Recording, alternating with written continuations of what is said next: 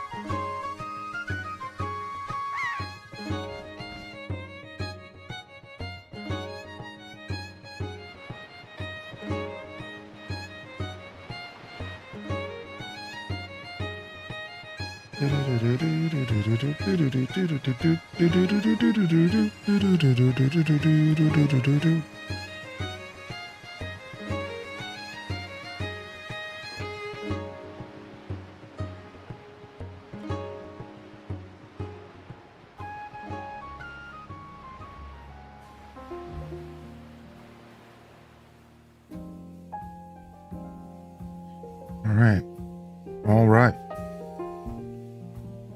Okay. Good morning. We're going to do some cozy Pokopia shenanigans. Welcome in here, early birds.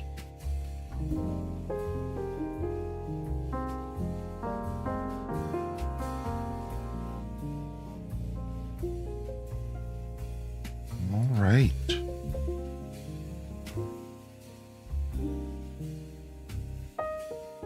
Okay.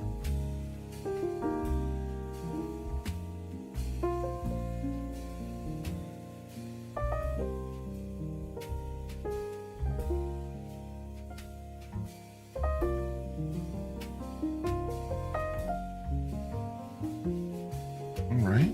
Much better there. I think we're all set. Good morning. Happy Sunday. Sunday Squad.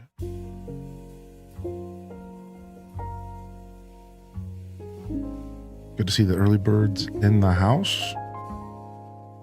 Just a second here. I'm going to loosen up the cords.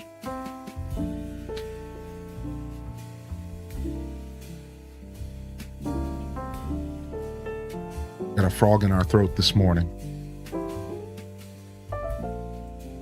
All right.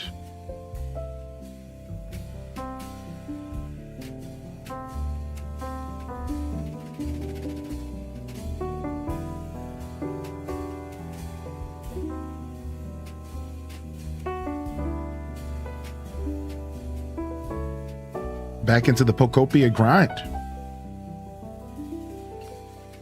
Back to the Pokopia grind. Good morning.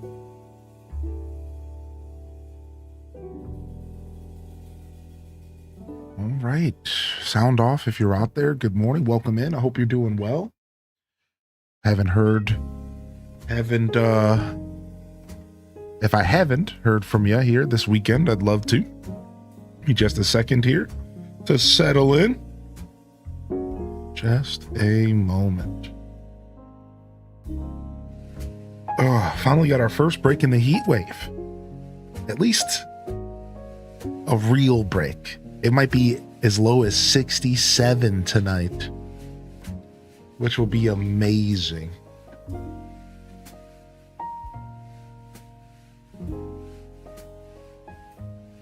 All right. We should be good here. I got a lot of fussing to do. But I'm getting extra cozy. I'm pulling out a blankie today.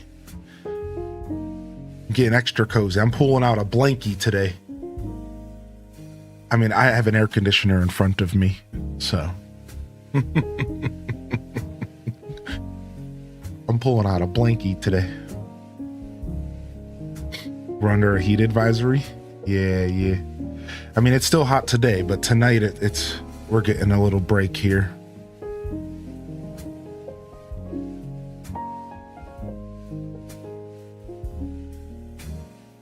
Yeah, it's only 70 at this very moment. Oh, Beautiful. Give me a day of that. Give me a day of that. Give me a day of that. All right, we're back. Back with some Pokopia this morning. What up, Ramirez? Yo, YouTube chat's popping off today. Got Cozieto, got Big Doggo. Welcome in here, LF Chris, baby.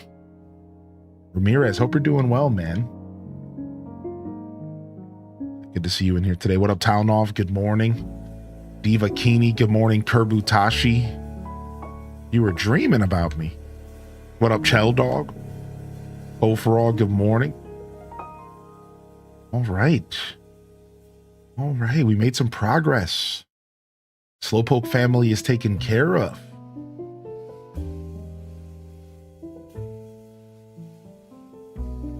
Did I ever fix that fence? I never fixed that fence.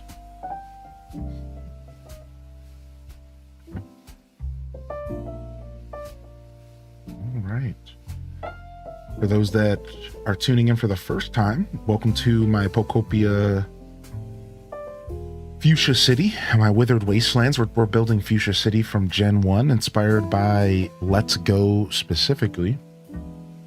And we're going to continue this project today. So let's go ahead and just dive right in. Just go dive right in over here. Supposed to get rain tomorrow. Sleep with the windows kind of temperature. Yeah, that's what I'm looking forward to. What up, Maharit? I came to visit you and there was an old man that gave us lottery scratch-offs. Yours wasn't a winner, but mine was. What happened to streamer privilege? What the heck, man? What the heck, dude?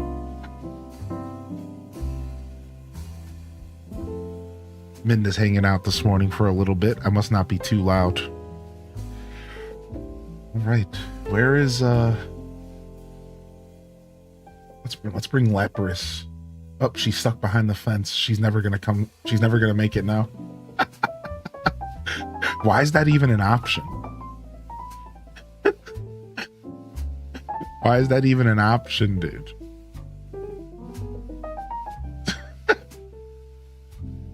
Well, that's where you're staying. I'm leaving you there. I'm leaving you there. All right.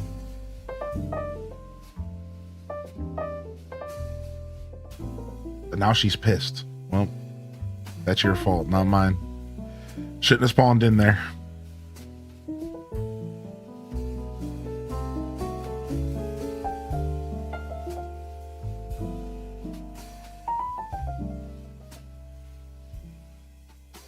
All right, so we got humid and lots of water.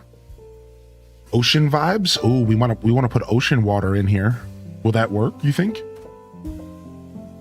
I don't know. Let's go pull up our stats.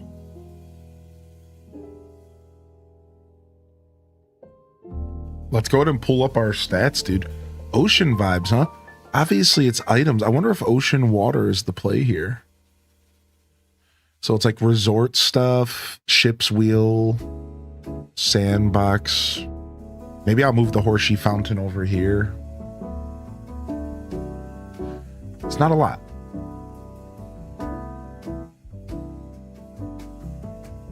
Fishing rod. It's not a lot. Not a lot of ocean vibe options here. It's going to be a tough one. It's going to be a real tough one. Then we got cleanliness, watching stuff, healing, and sour flavors. It's going to be very, very similar to the Slowpoke camp, but watching stuff. What is this Lapras doing to me over here? Let's go see what watching stuff is. How you doing today, Applejacks? Good morning. Chanted Ascar. Good morning, Fat Candy. Violet Purple. What up, Bookworm? Welcome to the show, Stray Heart and Brit Kitten. Good morning. All right, so watching stuff is books, papers, bunch of stuff that's going to be hard to decorate with outside. This challenge is about to get actually challenging. Okay.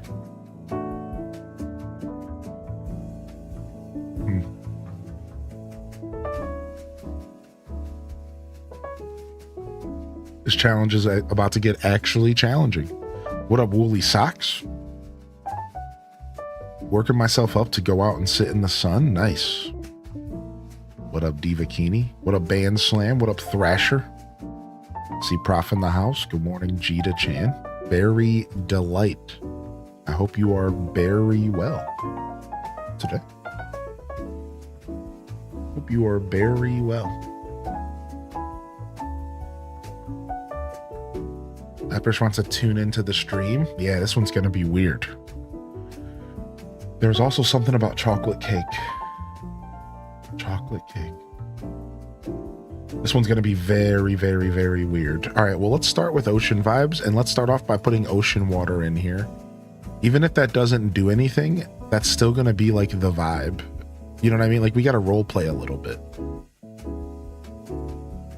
We got to role play a little bit. So even if ocean vibes aren't quite the answer, we're going to do it anyway.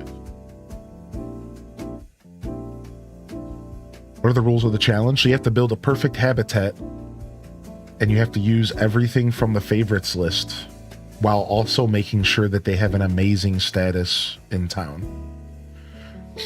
So it's gonna be a little tough, especially some of these outside ones are gonna be tough because every habitat, in order to be amazing, has to have at least one toy, one decoration, and one form of bed for them to sleep in.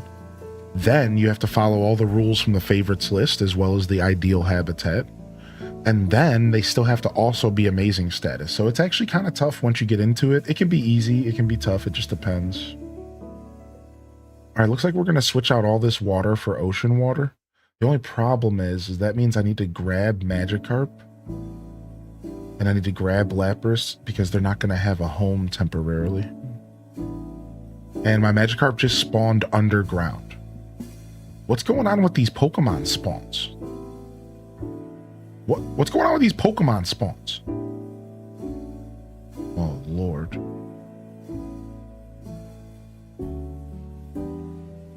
All right, let's go find Magikarp. We gotta go protect Magikarp. We gotta go save the boyo.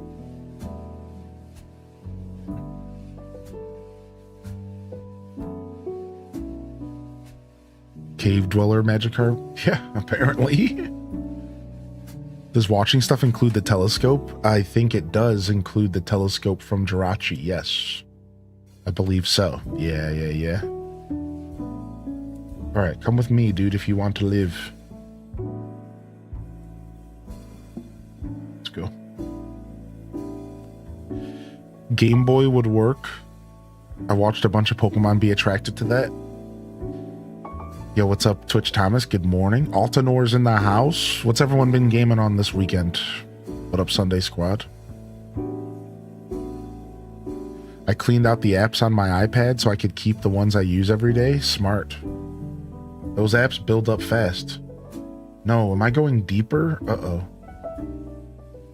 I always get lost when I try to get out of this place.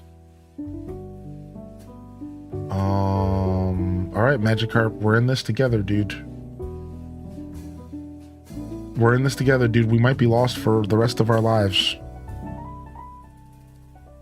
DDV so hard. And some Power Wash Simulator. Nice. We might be trapped for the rest of our lives. What are we gonna do, Magikarp? Guess we gotta fast travel out of here, huh? Guess we gotta fast travel out of here.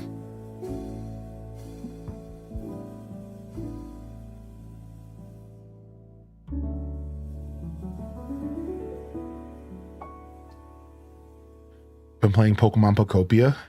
Made a little evolution village. Do you guys think we're gonna get a new evolution for Winds and Waves? Power World, Crimson Desert, Fantasy Life. Dude, it's been a grind. I like that. I didn't do any outside of stream gaming yesterday, but I did play some Magic the Gathering, and I won the fastest game of 4-player Commander that I've ever won. It was crazy. I was playing my buddy's Marwyn deck, so it's just elves, and I just like won on turn 4. It was just I got an infinity combo. with this crazy umbral mantle where you can just like untap the. Oh, dude, the Zorro event's here. Wait, did this literally just start today?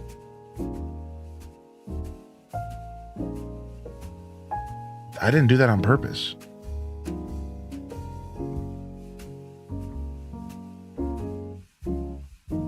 This literally just started today.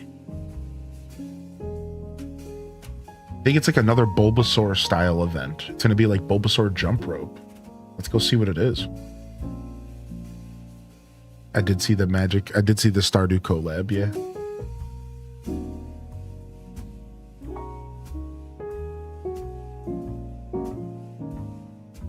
I have a contest. Ditto, guess what? Right now I'm holding a hide and seek contest. Let me know if you want to join. You can talk to Zoru to participate in hide and seek. When playing hide and seek, you can receive wonderful prizes based on how quickly you finish the round. Faster completion times will net you better prizes. So do your best to get all kinds of stuff. Connect with other players and play hide and seek with them. Compete together to achieve a high score. What? This event is encouraging multiplayer? What?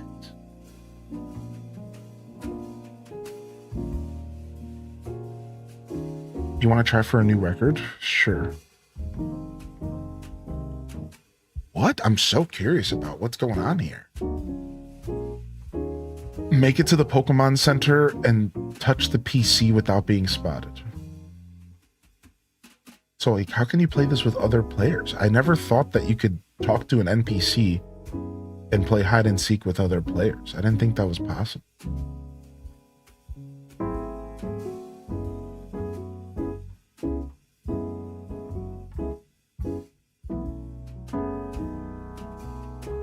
Like, I thought when you were online, you probably couldn't do this. This is interesting.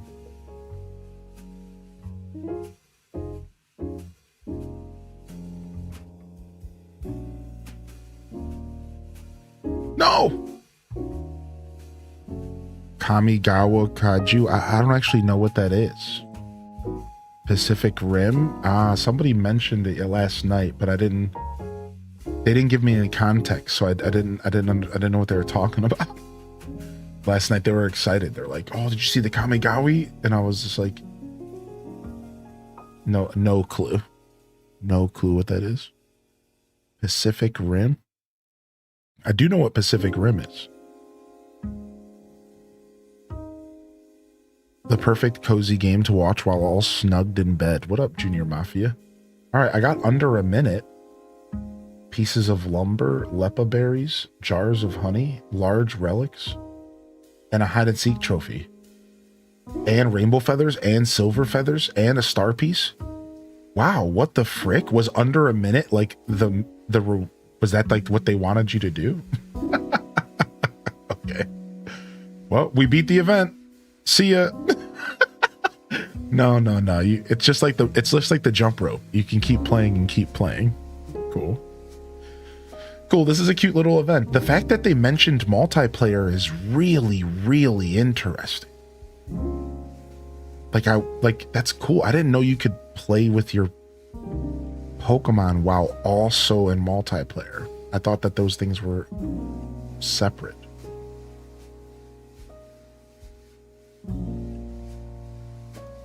All right, Lapras made it back.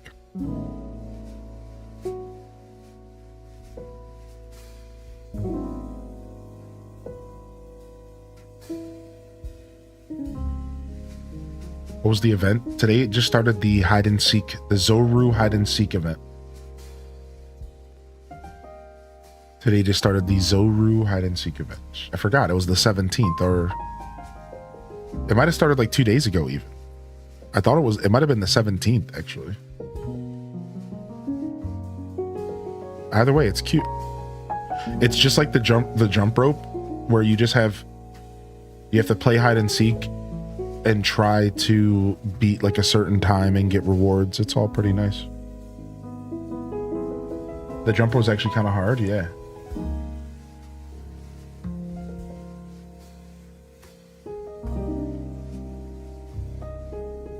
You gonna spawn below again? Of course you are. Of course you are. They're making this way harder than it needs to be for me to get these two Pokemon together right now.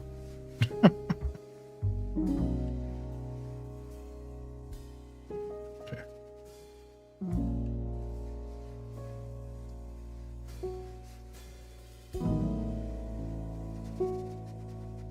It was today. Cool.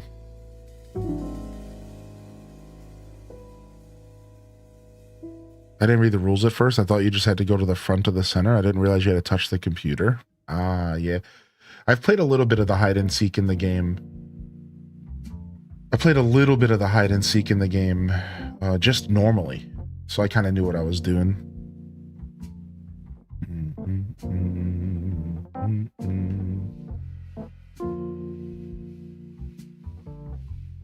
Okay. Yeah, what up, Dave?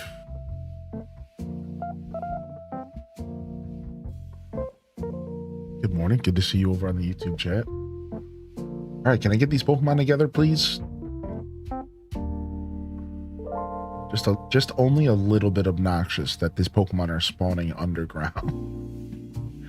Just like a hare.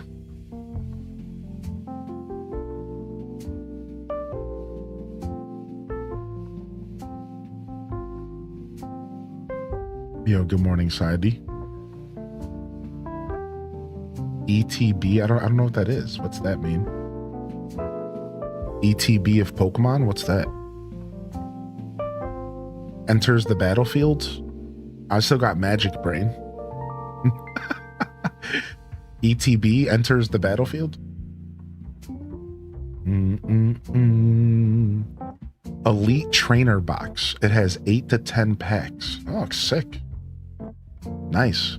What did you have to do to get your hands on one of those? Did you have to sacrifice your firstborn child or something? I didn't think you could buy Pokemon cards anymore.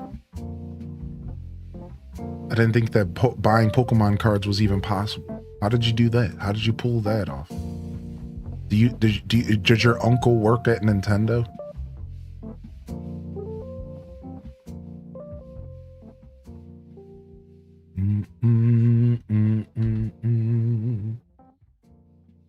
Does your uncle work at Nintendo, dude? How you getting Pokemon cards? I thought those were only for the rich folk and the scalpers.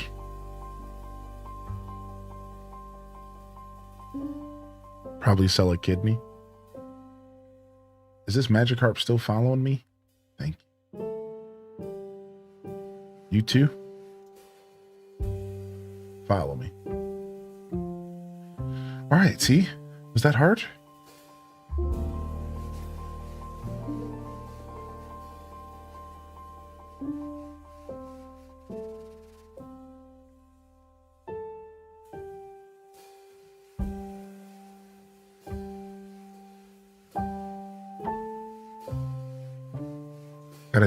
Gotta do a temporary rehome here.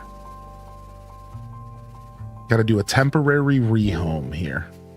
Because we're gonna suck all the water out of this area. Gonna go suck all the water out of here. I don't have my vending machines nearby.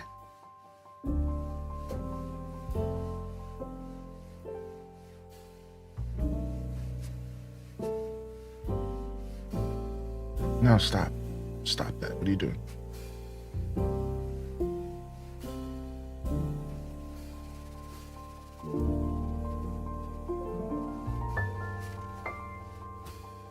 I don't remember the buttons. Here we go. It's been a while. I don't remember the buttons.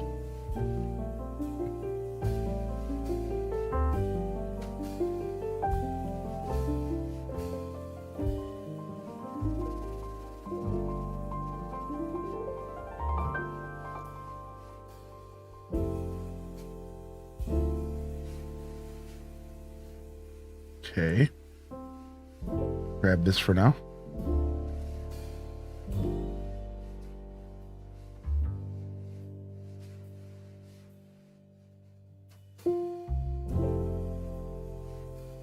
I didn't realize that all of that grass, like all of this stuff would stay. That's actually kind of cool. That stuff's just like sitting on the ground now. That's kind of neat, actually. All right, let's actually pick this stuff up because these duckweeds are kind of rare.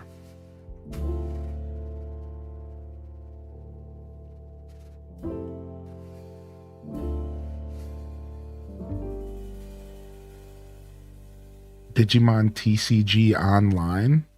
Interesting. I don't know if I ever considered playing a Digimon TCG. I think I'll pass personally. That's cool though. I think I vaguely remember hearing something like that. At a certain point, I don't know if I can be into more than one TCG at a time. Like maybe for collector's purposes, but I don't know if I could actively play more than one TCG at a time. I think I'm a one TCG at a time kind of guy.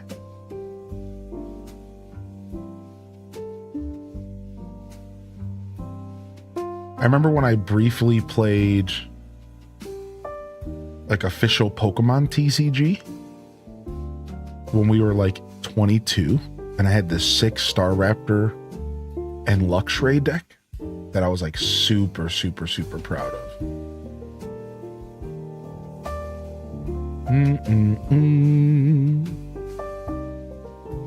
What up, Gunblade Lad? Thank you for the biddies. When I was at a local game store the other day, a GameStop employee was in there. Said this week he worked 5 shifts and sold 30 video games, and the rest were Pokemon, Funko Pops, and TCG stuff. Yeah, sure. I think it's been that way for them for a while, yeah? Still pretty fascinating regardless. I just read an article about how GameStop's, they're still trying to buy eBay. Their goal is like to purchase eBay, and then it seems like they're trying to do some kind of crazy, like they're trying to position out of gaming, which like obviously you have to. Like even before the Sony stuff, right? What are you gonna do? What are you gonna do? Make your whole store about selling physical video games that aren't gonna exist in 5 years? Yes, GameStop's been kind of on the out for a long time when it comes to video games. Yeah. So yeah, they're trying to buy eBay, and then eBay said no to them and kind of scoffed, and they're still trying. They're convinced that it would be a great deal for eBay. They're convinced that they would, that it would be a very heavy benefit.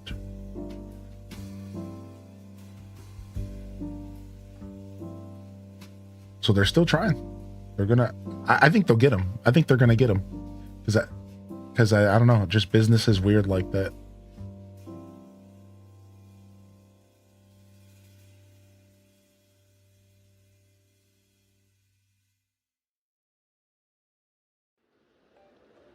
Sick. Perfect.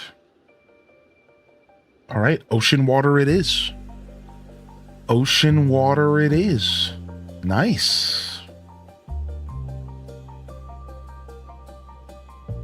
All right, let's put the fountain. We were going to use the fountain for Magikarp.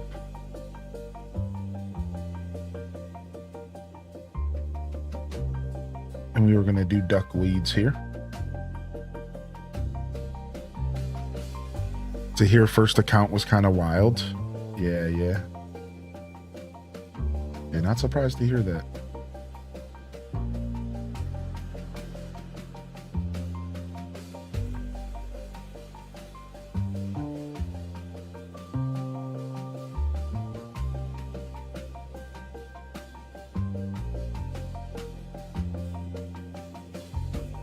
Not surprised to hear that.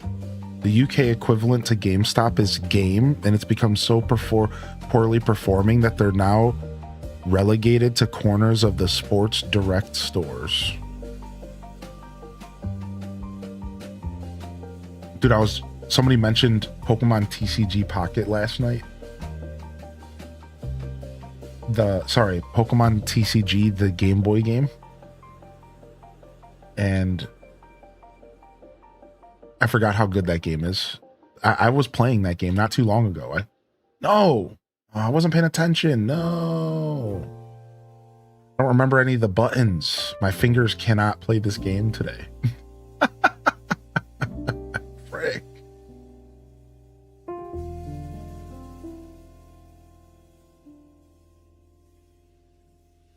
Wait, how do you spawn duckweed again? Oh, you can't spawn duckweed on ocean water. Frick. I just got played. Okay.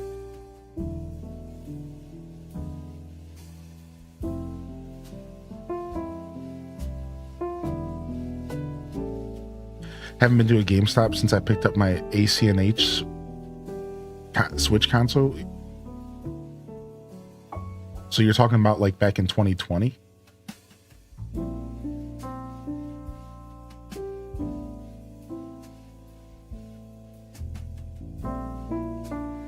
Interesting. So oceans don't have duckweed, right? So I guess oceans don't have the equivalent of duckweed. You can't grow duckweed on ocean water? I didn't know that limitation. How interesting.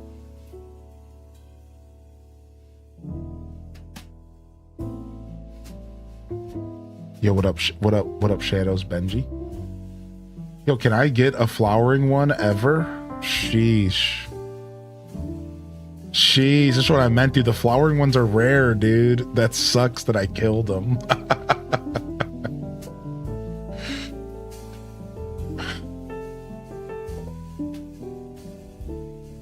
Okay. Okay. All right. Okay. Screw me, I guess.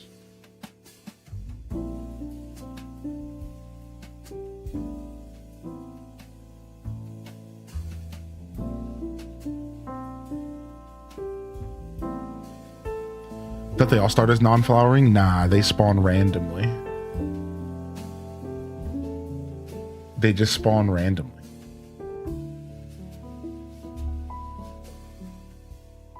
Yeah, they just spawn randomly. If you hold it down, it just creates a bunch of them, but it doesn't guarantee flowers.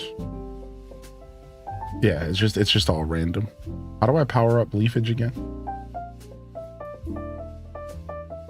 Is it crouton? Yeah, it's all random. It's just like the fences, pretty sure.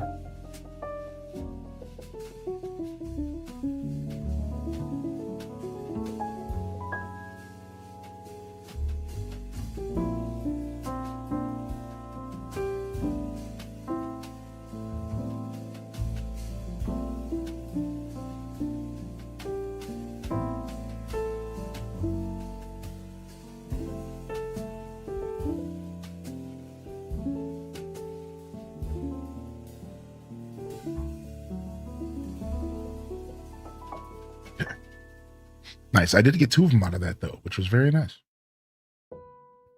Yeah, maybe there is a higher chance for the flowering ones with leafage, but I don't think so.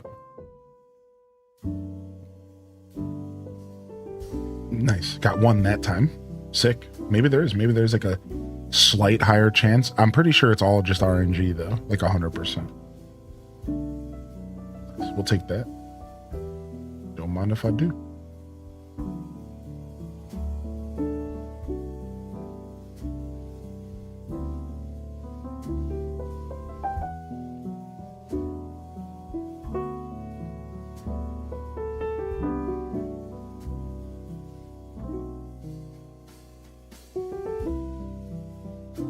Called me on the 19th and said we're closing for the foreseeable future.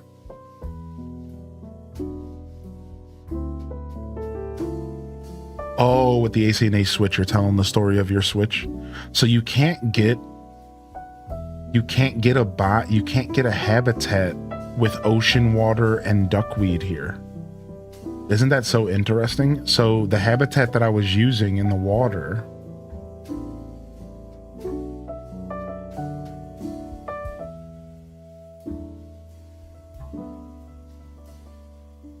does not work with ocean water, I don't think.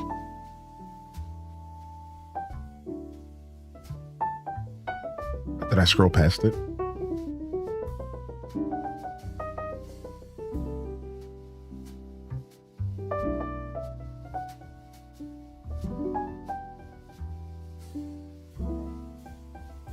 Am I crazy? Oh, here it is. Yeah, it just says regular water. Yeah. What up, Sue's Bees? Yeah, that's so interesting. I didn't know that. So if I want to do ocean water here, I have to actually use items for a habitat for Magikarp,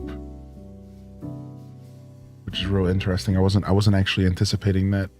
Is there a habitat with this fountain, maybe?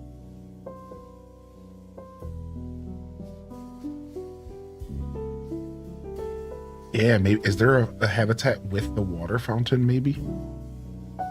I know there's one with like a fishing rod. There's one with like a shower, which could be useful.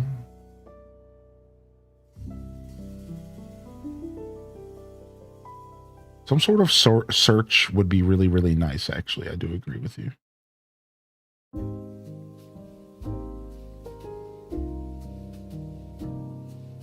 I don't think you can use the fishing habitat with the wood border.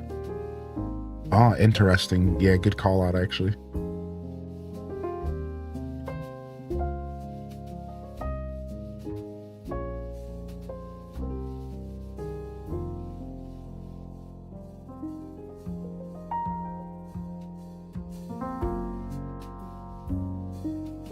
Hot spring shower. Cute. How are you doing? I'm doing all right. How are you? The wood border like counts as like a block. It's like a half space or something in it. That's what Apple Jacks is referring to. It's like the wooden border counts as like a half block, and it kind of messes stuff up.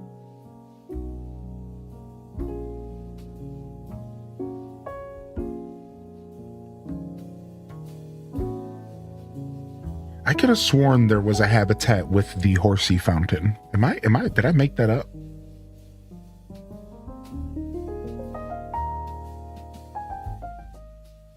I made that up. I thought there was a real early habitat that I made for War Turtle with the horsey fountain, but no, that's not what happened. I just added the horsey fountain to his habitat because he wanted more humidity. Yeah.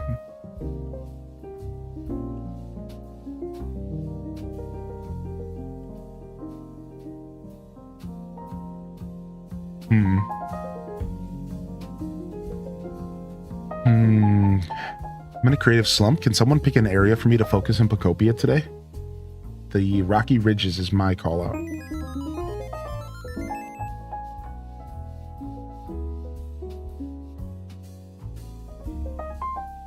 So I'm assuming this would have to be hot spring water. Yeah.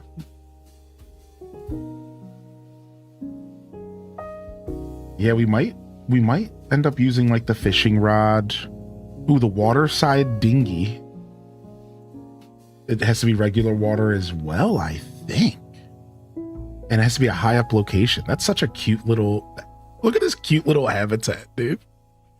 What a cute little habitat. Some of these habitats are so nice, man.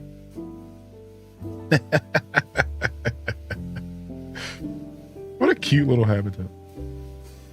The bathtub? Did we just do the bathtub? We'll figure it out here. There's a couple options. We have a couple options for what we'll do for Magikarp. I was actually not planning on working on Magikarp today. We're doing Lapras, but I don't want to leave poor Magikarp homeless. Fishing rod, any seat in ocean water. We're going to see if we can figure out how to make that work.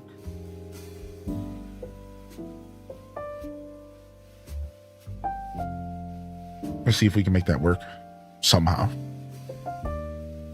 Using like a bridge or something.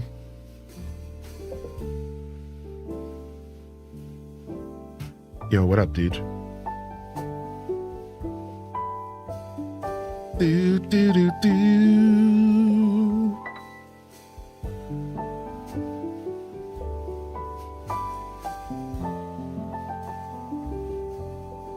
Right. I don't think I have a fishing rod out here.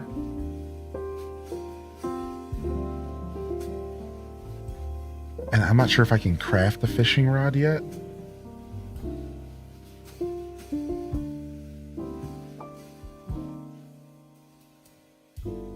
I could probably buy one with coins though, and then I have one at home. But I just have to go back to Pallet Town to get some loot, I guess. We were gonna head there soon anyways.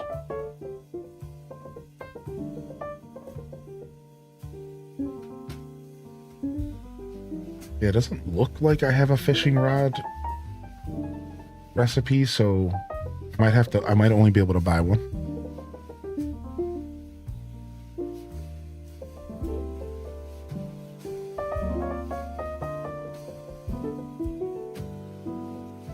I want to pick it up and hug it. You talking about Slowpoke? Slowpoke's pretty cute, to be fair. Slowpoke's has always been pretty cute. Did Leafeon, this challenge is fun. The perfect habitat challenge, dude, it's sick. It's such a fun way to express creativity. All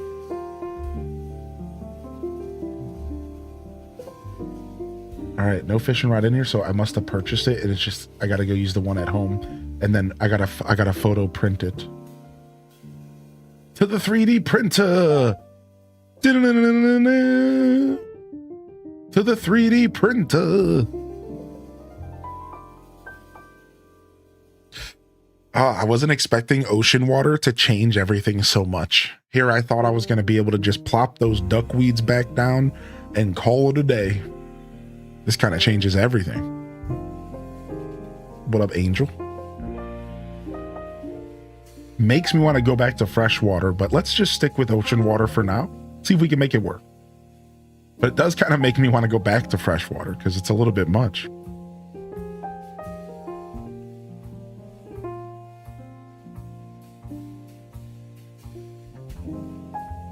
Geronimo, wait, hold on a second.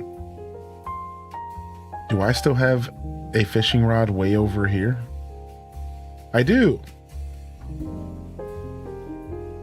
All right, sorry, Clodsire. Sorry, Clodsire, not sorry. Clodsire's about to come back pissed. Where's my home at, dude? Where's my home at, dude? Why are you doing this?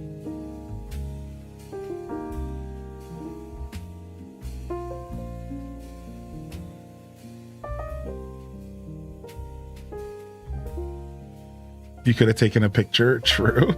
I forgot about that.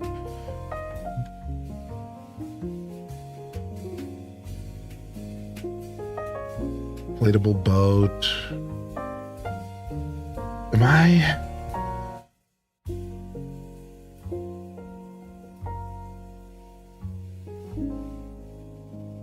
I'm gonna end up being kind of forced to use this for a bed, maybe. We could do what we did with the other one and put the beds like underwater, right?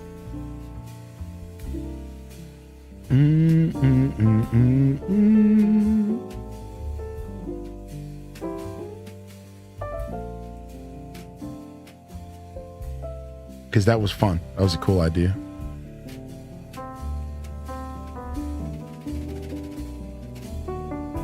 They also have healing again, so I'm gonna need another humidifier or first aid kit somewhere in the kit. Pretty sure they have healing again. The fact that there's only allegedly 2 items that represent healing is brutal for the challenge, because you're forced to use those items way more than I thought you would be. It's like the fact that there's like potentially only 2 items that represent that is like, come on. At least like to what the internet thinks so far. This sprinkler might come in handy, maybe.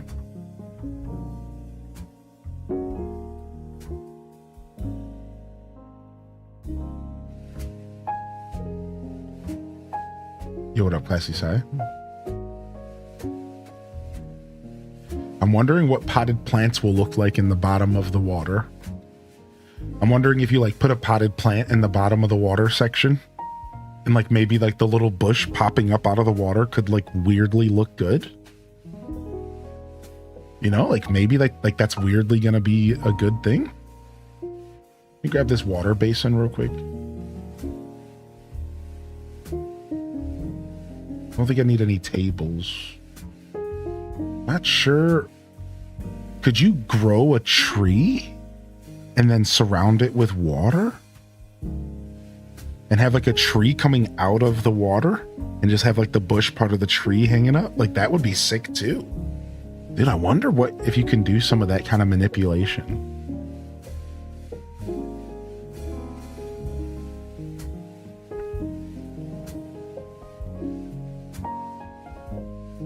I wonder if you could put these chutes on top of water somehow. Maybe under.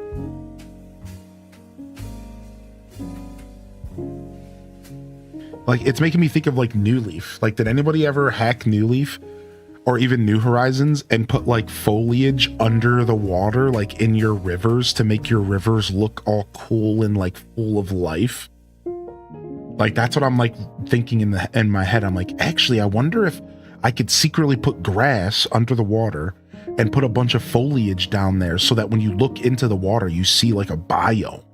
Like, ooh, you know, and like actually make it feel like there's like a lot going on in that water. Like, that would be a pretty cool thing to do.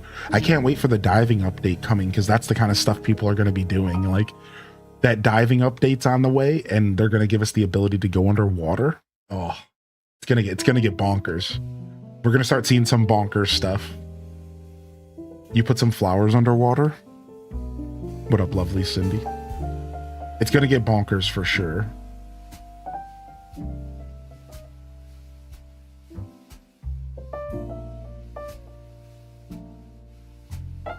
That's possible. Yeah, Twitch chat saying they put flowers underwater, so I had a feeling, just like my general understanding of the mechanics, I had a feeling it was successful. Like, it was doable, yeah. What's up, Pyra? Hey.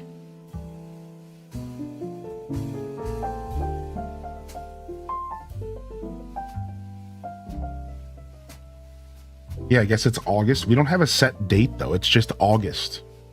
I realized that this morning. I don't think we got a set date at all, yeah, everybody. Like, I thought we had a date, but it's just August. There's a free update, right? And a DLC that's happening at the same time, right? Something like that. It's so they made it so confusing. Either way, Wave 1 is August. The bubbly basin. And then Wave 1 is August, and that's going to be a whole city. And then there's a free update that's going to add diving to everybody. That's what's going on. So there's a free update for anybody who owns the game. They're adding the ability to dive and to go underwater and to breathe. And everyone's going to have access to the new underwater features. But the DLC is adding a whole new city and maybe even story and stuff for us to explore. And that also comes out in August. So August is getting an underwater or water themed city. And then if you own the DLC, and if you don't buy the DLC, you're going to just get the ability to go underwater and dive. And you're just going to get the ability to just decorate in your already established areas. So that's the difference. The difference is if you don't buy the DLC, you're just going to get the ability to dive. But if you do buy the DLC, you'll get a whole new town as well. I think that's what's going on. They made it so weirdly confusing. What up, Durbear? Watch it be August 31st. That's the thing I'm not sure about, because knowing then, like, they're gonna just like shadow drop it or something. Like, oh, wait a second. August is Pokemon Day. There's another Pokemon Day event. Dude, every year they do 2 Pokemon Directs, and one of them is in Pokemon Day in February, and one of them is in August. It's also the World Championships for the Pokemon VGC. It's all going to be based around that, potentially. I could see them doing a Pokemon Direct and being like, okay, it's available today. Ugh, like that kind of nonsense. This is all starting to come together. I forgot August is Pokemon Direct month. So we're going to get a Pokemon Presents. Then we're going to get a World Championship with announcements. They're going to do the Worlds, and they're going to be doing announcements. They always do a big announcement. I already have a prediction on what we're getting announced at Worlds, but I don't want to spoil it because it's from leaks. So I'm not going to say anything. I'm sorry about that. I'm trying to avoid oversharing leaks because I feel like that ruins stuff for people sometimes. You know, like we talked about it with like Ocarina Remake and stuff. So if you guys want that information, you can always message me, or I don't know, just look it up yourself, I guess. But Yeah, so we'll get a Worlds announcement. So I think we'll get Pokopia DLC maybe towards the second half of August. You might not be wrong. I don't think it's going to be August 31st, but it's going to be the second half of August, probably. Now, I guess the other side of the coin is they could just shadow drop it early and like get people Pokemon, get us thinking about Pokemon before Worlds. I don't know. Really, I have no idea. They could do anything they want, but it's kind of fun thinking about it.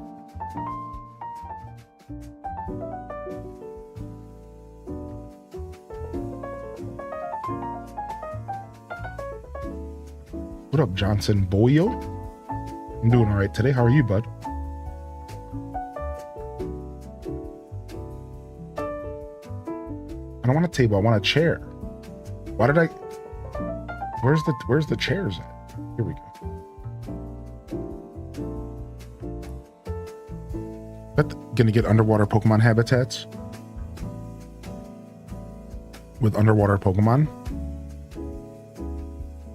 Yeah, I think that's exactly what's gonna happen.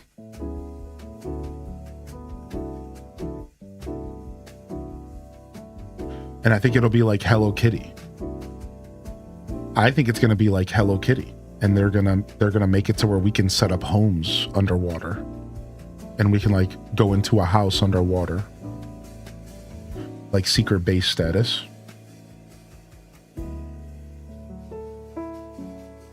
Like secret bases. Oh, I'm tired today. We need some more coffee. Why can't I figure out any of my buttons?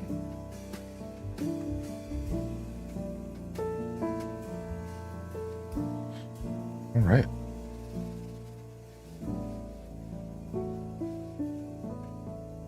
Boom.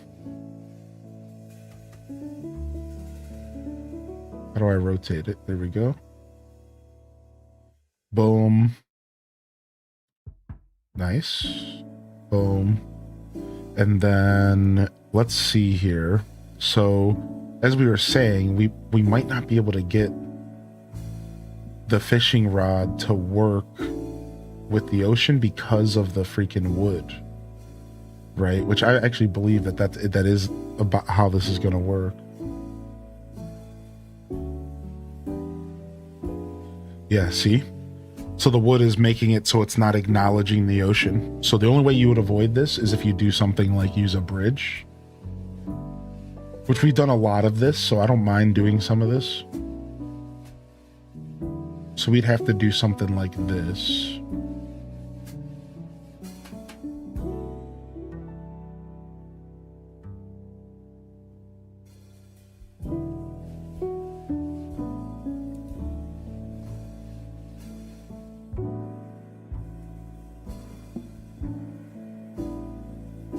How do I adjust stuff?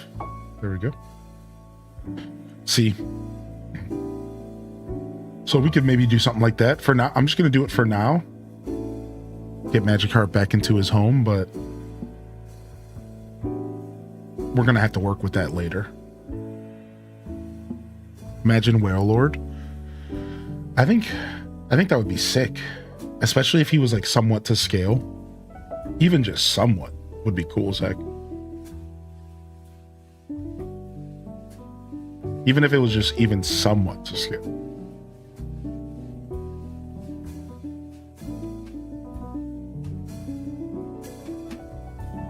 All right, now back to Lapras. Even though I forgot we were doing interior design on the last episode, and we're going to go back to that, but let's go ahead and continue with Lapras for now. And just kind of figure out what we're doing over here. Yeah, good to see you, WPC. I think today would be a good day to chill and play on my Switch too, but I'm not sure what. Nice. What are the options?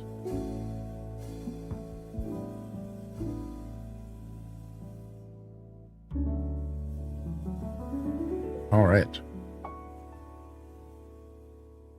I dug a path directly from the front of the museum to the main area, but it's just a tunnel. I haven't decided if I want to take on the arduous task of destroying the whole mountain.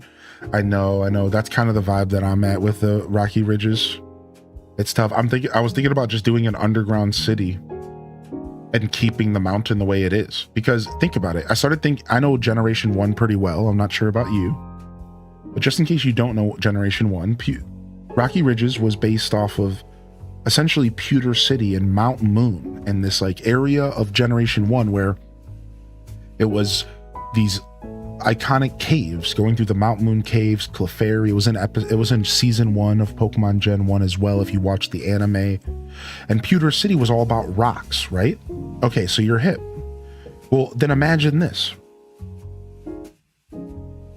So let's say the volcano erupted, the terrain changed, and wouldn't a logical future would maybe be some sort of in-mountain city, some kind of underground, like in-mountain, like dwarves, like this, the dwarves building Moria. Like that would make a lot of sense because like after all the years that went by, if the humans came back and rebuilt, are they going to level a whole mountain and flatten it just to live there? No, like they're probably going to build a tunnel to the museum and they're probably going to build like an underground, like in mountain, like city. Just build it into the mountain. Why would you try to flatten it? That sounds crazy. And that's kind of the mindset I'm going into the Rocky Ridges with. Is I'm thinking like I'm going to build into the mountain and I'm going to make the whole city, it'll be like half in, half out. The main area will be outside, but then like part of it will be inside. Like you said, like a tunnel.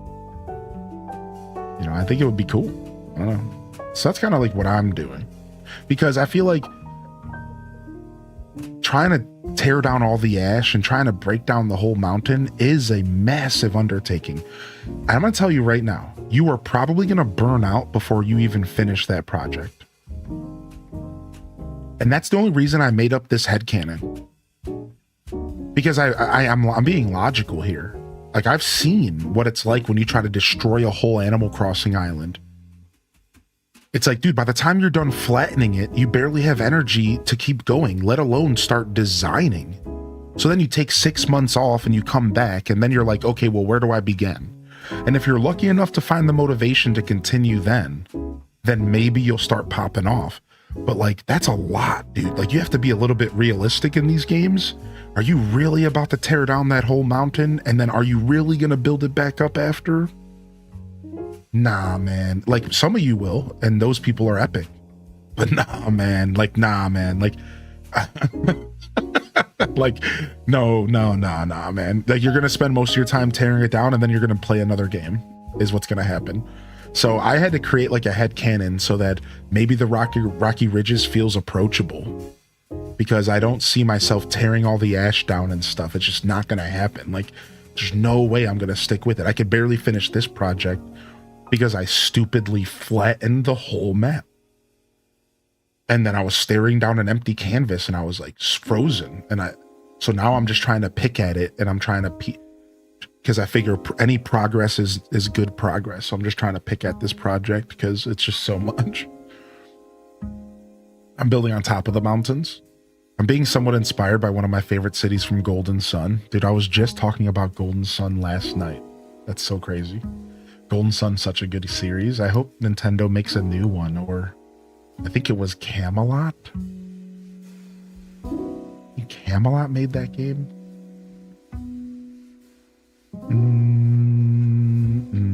I have no idea what buttons do anything. I can't believe how inept my fingers are with this game. I've just been playing way too many video games recently, so my fingers are trying to play 8 games at once, and it's just like,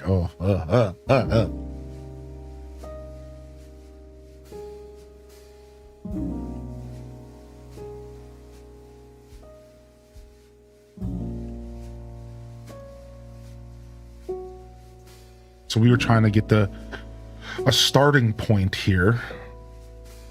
What is your original biome, Lapras? Tropical seaside, huh?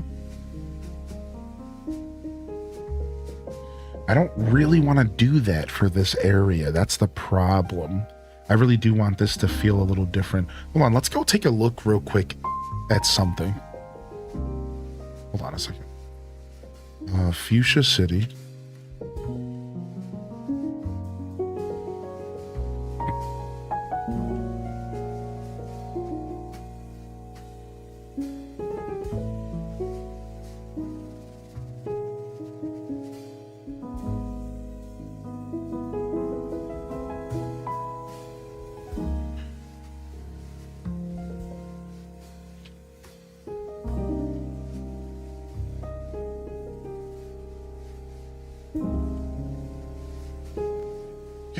Fuchsia City Gen 2.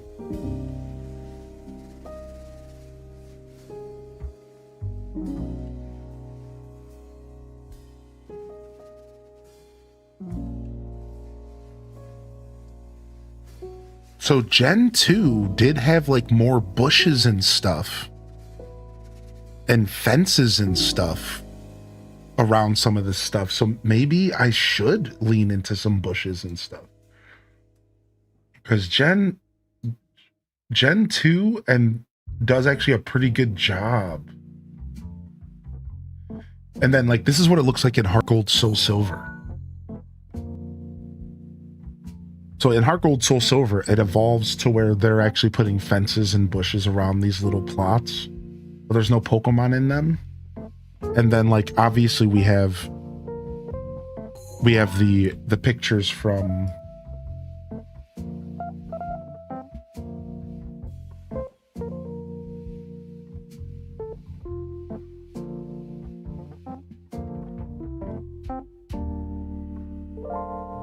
Let's Go Pikachu and Eevee. And that's like what I was mainly basing this off of. But maybe I'll pivot. Maybe we'll do a slight blend and a pivot, right? Because see, this is obviously what I'm going for here. You can see the design, right? So I was gonna put Lapras here.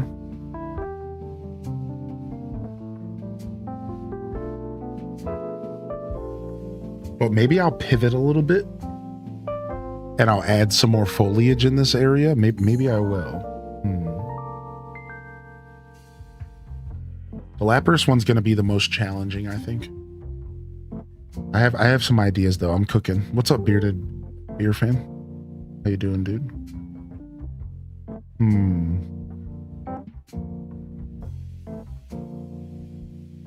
I think this is where we have to start. Like this whole time I've been prepared to start taking some liberties. Right? There's like whole time I've understood that to a certain point, I'm gonna have to start taking some liberties and mixing stuff up a little bit because this isn't supposed to be a 1-for-1 copy of Fuchsia City. This is meant to be my reimagining, if you will, right, of Fuchsia City. So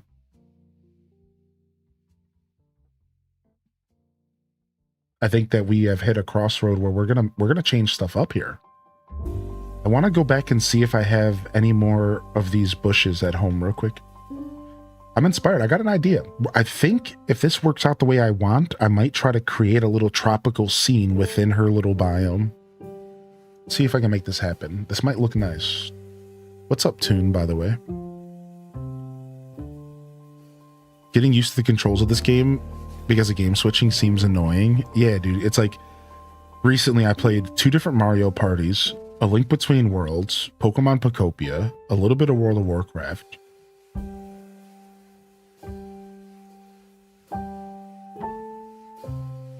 And there's like 2 other games. And my fingers are just like not cooperating. You're creating each area from an idea of a city? Not sure yet, but maybe. A better way to think about it for now is I will be using inspiration from Generation 1 cities for sure. And to what extent I use the inspiration is what I'm not sure about. Like, instead of a direct city, sometimes I might go for something like Mount Moon. Like for Rocky Ridges, I was thinking of more doing like Route 3, I think it is, and like Mount Moon instead of Pewter. Stuff like that. So either way, I'm still thinking Gen 1. Either way, I'm still doing Gen 1 stuff. But I don't have exact details. I've only really thought Fuchsia City out right now. Only really thought about the Withered Wastelands, and I've thought a little bit about the Rocky Ridges. That's it. That's it so far.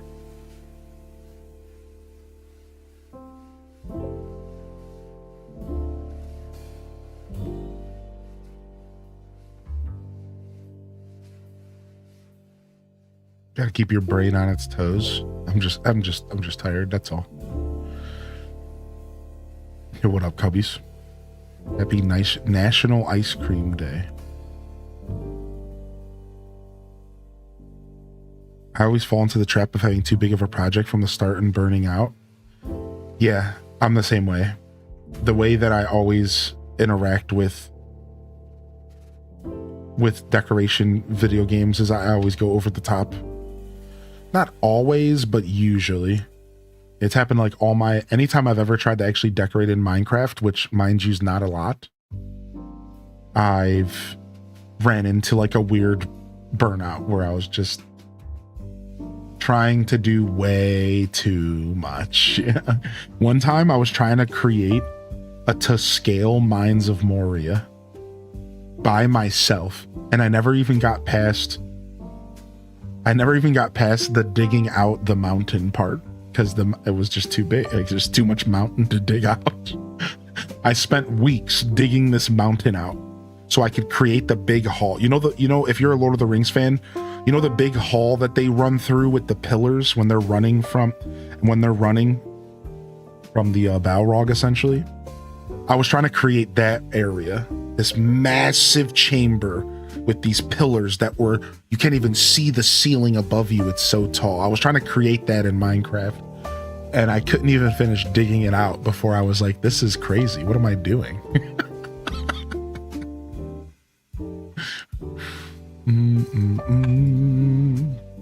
Very ambitious, sure.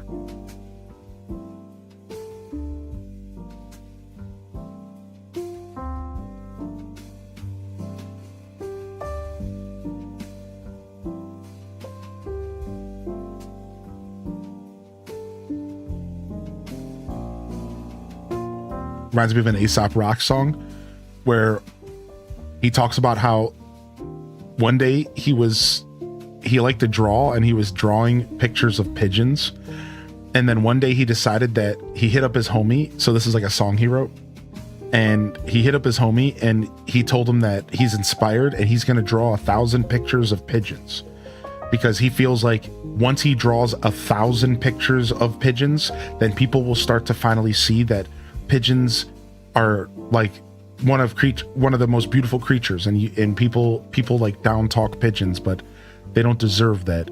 So I'm gonna make a point. So this is Aesop, and he's saying, I'm gonna make a point to draw 1,000 pigeons. So his buddy, Logical, goes, well, are you sure? Because 1,000's a lot. Maybe you start with 10. How many do you have done so far? And Aesop replies, like 12. But I'm gonna do this. And then instantly he goes to the next verse and he's like, so eventually I realized, and he justifies not doing it. He goes, eventually I realized that I was off my rocker. And why would I draw 1,000 of them? That just takes away from their individual value. So really, I should be more worried about drawing one of them instead of 1,000. And the truth is I haven't gone back to draw more than 2 or 3 since I even made this song. And like he basically calls himself out for being way overly ambitious, and then says, actually, after drawing about 15 of them, I got distracted and just started doing something else. And I was like, yeah, I know exactly what that's like, dude. He's like, I drew about 15 and then I got distracted and started doing something else. And it's like, yeah, like you need to be honest with yourself with creative projects. Like, especially somebody who works in like a somewhat creative field. It's like, so yeah, you got to learn that balance and just be like as honest with yourself as possible. Like, are you really going to do that? Like, are you really going to do that?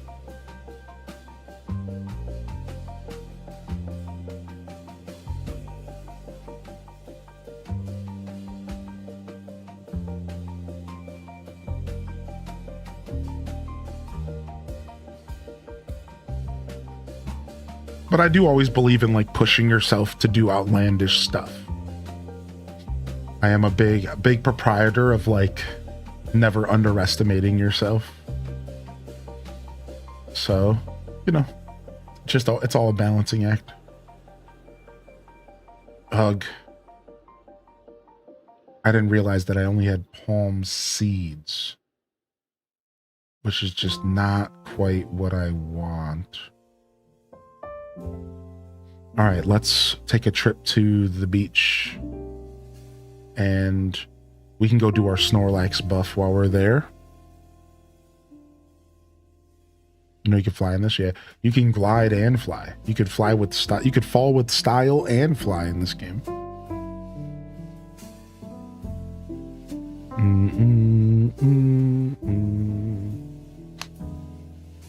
The pigeon lady from Home Alone is the same actress from The Angels in the Outfield, the foster mom. That's crazy. What a crazy factoid. What the heck, dude?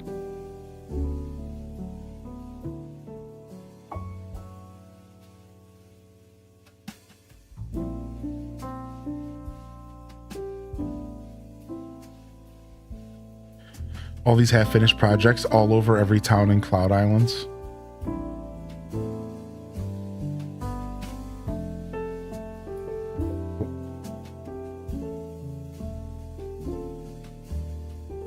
Smear gurus hanging out. All right. Didn't I make the best food possible? I prepared myself for this. Is it flavorful soup? Vibrant hamburger soup? Fresh berry salad? I literally always forget.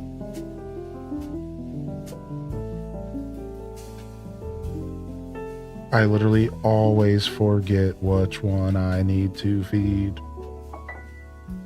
And it doesn't say what flavor it is when you look for info. It's spicy, dry. There we go. Sour. Am I looking for sour? Sweet. I'm not looking for sweet.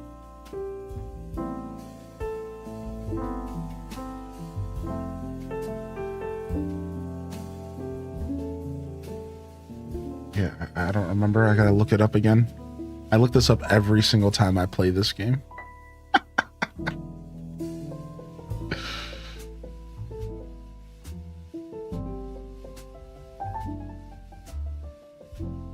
Every single time I play this game, I'm never gonna remember.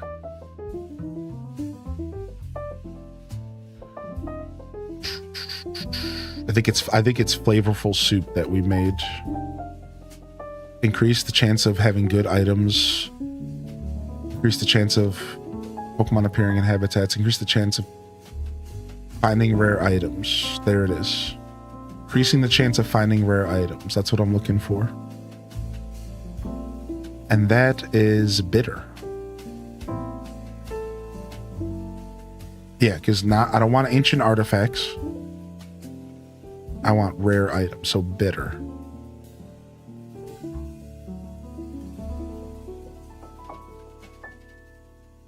Interesting. So this is what Cerebi says about the boosts.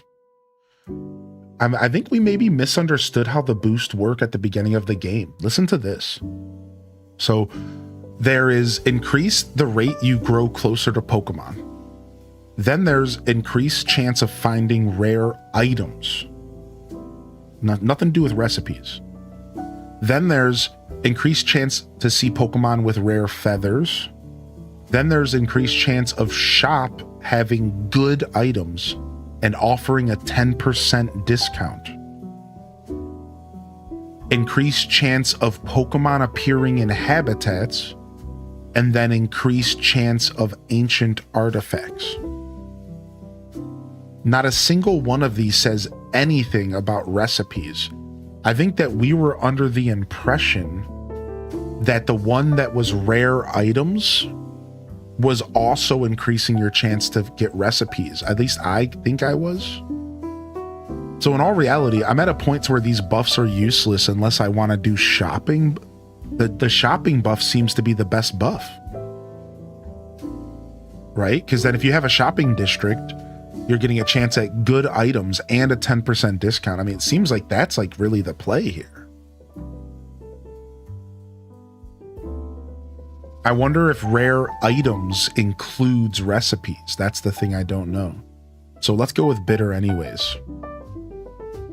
Let's go with bitter anyways. So bitter hamburger steak is what we're going with.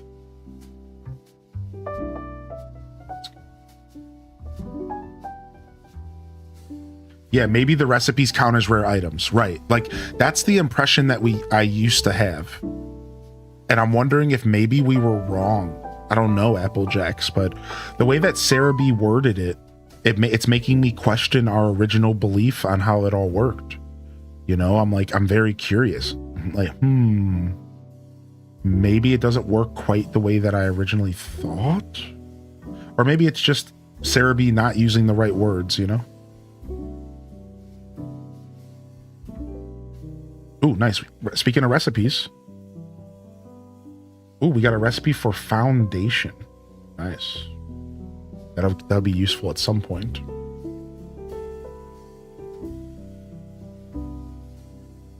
Right, I need a palm tree. I need a palm tree. I'm taking a palm tree. I stole a palm tree. That's my palm tree.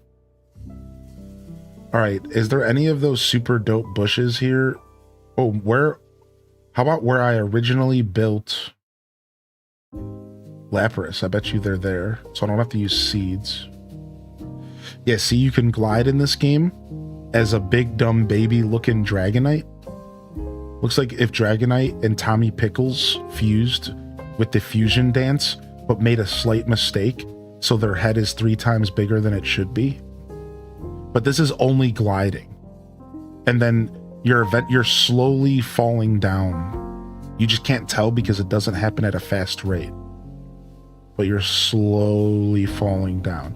And then Magnemite has levitate, and that's the difference. Magnemite has the ability to levitate. So he can just straight up fly, which is what you picked up on.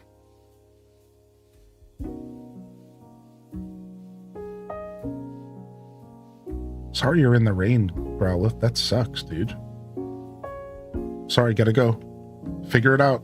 Dig a hole or something. Peace.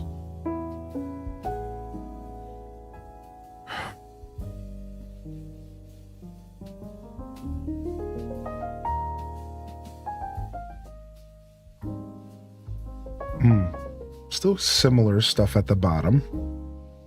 So I haven't been using paper filters for my coffee for like a year. I got one of those reusable filters that you can just wash so I don't have to waste. And then I discovered that there was actually like more like eco-friendly, like biodegradable filters you could get. So I feel like less bad about using filters, and I thought I would try filters again for the first time in a year. So I bought filters to see if it changed the like consistency of the coffee, because I felt like the mesh filter was like leaving like more of like a residue of coffee grounds like in the bottom of the cup. And like I would never want to finish my cup of coffee because there was always like kind of like a weird residue at the bottom of the cup. Like more than you would see with paper filters, like way more. And I was like a little put off, but I would just deal with it. So I bought paper filters to see if it would change that, if it would like maybe lessen how much of that is happening. And I feel like the coffee's better. I think the coffee is better with a paper filter. I think it's like more filtered. It's like hard to describe. It's like there's less little like microparticles of coffee grounds. Like the mesh filter still leaves like a little too much. And you know what it is? It's because it's store-bought grounds.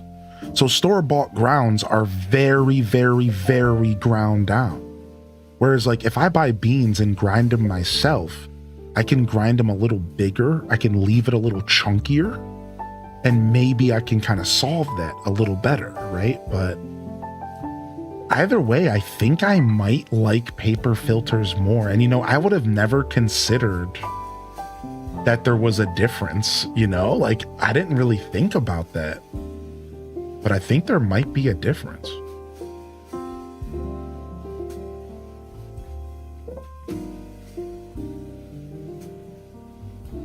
Store-bought grounds have lost most of their flavor too, in my experience. Whole bean and good hand crank burr grinder is what I do. I have like an electric grinder that I just pulse. I went the reusable like cloth material filter route, but came back to paper for pour over coffee. Yeah, I think I'm back to paper, especially now that I found some biodegradable filters. They're like brown filters, and like they're allegedly like biodegradable.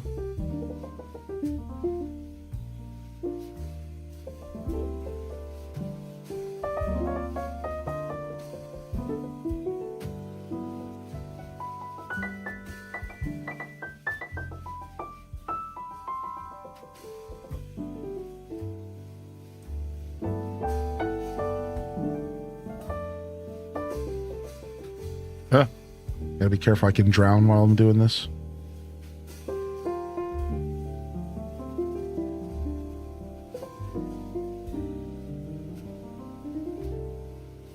Like, like the underwater. You wish you could do something like this in ACNH. Being able to put plants underwater is something I do think that Animal Crossing could do. Like, I think I agree with that. I think this is cool stuff. Being able to like put plants and foliage underwater and create like little scenes underwater actually seems like a really cool idea. Again, this makes me think of New Leaf. Did anybody play New Leaf and like mod? Like, it makes me think of Abyss Sans. They were a modder. And like, you could like mod your game to like do this kind of stuff in Animal Crossing when you weren't supposed to be able to, right? You weren't supposed to be able to do this, but you could do this kind of stuff. It was really crazy. Here, let me show y'all really quick in New Horizons. You guys ready? ACNH modded underwater plants. Like, look at this.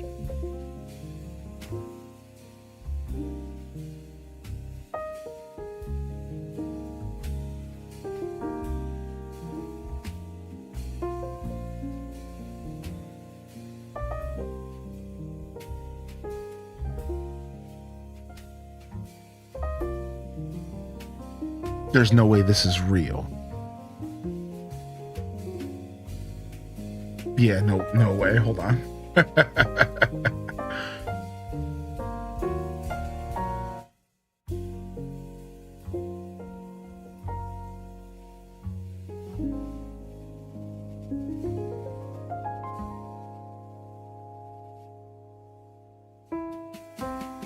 There's actually a bunch of crazy ACNH stuff here. I'll just share the screen here. Yeah, there's like a bunch of really interesting ACNH. Like, this is somebody messing with modding. Like, look. So they're like putting flowers like under the water. And like, again, people used to do this in New Leaf, dude. People used to do this a lot in New Leaf. Like, New Leaf modded plants underwater. People used to do this in New Leaf a ton, and like create these gorgeous little scenes with like foliage and plants and stuff underwater. And like I used to do island tours a lot. If you've been around for a while, you're hip to that. You know, I used to do island tours a ton, and like I would see this every once in a while in New Leaf. You would see like plants and weeds and stuff underground, and like people would do this. They would mod. It's really cool. Yeah. We'll have to do some like modded tours in the future or something.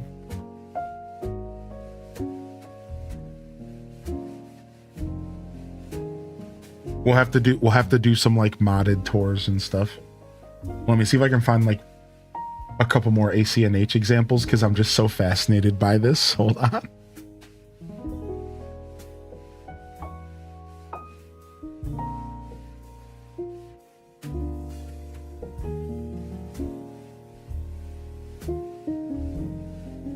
Yeah, it's cool. People do some really cool stuff. Boom, boom, boom, boom, boom, boom. What's up, Lunarcades?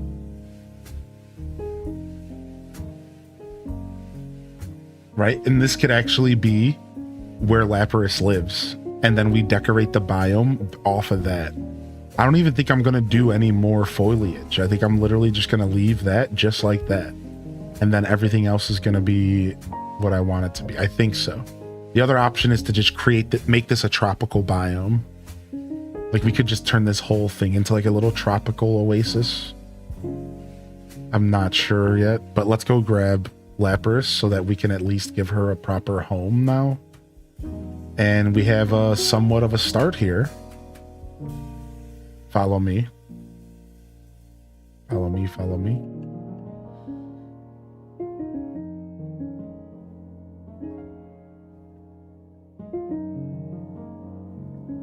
Would it look better for a 2 deep? Maybe. Yeah, maybe. Yo, wanna move in?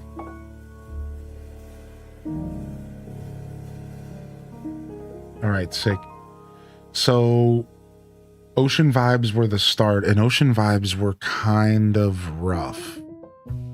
It's like resort stuff. It's another like I think we might just throw a hammock in.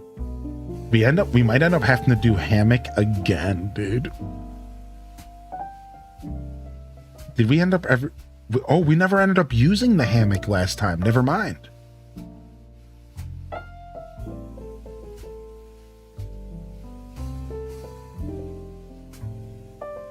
Oh, we put the hammock that we had in the house, which we're going back to do that soon. Okay, can we just make another hammock? Did you just hear a meow? I don't think so. Is there a meower in here? Meower? Mod check?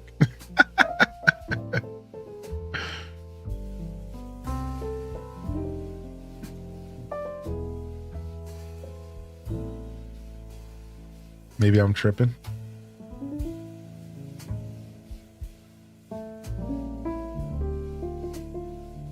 I suppose I could lean in and like put the hammock under the tree. Like I suppose I could try to make that work. I don't think I can because I think the bushes have to be connected to the tree to some extent. Like just due to the nature of the habitat.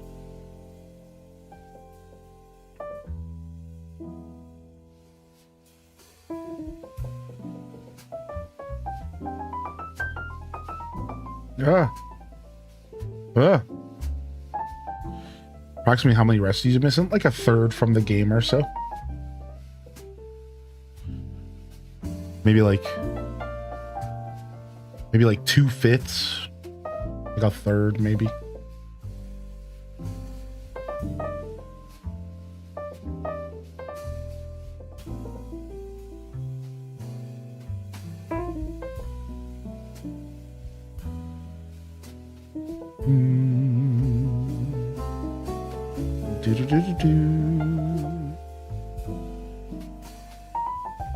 I'm not sure where I want to put this. Kind of need to see the rest of it take shape before I do anything with this. Let me just put this down now so at least I know what I'm doing. All right, so we got Ocean Vibes and bed in one item, which is pretty nice. We're gonna stick with that for now. All right, let's continue real quick. We have cleanliness. So this is very similar to the Slowbro family. So again, we have the waterproof seat, we have the bath time set, we have a shower, a bathtub, the water basin. So they love their cleanliness items. Oh, Lapras went to sleep and they're barely fitting on this. Look. It still works for them, but they're just kind of hanging half on it. I've always liked Lapras as a Pokemon. They might not be a favorite, but I've always liked Lapras as a Pokemon. I've always been a Lapras fan. You know, I think what solidified my Lapras fan is Lapras Fridays in Gold and Silver. In Gold and Silver, there was Lapras Fridays, where you could go to the Slowpoke Cave and you would find Lapras on Friday night and you could catch them. And to me, in the era where we had never had anything but Animal Crossing, even before that, like even before we ever had a game that had like a real-time clock feature, the fact that every Friday night I had something to look forward to while playing my favorite Pokemon game, like, are you kidding me? It doesn't matter if I needed Lapras, I still went and caught that Lapras. I still went, you know, and visited that cave because it was the Friday night thing to do, you know? It was special. It was so cool to me. Yeah, the rooftop sales in Gold and Silver. That's why I'm so sad that Pokemon games moved away from that. Why? Why did Pokemon games ever move away from events that happened based off of real life days? And even some real life time. Like 5 p.m. on Friday. Like, why? Like, it's so cool. It's the coolest thing in Pokemon. It's neat that they at least kept the night and day cycle, and certain Pokemon can be caught at certain times of the day, but even then, like, they've lightened up so much on that, and I don't know why. Yeah, you can catch Drifloon outside of the power plant at a certain time. Like, I hate that they like didn't stick with that. Like, why? And it's because, like, oh, don't you dare put any pressure on a gamer to actually have to dedicate themselves to something that they care about. Oh, games are supposed to just be fun. Oh, like, that's like the vibe Nintendo always has, right? Oh, well, we don't want to make these kids feel like they should play video games on Friday night instead of going out with their friends. Like, what are you saying, dude? Just let us enjoy games.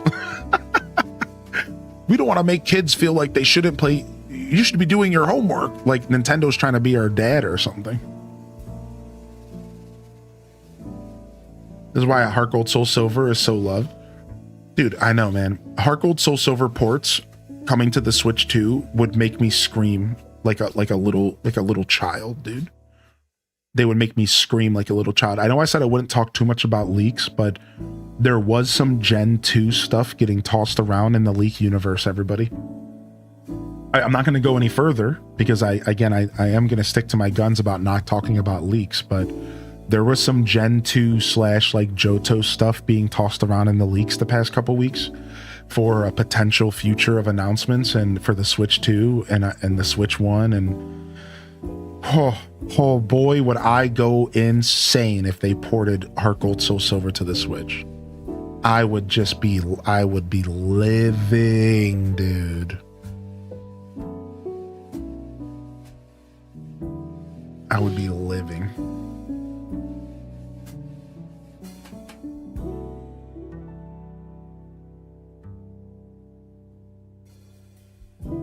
Yeah, we did a little bit of the hide and seek this morning, just a little. It's cool. It's a cool event. And apparently you can do the event in multiplayer, and you can challenge yourself against your friends, which is really cool that we technically might have gotten our first like multiplayer event in the game. I can't wrap my head around like how it works though, so I'm not sure, but it seems really interesting. I just got back from my massage and I feel like I have ascended. Well, send us a postcard. Let us know what the meaning of life is, and don't you dare reply with 42. We want the real stuff.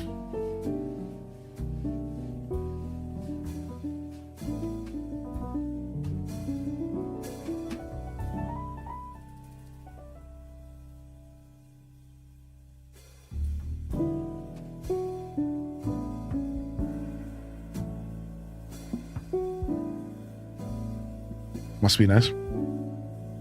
There's been Gen 2 leaked announcements for the past few years. Right. I know that.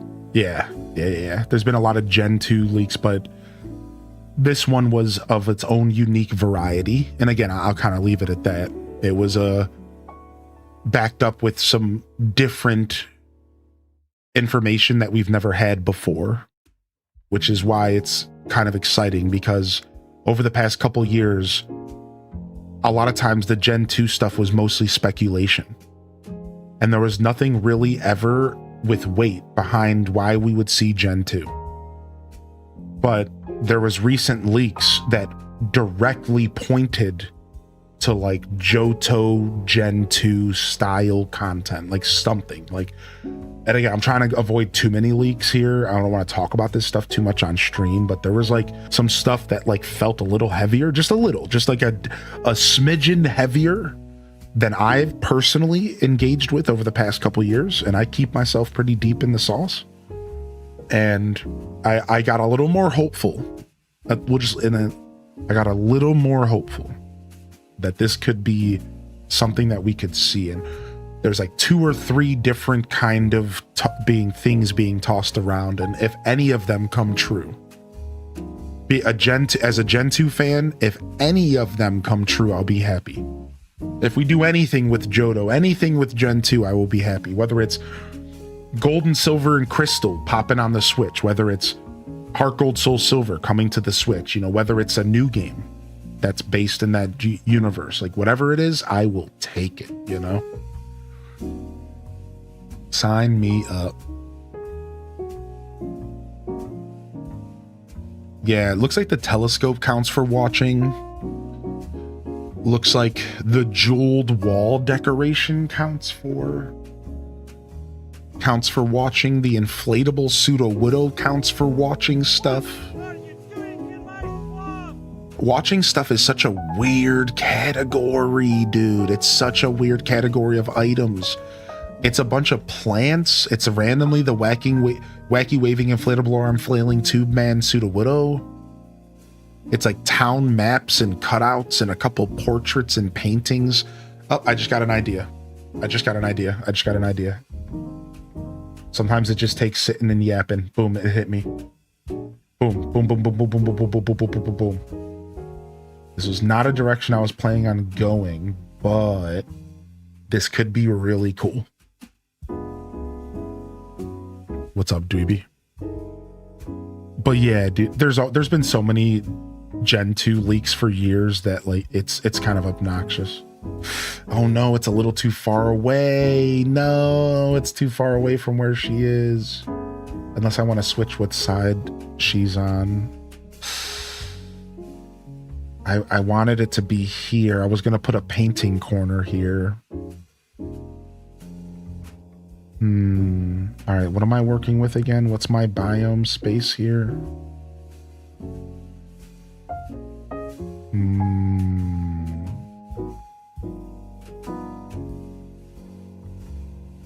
What happens if an item is halfway in and halfway out of a biome? Does it count as being in the biome?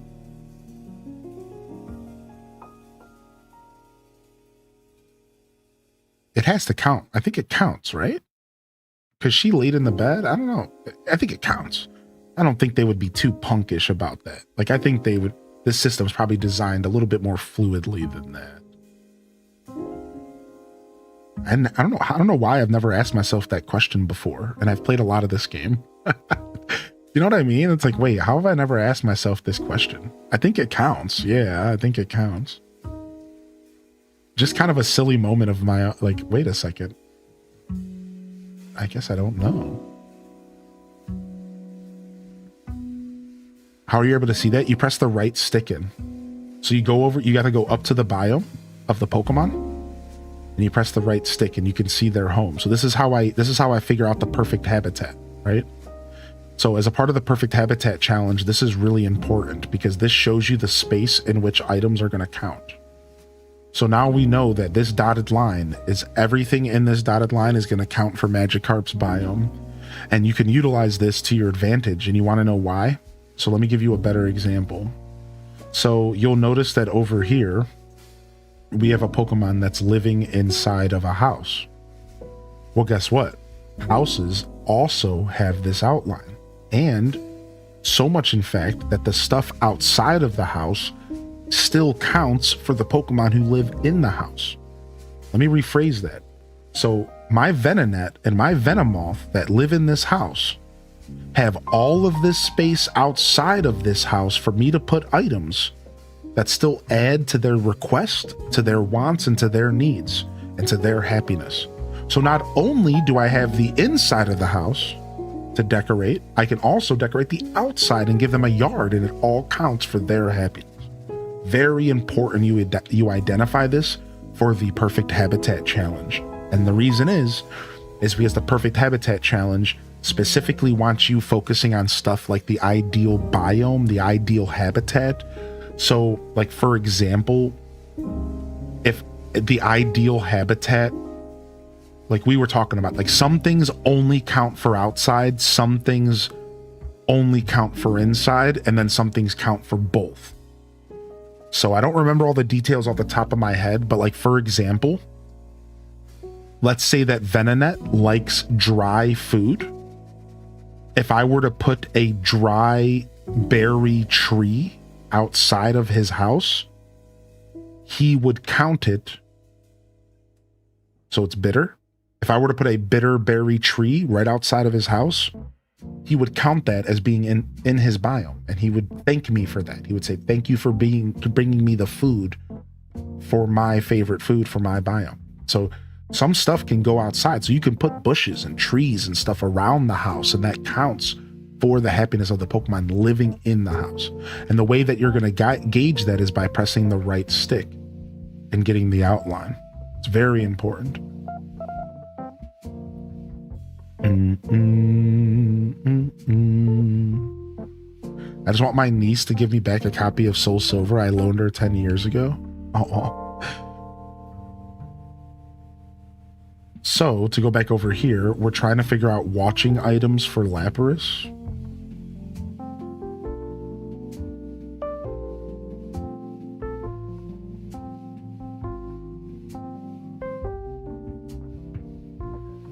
I think I might end up using...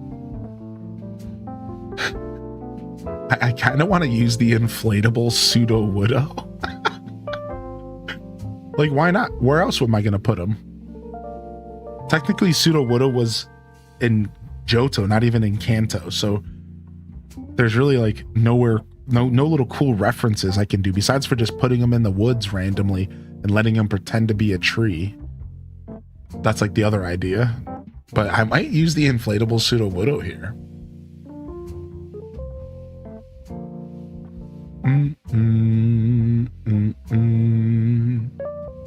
Microscope. I could use the pinwheels. Maybe I should just suck it up and use the pinwheels.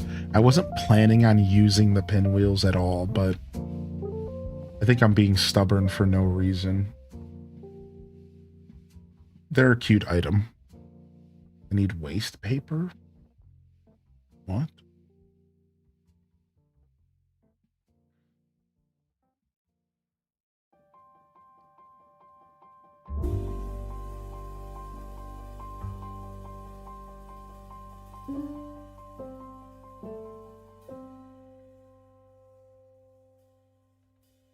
All right, looks like we're going to grab some waste paper. Make a Brock gym. Anything Johto or Hoenn?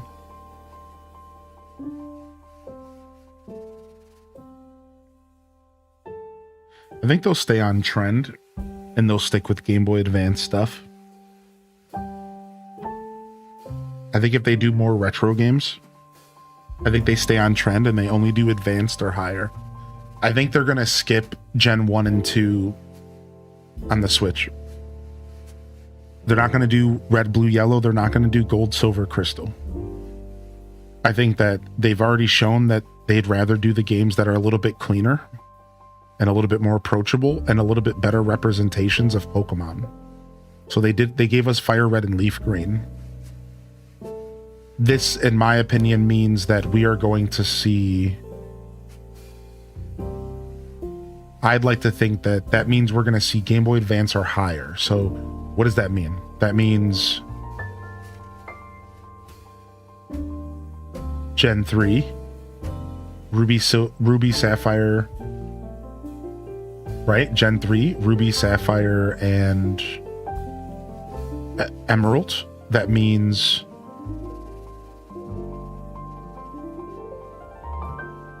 Heart Gold, Soul Silver.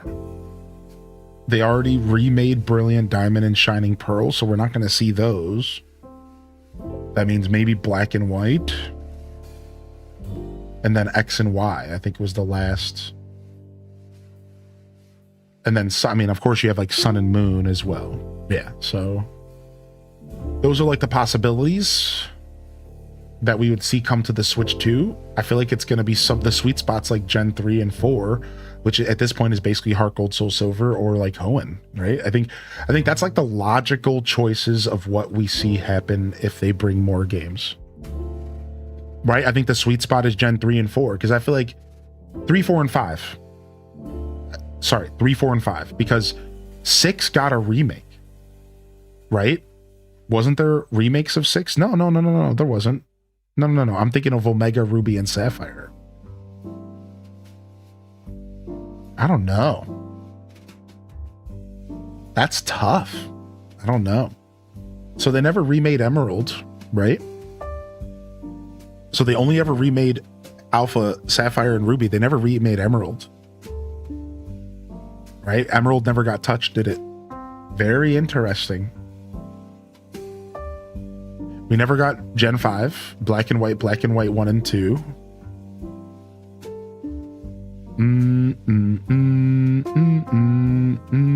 Yo, what up, my Jinx?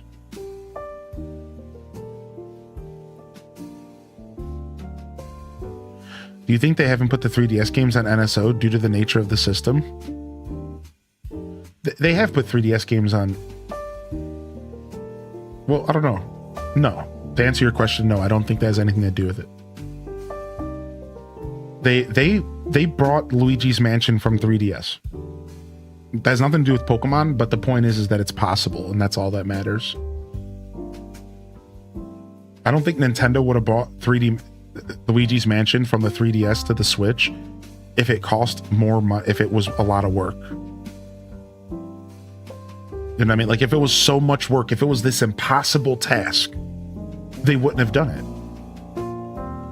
So Luigi's Mansion has proven to me that all DS and 3DS games are on the table for the Switch, in my opinion. Like, in my opinion, as soon as they opened up that can of worms, as soon as they put Luigi's Mansion from 3DS on the Switch, I'm done. I'm convinced. It's over.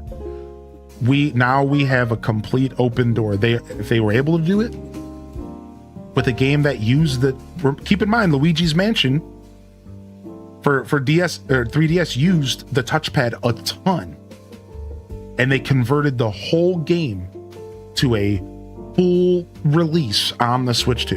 Full game, everything converted from a 3DS game.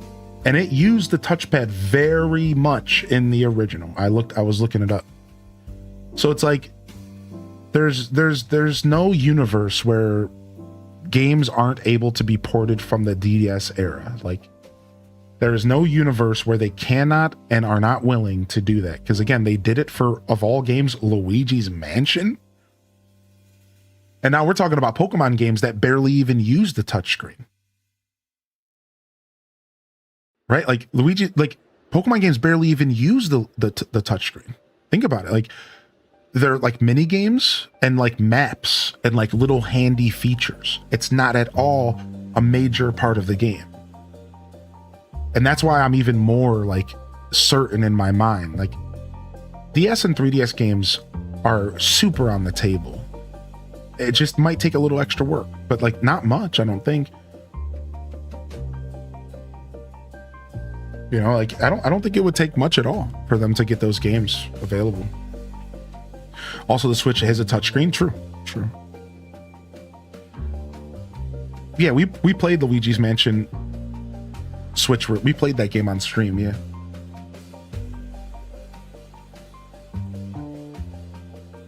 Much less work than making a whole new game. Yeah, that's what I'm saying, right? So that's the only reason I feel so confident that we would see those. But yeah, to answer your question, I don't know. Like, if I really had to actually give you an answer, since you only asked me, do you think they haven't put 3DS games on NSO due to the nature of the original system, or because Nintendo sees them as being accessible? Or you mean rather inaccessible? I'm not sure how to read the second half of that question, but I'll tell you the reason I think we haven't seen 3DS games on NSO is because Nintendo takes their time and they don't need to do anything. They don't need to rush. Like, I'll tell you, I didn't expect Luigi's Mansion. They did it because Luigi's Mansion 4 is probably in production, but it's probably going to take a long time.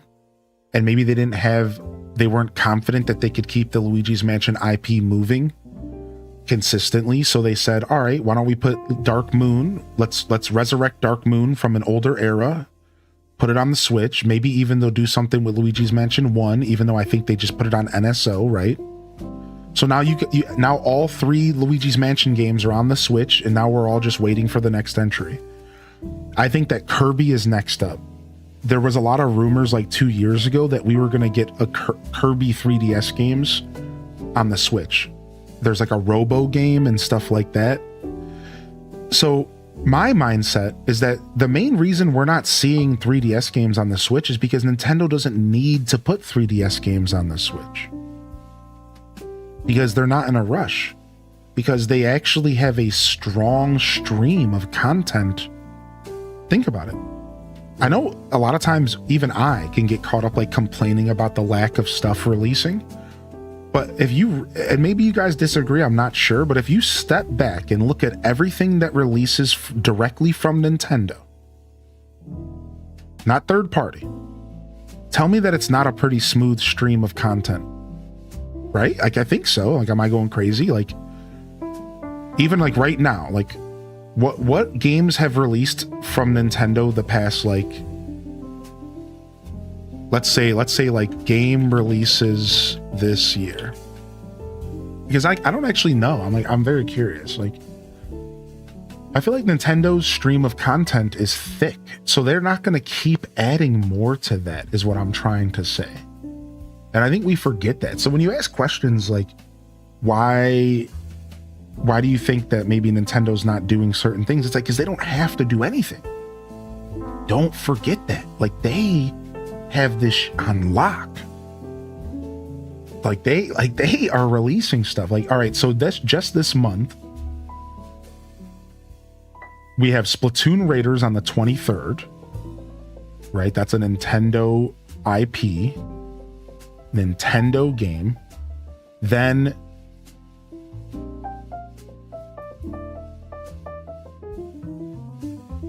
we had Rhythm Heaven Groove on July 2nd. So we have 2 games coming out this month directly from Nintendo.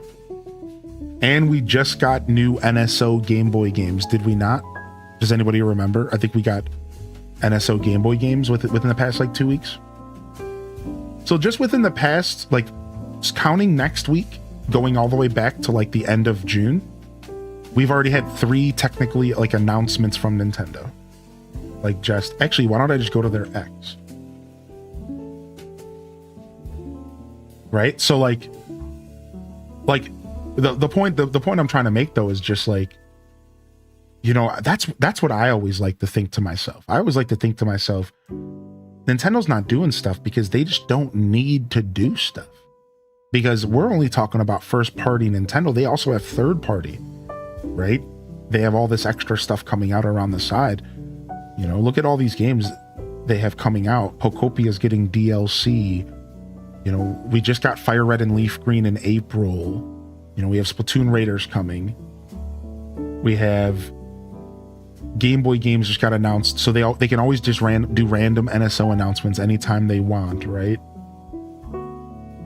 And then we just had Yoshi. Yoshi just released last month, right? They just announced the Donkey Kong, the new like retro gameplay stuff you can do with like Donkey Kong right now, right? The latest entry to the fitness boxing series is getting extra content on Switch 2. So now they did an update for Fitness Boxing 3, right? I'm just scrolling through their X right now. Dusk Bloods is getting cooked right now. They're waiting on that. They just released Star Fox remake. You know, so when it's like so interesting to me. So I think that's the answer to your question, you know? It's like, why are they hesitant to do 3DS? It's like, well, It's probably less that they're hesitant, or less that it has to do with accessibility, or less that has to do with anything, and more that they already have so much stuff in the works that they're just taking their time. And I feel like when you're gonna do remakes and stuff, like Nintendo's mindset is you release that stuff to fill gaps when you don't have other content to release. That seems to be Nintendo's MO. Is when they don't have other content to release, then that's when they do like remakes and stuff. It's like when they're like in a lull, right? Like, okay, well, we have to wait a real long time for this game to come out, and maybe like their lineup's not as strong as it could be, so then they just drop a random remake or something, or a port. That's kind of their vibe, I suppose. Very curious though. Great discussion topic. I don't know. I really don't know why Nintendo's just afraid of money. I should have just said that. We all know that's just what's going on here. They're just afraid of money, dude. So, how's everyone feeling though today? Happy Sunday. What's up? What are y'all getting into?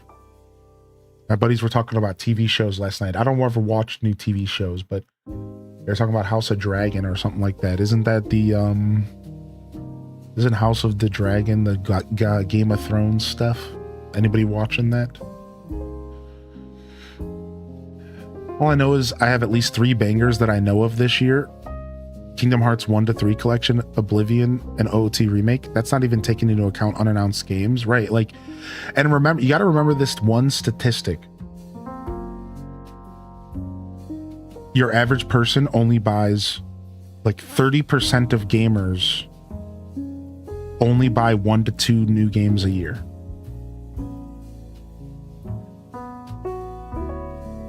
Like, it's like, sorry, the other way around is, the better way to word that is 70% of the gaming space only buys 1 to 2 games a year. If you buy more than 1 to 2 games a year, you are in the top 30% of gaming. Wrap that around your head for like just a second.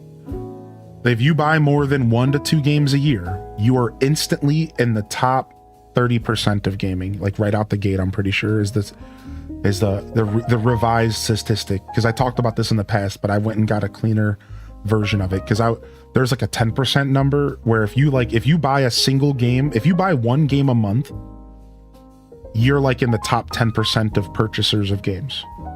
If you buy a single game a month, you are like in the top 5 or 10%. If you buy more than 2 games a year, you're in the top 30%. Most gamers only play stuff that they own already, and they add 1 or 2 games to that list a year. And then they go back and they play their favorites. They go back and they play old stuff. You see, Nintendo knows this. So why would they ever release anything more than a couple games a year? Right? And like, that's the thing. So it's like, I just don't think 3DS is a priority right now for them. They just don't need to go back to their backlog right now. They have too much stuff going on. I'm having trouble accepting that statistic because everyone I know has a massive Steam library and giant game collections. Yeah, I mean, it's the bubble effect, right? So everyone you know is a gamer because you game. But what about all the people you don't know? How many more people do you not know than you think you do know? Think about that. So if you know 50 people, you probably don't know 50 billion people or whatever, right? What is there, 6 billion people on the planet? So you always got to remember that you're in a bubble. And the people you know and the people you interact with are people that interact and do things that are similar to you for the most part. And if they're not, if they're coworkers and stuff, you know, they're still like in your bubble. They're still the people you talk to. That's your world. But when you step out of that bubble, you quickly get reminded that like gaming is not the same for casuals. Like, it's just not, right? Let's see if I can find the statistic. Let me see if I can find the article for you really quick though, because it is fascinating, isn't it? Isn't it so fascinating?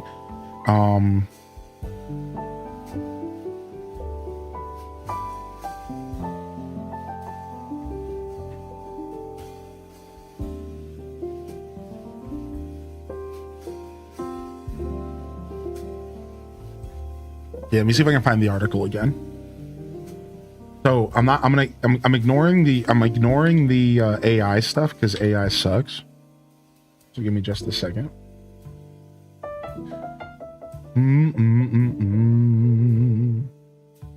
So it was actually like a chart. Like I actually found an article with like a graph.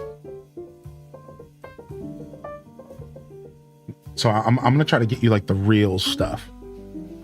Give me just a second. So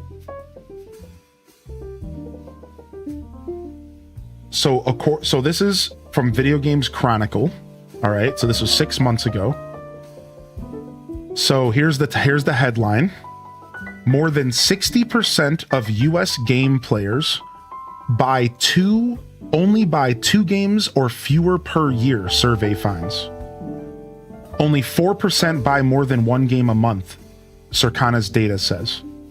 Let's go into the article here. This is Chris Scullin over at Video Games Chronicle. They said, market research company Circana's senior director, Matt Piscatelli, I just saw an interview with Matt and Spawnwave, funny enough, shared data from Q3 2025 Future of Video Games survey, specifically its data on the purchasing frequency among players in the US. According to the data, 18% of players in the US buy a new video game about every 6 months, while 12% buy one about once a year. The survey also found that 33% of players buy a new game less often than once per year. So let me just re-say this again. According to the data, 18% of players in the US buy a new video game about every 6 months. So if they interviewed 100 people, 18 of them, only 18 of the 100, have bought a new game every 6 months. So pause. Let's keep going. While only 12% buy a game once a year. 12%. So 12%, so 12 gamers out of 100 are buying a single new game a year. And 18% of them are buying 2 games a year. Let's keep going. The survey also found that 33% of players buy a new game less often than once a year. So 33% of gamers buy less than 1 game a year. 1 new game a year. Sorry, new game. Keep in mind, this is specifically about new games, so this could be skewed. It might not be counting people going and buying new old games. All right, so I'm not sure. Let's keep reading, but to be clear, let's use these words that they're saying for face value. So for as of right now, they're saying new games, even though the article just says any games. So the article is labeled any games, but all right, so it says new games. So let's keep going. Meaning that a combined 63% of players total buy 2 games or fewer every year. And that's the results right here. So after all the math that I just told you guys, what you need to take away from this is that 63% of players buy 2 games or fewer every year. Done. So while 70% wasn't exactly correct, I was 7% off. Is it really that much different? On the other end of the scale, 22% of players buy a new game around every 3 months. That's probably most of you here. While 10% saying that they buy one roughly every month. And this is what I just said. If you buy 1 game a month, at least, you are in the top 10% of video game purchasers in the United States. If you buy a new game every 3 months, you're in the top 25%. So again, you're like in my Twitch chat and you're thinking to yourself, no way. Everybody I know has a massive Steam library. Everybody I know buys 15 games every Steam sale. You don't know everybody. No offense. But the fraction of people that you know that play video games compared to the fraction of people you don't know that play video games is so tiny that when you hear statistics like this, sometimes you have to remember the bubble effect. Your perspective on things is 100% always going to be skewed. It's always going to be biased because of the bubble effect. You only know your world, the bubble you live in. And from your perspective, you know gamers. You sit in Twitch chat all day. We all game all day. And we all buy games once a month. But you have to realize that gaming is so much bigger than this Twitch chat, Twitch in general, and the people you know. Like, we're talking like gaming is so much bigger. Like, it's huge. Like we're talking from 5-year-olds who are moms are buying them games to 40-year-olds that have only played Call of Duty for their whole life, to the dads who get off of work on Friday and play World of Warcraft for 2 days and then they go back to work for 6 days, and they've been doing that for 20 years. They're still gamers. What about the gamers that play Candy Crush on their phone and they've never played anything else? Gamers, and there's billions of them. Let me give you a quick example. How many active players on Candy Crush 2025? 70 to 176 million active users in 2025. Stupid AI response. Doesn't matter. The point is, there are people that only play Candy Crush. They're gamers. They don't buy video games. So don't look at this data as being so drastic, and understand that the data is blanket. It's a big blanket data nonsense that is counting every type of gamer in existence. So in all reality, your feelings towards the 70% being like off is because this data is counting like all gamers. If you were to sit down and have a conversation with 100 people who have a PC and have Steam, and you were to say to them, how many games do you buy a year? There would probably be a higher chance that they're buying maybe 3 to 5 games a year, because they have a PC that's built for gaming. They own Steam. They already have the setup. They're in the ecosystem. So of course, now you see a tick up, and now they're buying 5 minimum games a year, of course, because they're in the ecosystem. So, you know, you got to keep that in mind. Like with these types of articles and surveys and shit, like they're probably counting like the Candy Crushers, and they're probably counting the Minecrafters and the people who are gamers but don't game the way like we do. And I don't mean to gatekeep, but like, you know, like they're not like, yeah, like, so these numbers are kind of skewed. Like they're not really, you can't really like run home with these percentages and be like, it doesn't mean a ton, is what I'm saying. Also depends on the survey. If it was a poll, a survey, or just a generalization of purchase data. Yeah. Real quick to finish reading the article for us. It said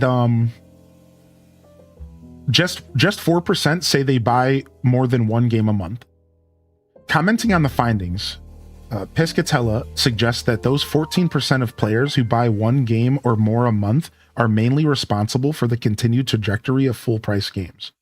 Hyper-enthusiast, price-insensitive players are really keeping things going, especially in the non-free-to-play gaming space, he noted. And this whole article was about the fact that, just like everything, you guys ever heard of the 80-20 rule, where 80% of something is paid for by 20% of the audience? Basically what he's outlining here is that's what's happening with gaming. He's saying that 20% of us pay for 80% of gaming. And whether or not you realize that, if you buy more than 1 game a month, if you buy more than 2 games a year, you are the reason why gaming is still going on, because we carry gaming on our shoulders. We are the reason why gaming exists. Right, because we are the 20%. We are the 15%. We are the ones that are willing to go out there and buy every game. And we are the ones that carry the industry. Yeah, it's brought up a lot in gacha gaming. That's right, with like whales and stuff. Yeah, 100%. Right? Let's keep reading just for fun. He pointed out that if these numbers seem unusual, it's likely because anyone who follows him already falls into the look, he literally covers it. Look at, here it is. And this is the perfect way to wrap this up. Listen to this. Piscatella pointed out that if these numbers seem a little unusual to you, it's likely because anyone who follows Matt Piscatelli, or in this case, follows me talking about this guy. I want to note that I sit and talk about video games all day. I watch about video games all day. I play video games all day. He said, anybody who follows this is already in that 14% bracket. Therefore, you just might not be aware of the bigger picture. That's exactly what I said. It's the bubble. You have to realize that if you're even hearing the words out of my mouth, you are likely in that 14%. You just don't realize it because like you're here, you're in it, you're talking, you're listening, you're chatting, you're gaming. Most gamers are not on Twitch. They're not discussing their hobby with people, right? Like most gamers go home after work, they play 2 hours of Call of Duty, and then they go to bed. And that is their whole gaming journey. That's it. You have to remember that. That is some people's gaming journey. They get off of work, they take care of their kids, they play an hour of Call of Duty, and they turn it off. They're not on Twitch. They're not hanging out with their buddies. They're not discussing new leaks of Pokemon. They're not excited for the new release. They probably don't even know about the controversy with Sony. Could you imagine that there are probably people out there that consider themselves gamers that have no clue that Sony just announced the demise of physical media? Those people exist. Those people are sitting somewhere right now. Ignorance is bliss, relaxing on their Sunday before their week. Right? They're just chilling. They're watching some golf, relaxing. They're gamers though. They buy video games too, you know, but they just don't talk about it. They're not in the mix. They're not living the gamer life, you know. He said, before replying, know that even seeing this post likely puts you into the hyper enthusiast bucket.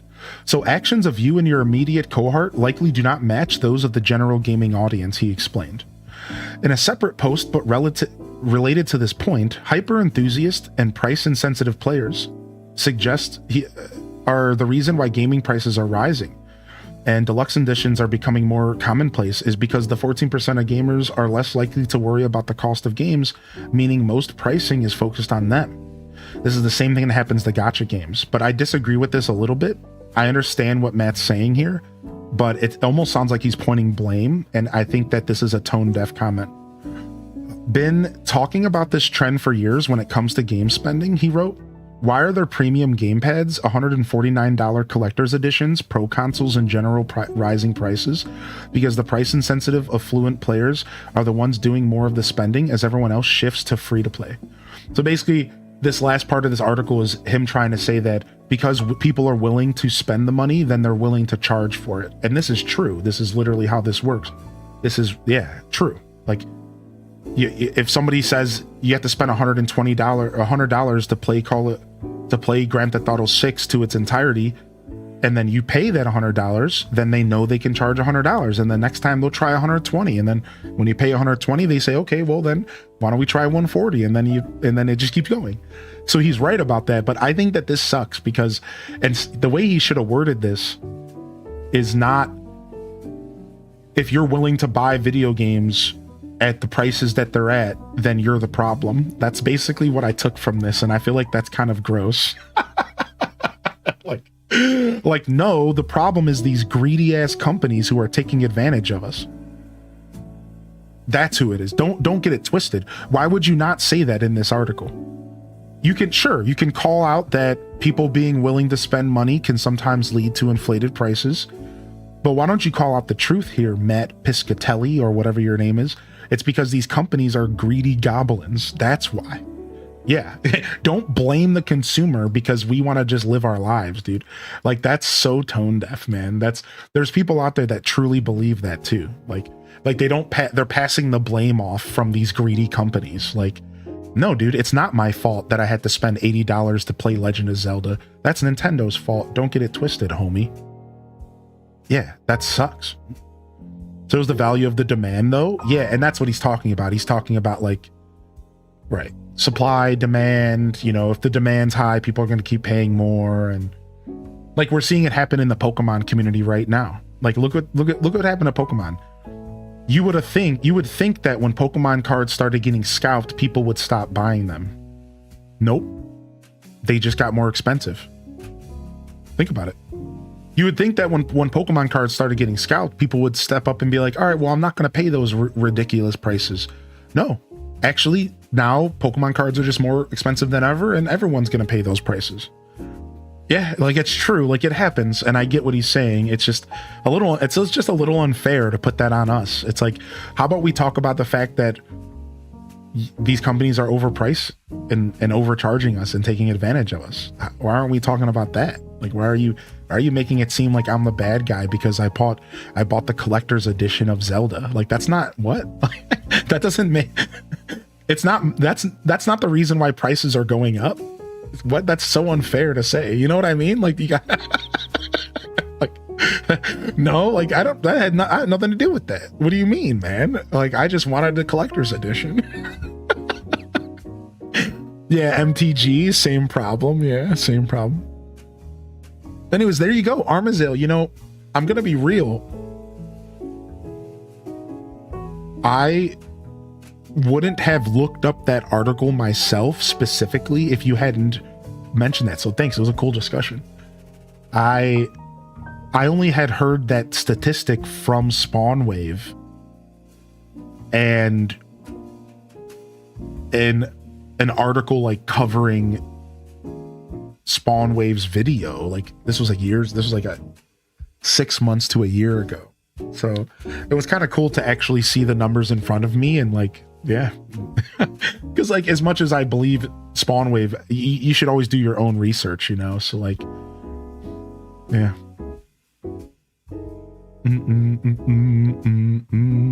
Yo, what's up, Briovitz? Companies have the power to price things. Just because consumers can elect to buy or not is irrelevant in the long run. Yeah, dude, don't put that on me. Right. Like, that's so unfair, dude. Yo, good morning, Detective Rach. Hey, dude. Yeah, I just wanted my game. Yeah, I'm just yapping as well. Yeah, it was just cool to actually see the numbers because, again, as much as I trust SpawnWave to do research and not to give us BS, I still kind of interesting to see, like, yeah, US. I wonder what the world can't be too different. I imagine it's not skewed too different, but this is Spotify music.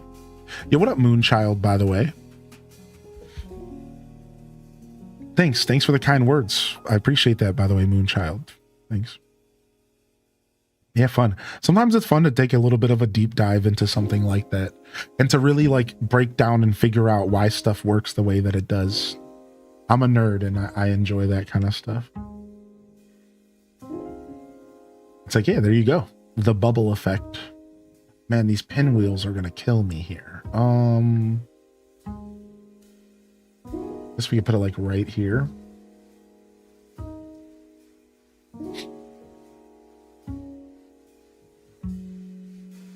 I wonder if a lot of that statistic is because free to play is so relevant now. It's got to be it, right? Free to play is just so relevant.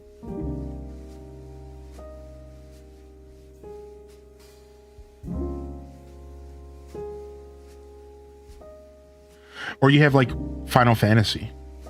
Like, how many people play hundreds of hours of Final Fantasy 14 a week, but hundreds of Final Fantasy 14 a month, but don't buy new video games? See, that's where you really start to understand the statistic. I almost think that that statistic is actually not quite a good representation of the gaming space, now that we've talked about it a little bit more. Because like, think about it. Like, that would almost imply that there are not as many people playing tons of video games. And that's the thing that you should not take away from that article. Right? Like, don't think that that article is saying that people are not gaming. That article, there's the people playing Fortnite, the people playing World of Warcraft, Game Pass, right? Like, that article is just saying that not many people buy games as much as you think.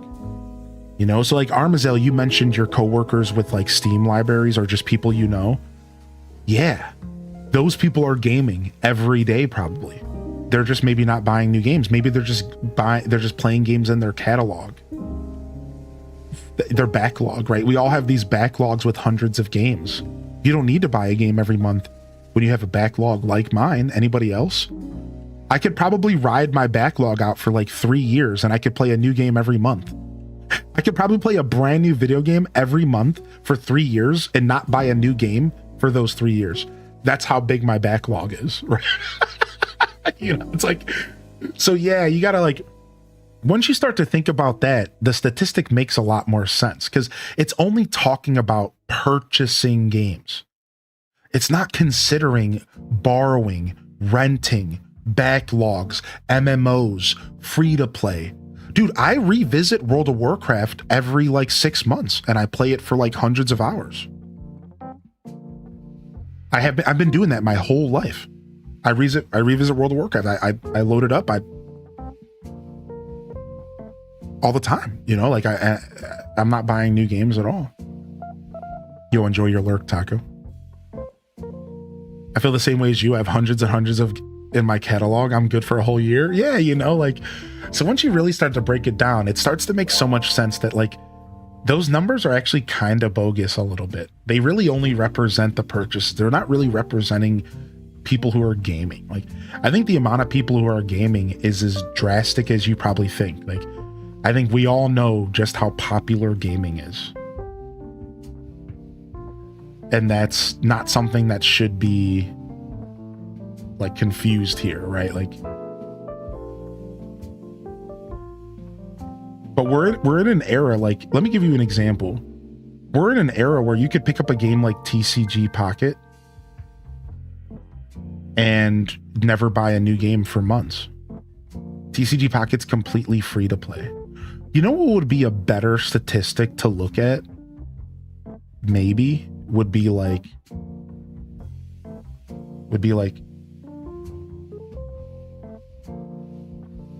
how many people spend money on a game every year? Any game.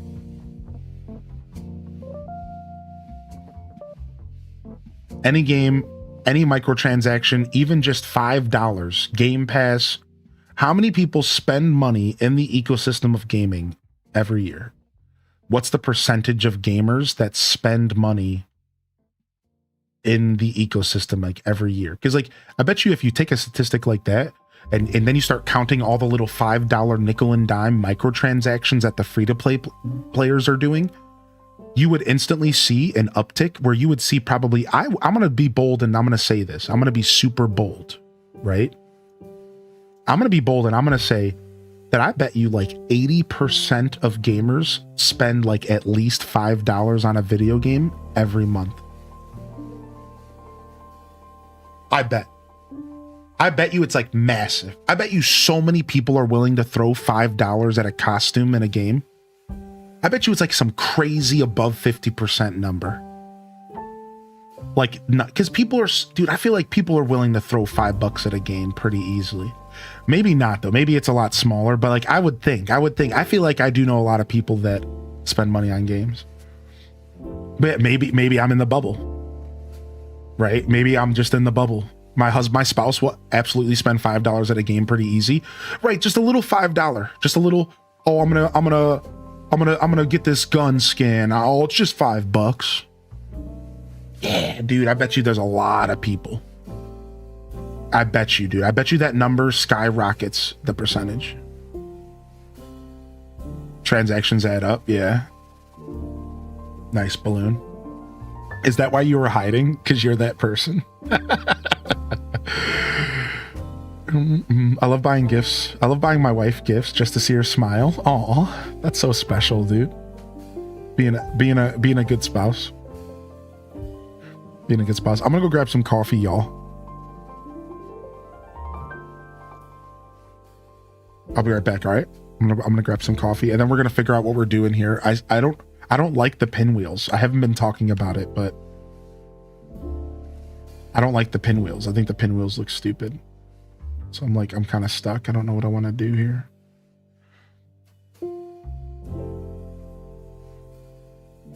Watching stuff is really tough. I think I'm going to do a plant. Yeah, let's go back to the plant idea. We haven't tried it yet. Most times I won't do that. I need microtransactions to be useful to even think about spending. Yeah, maybe there's more people like that than I realize. I feel like I have been conditioned to throw $5 at a game loosely because I started playing games since like Maple Stories. Maple Stories, even when I was a kid, I managed to buy a $5 bandana for my Maple Story character. Like even when I was a teenager, I somehow made that work. You know, I spent $5 on RuneScape as a kid. I spent $15 on a World of Warcraft subscription for way more months of my life than I'm willing to admit. You know, like I am definitely in a bubble here. The amount of League of Legends skins that I bought, probably like $200-300 worth of League of Legends skins over the years. Like, I don't go too hard though, but yeah, if I'm being honest, like I definitely get a little spengy.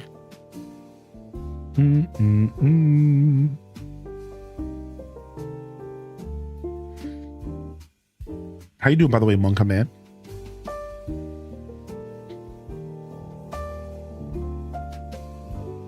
Dang, where's that other plant at? Is it in my inventory? No. Dang, I don't have a recipe for a plant that I want. The twisted potted plant. The twisted potted plant. I really want this twisted potted plant. But I don't know. Maybe I have one laying around and I could take a picture of it that I already decorated with. That kind of sucks. I don't know. Maybe it's in my house. I cut myself off of Infinity Nikki. This game is called Pokemon Pokopia. Also, to answer your question and anybody else, I don't know. I don't know anything about the World Cup. I thought the World Cup ended. Is it not over yet? I thought that all they had left was the third place match. I thought all they had left was the third place match. Am I wrong about that? Or the second place match, rather. Dude, can I go upstairs, man? Can you get out of my face? Thanks, dude. Today's the final. So did they already do the second place match then? Then who won second place? Apparently that's a big deal because you get money.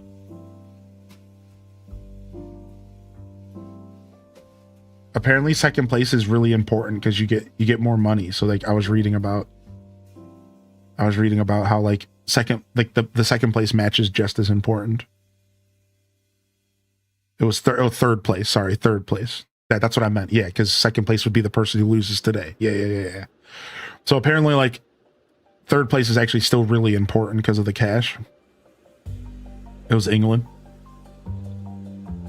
Yeah, I don't know anything about football. There's only 2 games on my hit list I want next year. That's Resident Evil. Oh, you're into Code Veronica and Final Fantasy VII.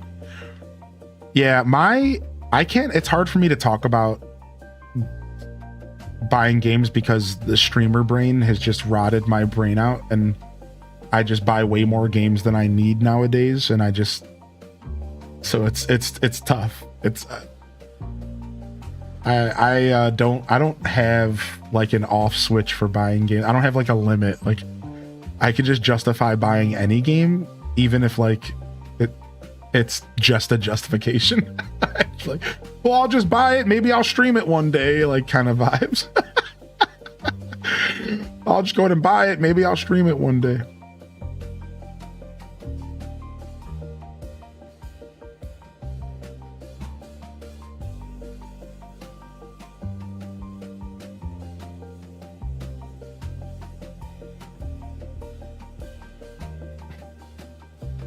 Mortal Shell. I did play the new Yoshi game. Yeah, I have it on YouTube if you'd like to watch. It was one single episode, which is cool. It was like a nice long play. Wow, I just found the plant. Did you guys see where it is? Look.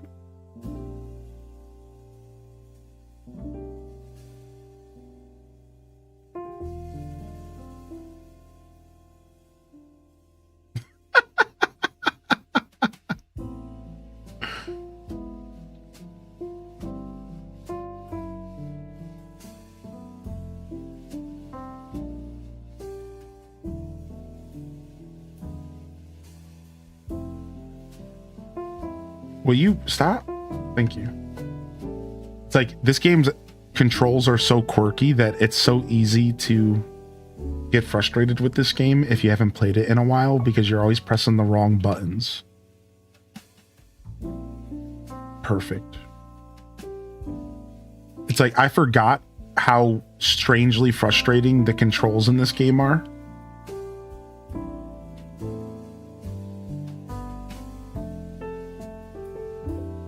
Like they really are strangely frustrating, but you don't really notice because like when you're playing it, you get used to it over time. But coming back to the game after a break, it's like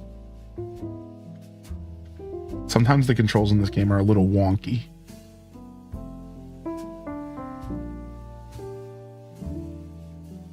And there's just like a lot of little quirks. Like this game's a very quirky game.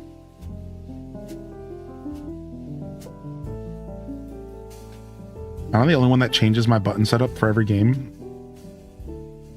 I'm like halfway there with that. No, I've never played much Roblox. I'm not a big Roblox guy, even though I know that Roblox is like 100 games in one. It's hundreds and thousands, and it's a platform for games. But I've never played Roblox ever. I've never played anything on Roblox.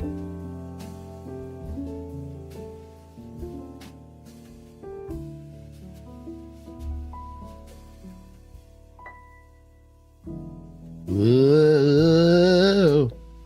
All right, let's go see what this looks like. And I'm gonna go grab that coffee real quick and we'll be right back here. Thanks for joining me for some sleepy Sundays and some discussions this morning. I hope you all are enjoying the energy today and I hope you're enjoying the conversations. And thank you, Armazael, for allowing me to have some banter with you and discuss with you back and forth. I always like to just shout that out because I know it could be a little bit much when you're kind of the focus in front of a lot of people. So like when somebody puts a comment in the chat and then I kind of focus on that specific comment to spark a discussion, my empathy leads me to believe that sometimes that can be like a little uncomfortable. So I just want you to say thanks for being such a good sport. Thank you. Thanks for being such a good sport, because I get passionate and I get excited to talk, and and I just know that it could maybe come off the wrong way. So I just want to say thanks. I appreciate you letting me chat with you a little bit. And thank you so much. Dude, Mortal Shell looks pretty good. I don't know much about the Mortal Shell games, but this is not the first one, right? Anytime good chats all around. Yeah, good chats all around, man. It's nice. I just like it when people are down to chat about games and they're not down to like sit there and say like, I don't know. As a streamer, you notice that on the internet, there's a lot of who's right and who's wrong stuff. Even I slip into that sometimes, where I'll like just want to be so right about something and like I just get lost in the sauce and I'm tired or something. So it's nice to just have discussions where it's just two people or a bunch of humans who are just like, let's discuss this thing. Like, it doesn't matter. We're not looking for an answer or a solution. We're just chatting about a thing. Right? Like, that's just a cool, I love talking about games, man. Yeah, it's a sequel. Yeah. Mortal Shell's been around for a long time. Isn't it kind of like a Dark Souls kind of game? right? Yeah, it is. Yeah. So what is it? Mortal Shell 2?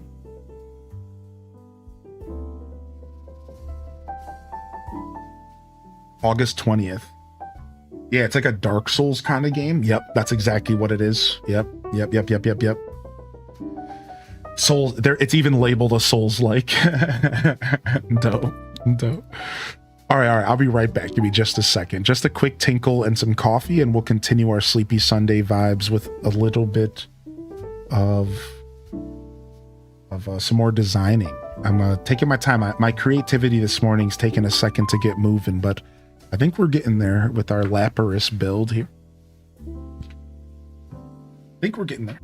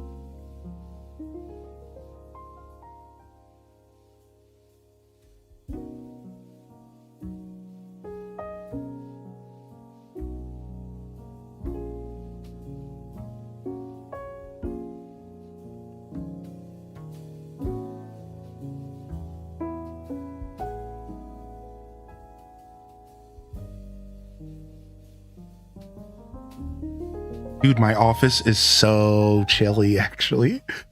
It's so nice. My office always gets a little cold because it's such a small room and such a powerful AC, and I did that on purpose, but because the weather is finally breaking, my office is like weirdly cold. Like I had to get under a blanket, dude. Back to my normal habitat. Polar bear at the zoo environment. Chat, if you were at the zoo, what exhibit would you belong to? I would belong to the polar bear exhibit.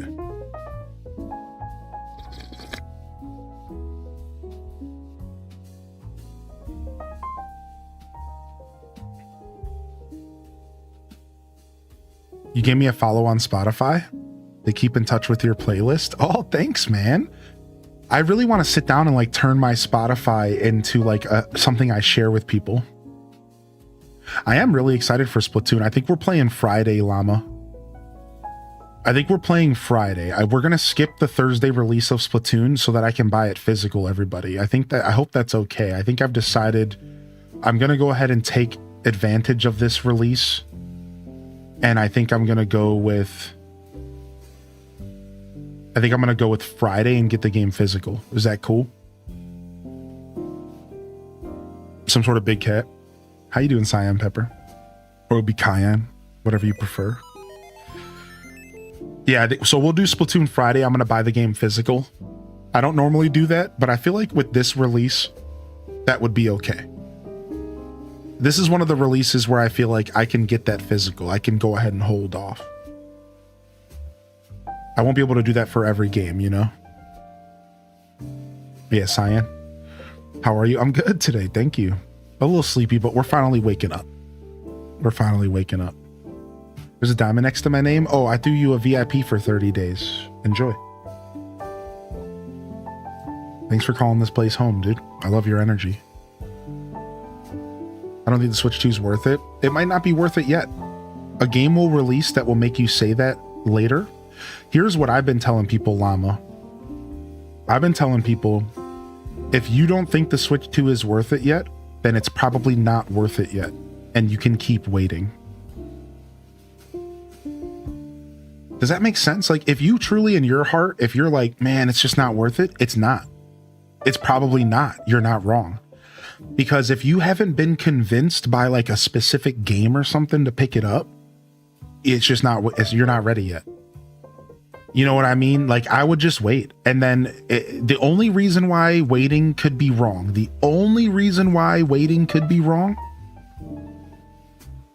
is because it could go up in price. And that's the only thing I tell people, is that if you end up waiting, you could end up spending $50 to $100 more next year or the year after. And that's it.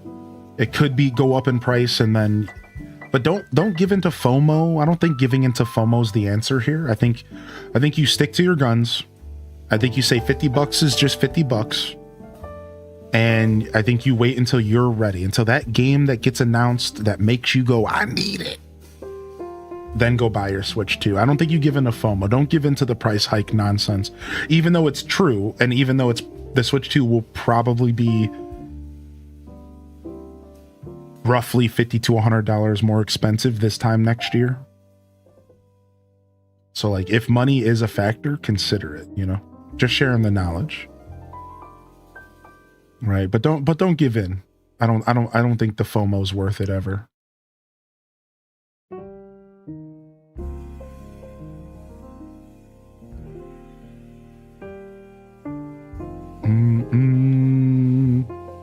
Generally prices do increase. Right. So it's like, that's just a part of life in general, is kind of what you're saying, I imagine, which is exactly like, that's just going to happen regardless. So why let that force you into buying something you're not ready to purchase yet? That's exactly how I feel, Zaradu. Right? It's like, prices going up are just a natural part of things. Just because we know this time around that the prices are going to go up, why rush? The only difference now is that we know it's going to go up. We expect them to go up. It's like more of a fact, but it's like, there's no difference. It's like, you just buy stuff when you're comfortable. The PS5, there's so many good games to play as well. True. I was in the market for a PS5. I held off at the moment. I'm actually thinking about a PS4 instead. What do y'all think about that? Do you think a PS4 is drastically inferior to a PlayStation 5? Or do you think a PS4 would sustain me as giving me another avenue to play games? Wait, I feel like PS4 has gotten most new games alongside PS5. There's only been a couple exceptions. You know what I mean? That's what I'm kind of thinking. I'm thinking like PS4 has been getting like most new releases, besides for a few exceptions. Like, do I really need the 5? But we're kind of starting to get to the point to where the 5 would be better. Yeah, I feel like the 5 would be better. Yeah. You don't think I'm going to be happy with the 4? I feel like it too. The only difference is I might be able to borrow a PS4 from somebody. So I might still do that. Maybe just like as a placeholder until I buy my own PS5, maybe. All right, what are we going to do about healing? We have to use either the first aid kit or the humidifier. Now, if you put the humidifier in the water, would it just like look like smoke is coming up? Could you like hide it and like make it kind of a cool little like smoke effect? What could we do with this? We could, like, I don't know, make Lapras a stoner. So I think we need to do here what we did with the Slowpoke. I think we need to put some bridge pieces in here. I think we might put some bridge pieces and maybe create like a little platform. I kind of don't want to do too much of this, though. I feel like it's a little cheesy to keep doing a bunch of these bridge pieces. It's kind of taking away from the vibe I was looking for here. Do, do, do, boom, boom. All right, I gotta remember, I do have the outside, and we have the first aid kit, or we have access to the humidifier. Maybe I can do something out here. PlayStation games are you thinking about playing? I'm not even sure. Just in general, there's a bunch of stuff I missed. It would be mostly backlog stuff. For like off the top of my head, I'm mostly thinking of backlog stuff. But really, the PlayStation 5 is being considered llama because it would be a good alternative to playing some games that release on PC that I can't normally play because my PC is a little weak. That's all. So like, for example, I struggled to play Oblivion Remaster. I imagine that game came out on a PlayStation. I imagine. If it didn't, like, I don't know. Either way, like, I'm just trying to bring examples up, you know, where like there's been releases that I really wanted to play on stream that I couldn't, and a PS5 would be a band-aid solution to that. And that's all. So I don't necessarily have like a list of games I'm looking forward to, but there's definitely stuff for sure. Like, there's definitely a bunch of stuff that I'd like to play.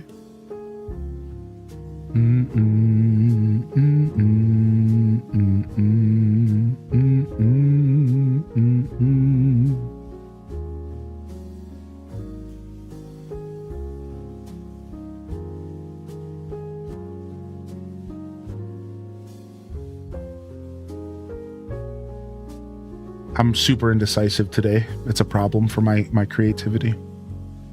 Anybody just wake up in an indecisive mood sometimes?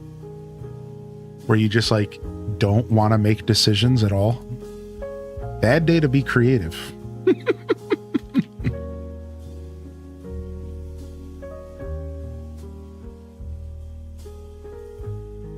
That was me earlier. Yeah, I'm just like, I need to commit. I need to commit.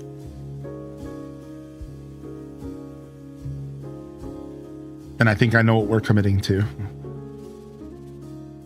We're doing it. We're giving Lapras a tropical. We're doing a full tropical biome in here. I'm doing it. I'm doing it. We're doing a full tropical biome in here for her.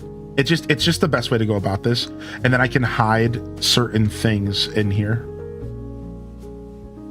All right. So we're not going to put grass on the bottom, though. I don't think I'm going to do grass on the bottom.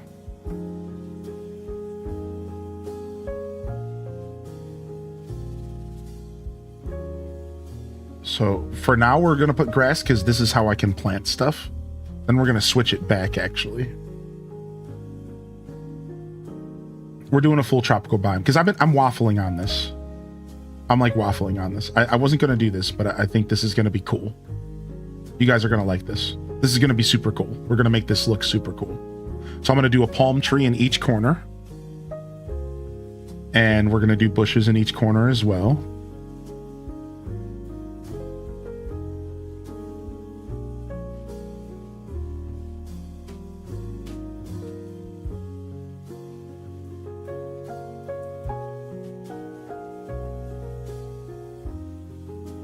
Yeah, this is going to be cool. Let's just commit. I'm waffling.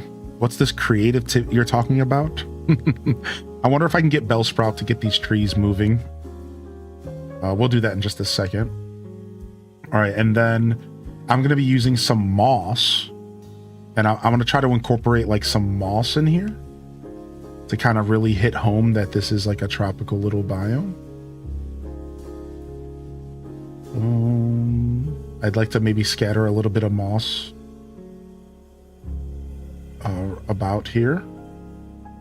I want to pick this up, and apparently I'm just carrying way too much stuff. So let's go clear our inventory briefly.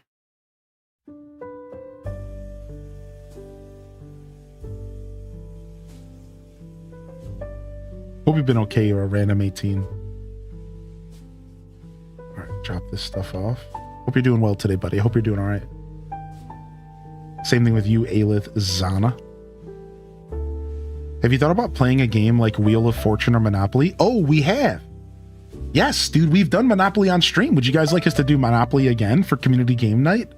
And here, we do a really fun version of Monopoly. Listen to this, everybody. First to hotel. Super fast and efficient games. First to hotel. Who can get the hotel first? Game's over. It's so sick. Now, the only problem is you can run into a stalemate. Because if everybody purchases one of every property and nobody can get a hotel, then people have to trade. But if people trade, then you're basically giving a hotel to somebody. And so you have to be really strategical. So the only flaw with this style of game is that this happened to me before where both players stalemated out and nobody wanted to trade. And the problem is we had so much money that as soon as the trade would go off, whoever's turn it was could buy the hotel. So we like sat there and stared at each other and we were just like, well, I'm not going to trade you. And it's like, well, you're not going to trade me. And I think there was like another way to win. Like when that happens, I think there was like another way to win. It's like whoever had the most money after a certain amount of turns or something like weird. It's super cool though, man. We should do some Monopoly on Switch sometime. Were you scared of the Guardians when you first played Breath of the Wild? Yeah, and I'm still afraid of the Guardians 200 hours later. The fact that I just read the word Guardians in the chat and I peed a little.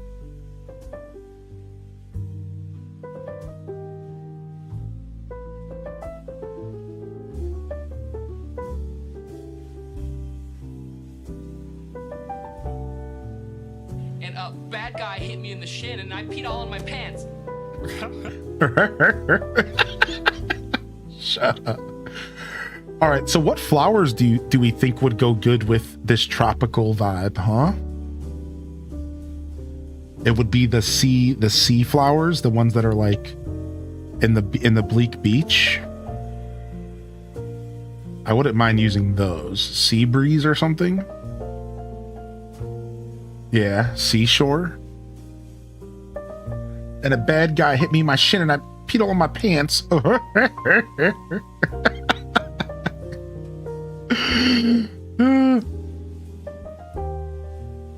Maybe just like some random grass in there.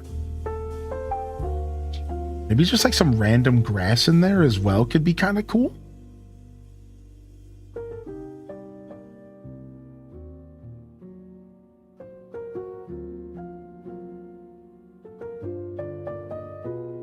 Maybe like one or two like oddball hedges of a different type.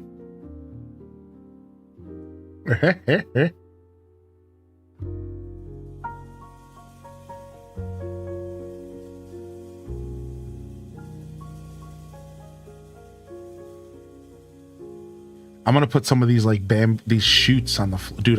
This is such a fun idea. Shout out to Saidi who mentioned putting flowers. Oh, here they are, seashore flowers. They mentioned putting flowers underwater and it just sent my brain sailing with this.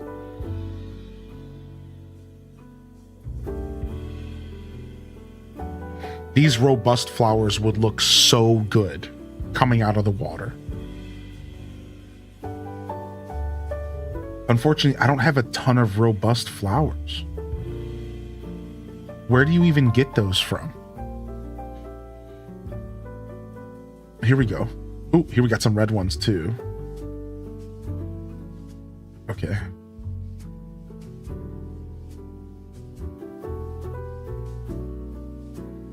Yeah, Guardians are terrifying, man.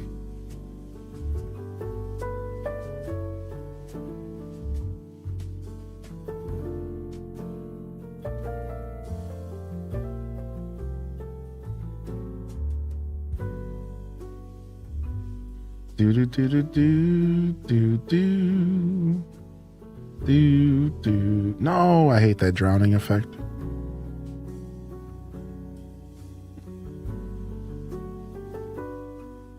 Do do do do do do do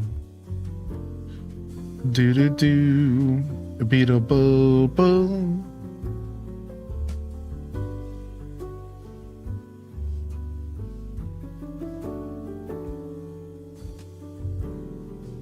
Redeads.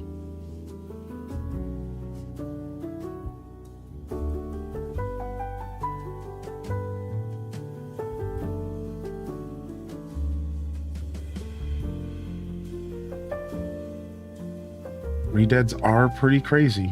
They are pretty freaky. They are freaks on a leash.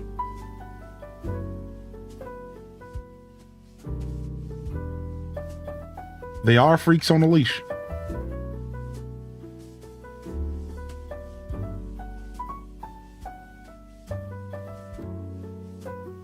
As a Minecrafter, I envy your Pokopia inventory space. Won't they give us something like that for building? Yeah, why haven't they given us like book bags or something in Minecraft?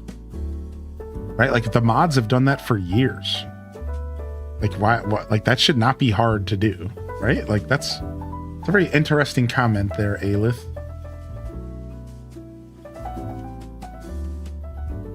Makes one think.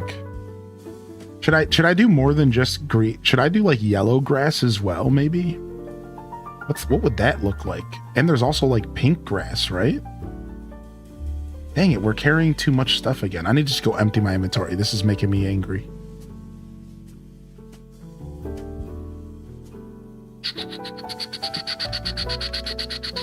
Okay.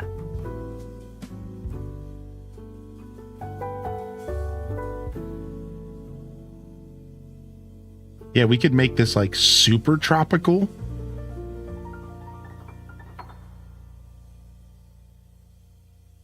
But in order to get the other colored grass, I think I need to go to the biomes, right? So the grass will be red if I here, I believe. DLC, we don't have a release date, but it's next month. And then there's a free update as well for those that are not buying the DLC.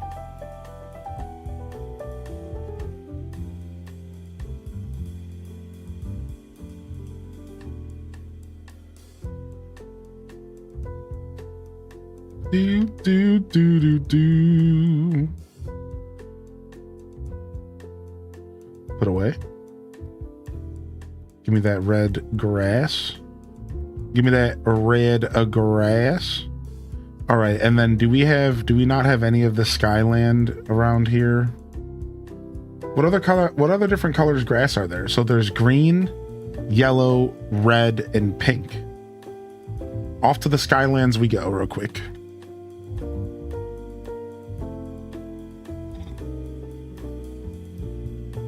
You're a LARPer? LARPing's cool.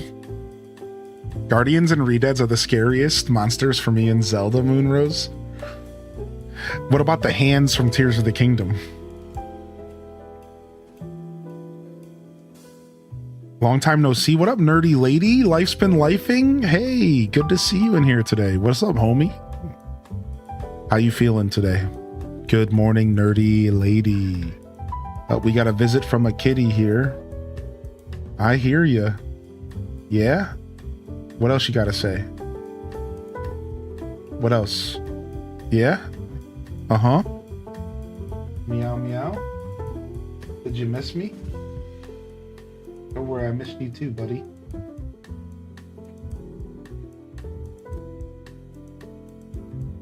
My little furry roommate.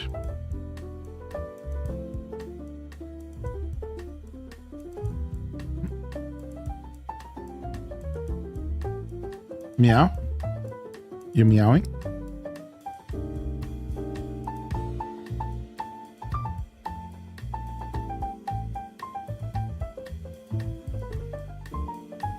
Are we meowing? Is that what we're doing? You don't want to say hi to the chat?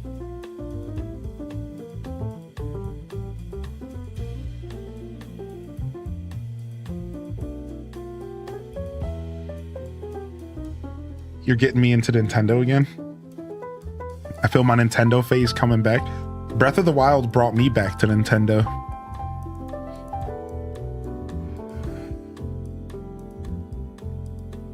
Breath of the Wild brought me back.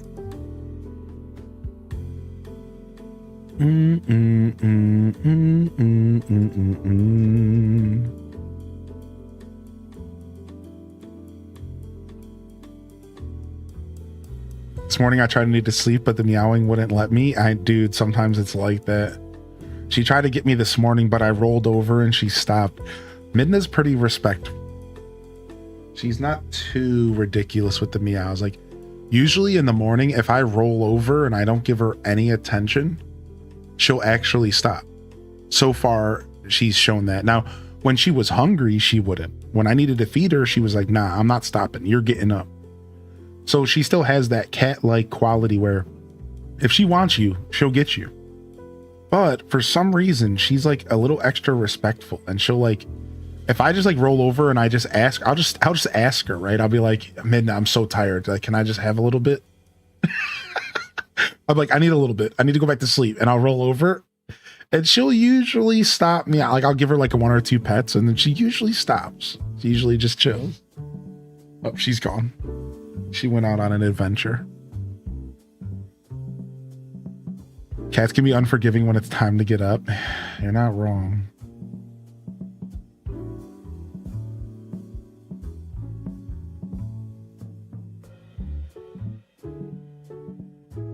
Do, do, do, do, do, do, do, do, do, do.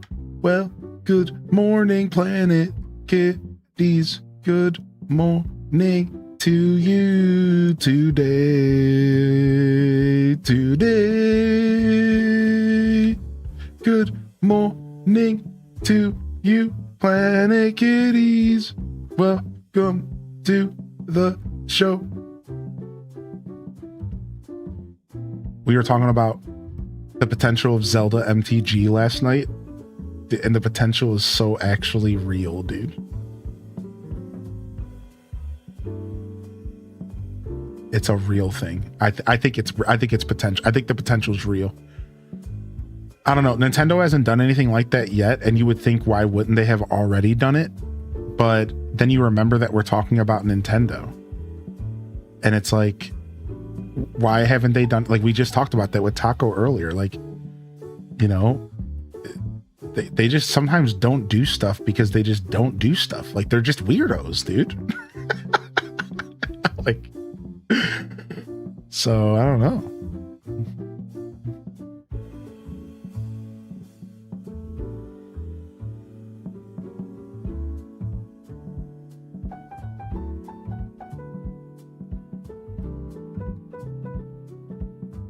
She's looking for Pokemon.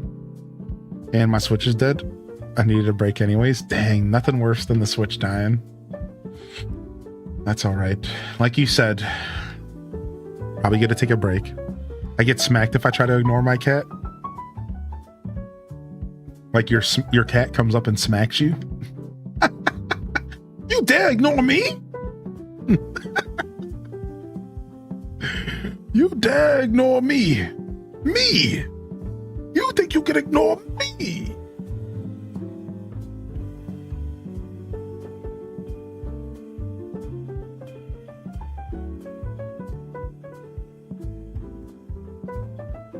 Let's do a couple more of these.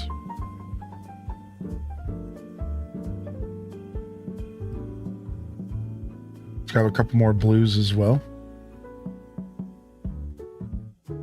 Do, do, do, do. She has a mean little swat, and it's always to the forehead. Oh my God. Cats are crazy. Take some orange here. It's funny.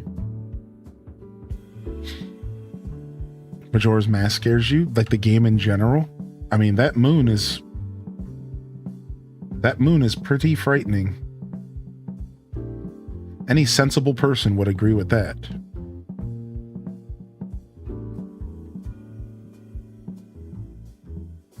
So I'm making copies of flowers because I just need a bunch of flowers in this build here.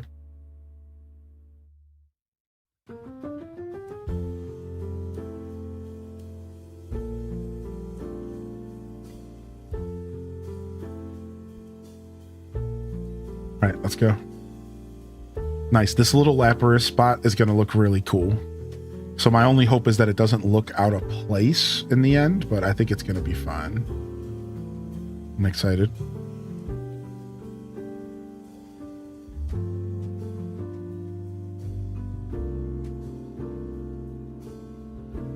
Maybe we'll get another recipe here.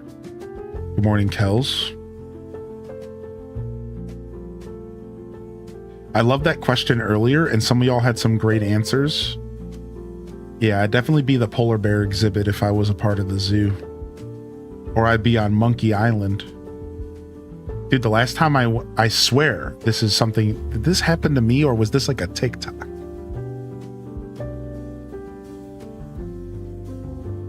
I think I remember seeing a TikTok where like everyone was like recording a monkey and then like the monkey just like started flinging doo-doo at the people who were taking pictures. Was that in real life or was that a TikTok? I swear that was in real life. I swear it was.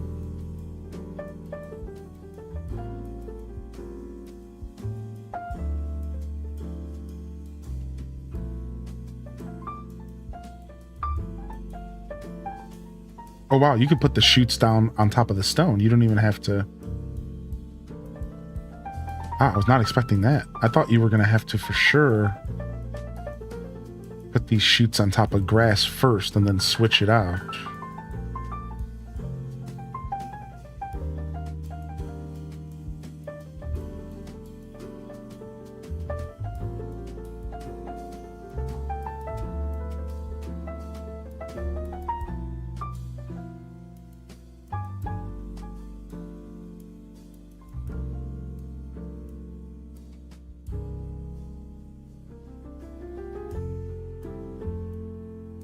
Boom, boom, boom, boom.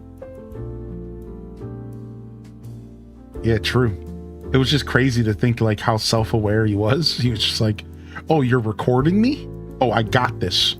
And he made sure that they got some memories, you know, like made sure that they had some good memories of that visit. Let me tell you.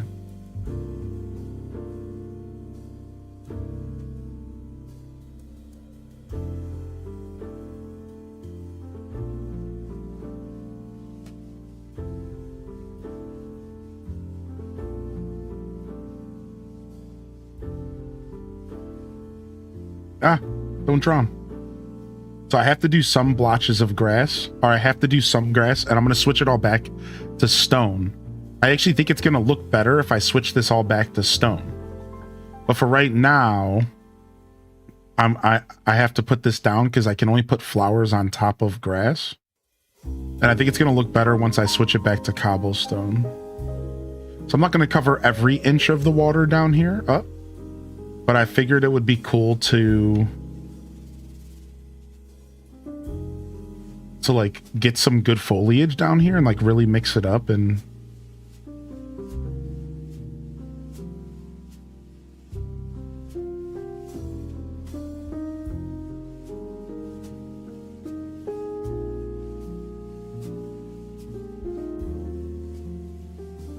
like this could actually be pretty cool.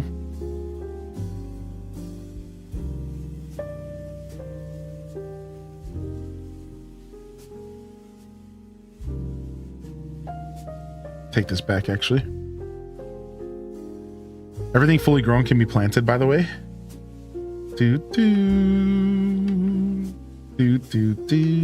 Put this red here. Put this... Oh, wait, I messed up. Well, the red can stay there, I suppose. That's fine. I wanted to put this yellow here.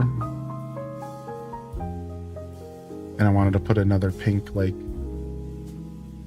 up here, I suppose. Now, I do have to remember, I have to leave room for some stuff. I forgot. I almost got a little ahead of myself. I do have to leave room for like a hammock and a couple things, so...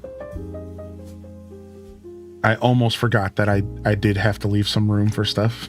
I was getting a little ahead of myself here.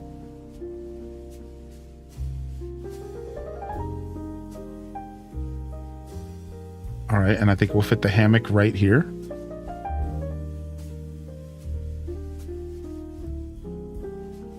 And then we can design the hammock to be like more on theme.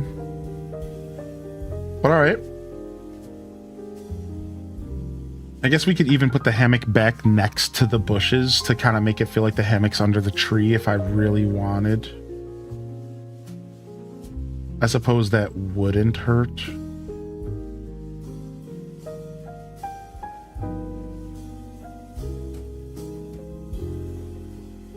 And then I'll move the stuff I just had over here.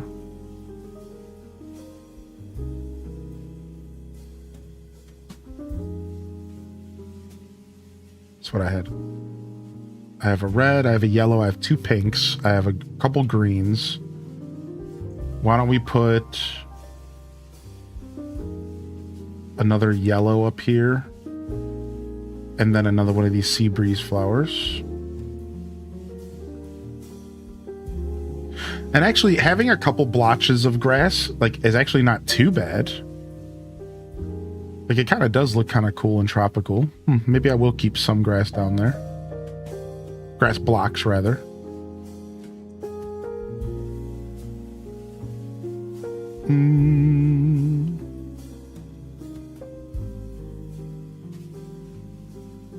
Clear up this ledge, though, for sure.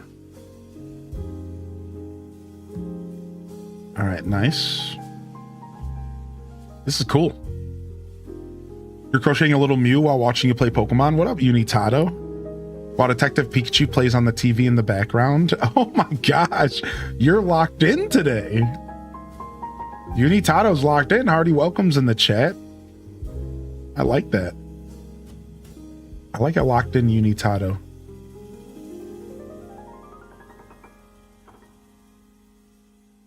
All right, and then let's go around and change out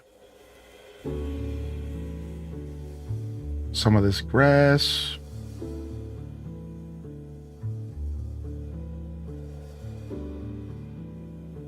Oh, we drowned it. We drowned it.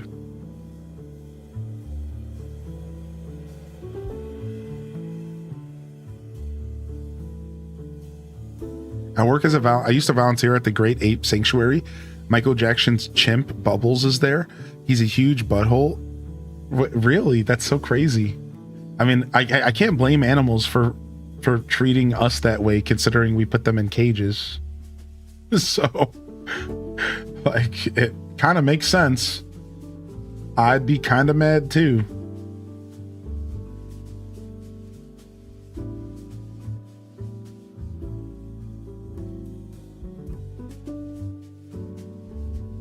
Yeah, this is gonna be cool, I think.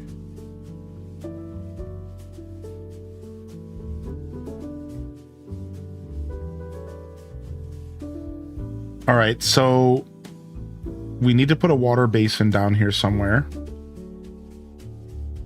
So we're gonna scooch this out of the way. Gonna scooch this out of the way.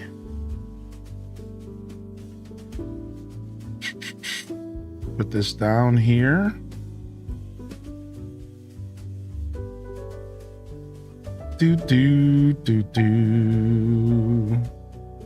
I don't have to use a water basin, but it just kind of works.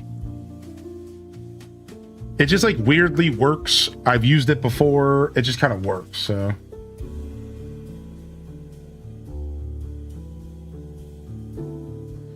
Boom, boom, boom, boom, boom, boom, boom. All right, let me go grab Bellsprout. You making a habitat? I am. Yeah, we're giving Lapras a super nice home. And we're doing our perfect habitat challenge. Again, so we're trying to give her a perfect home and make her have an amazing status. And that just takes like a little bit of like rules, right? Like we have to, it has to have one toy, one decoration, and one, let's have one toy, one decoration, and one relaxation item. And then we have to follow a list of items that the Pokemon finds to be pleasing. Should be cool.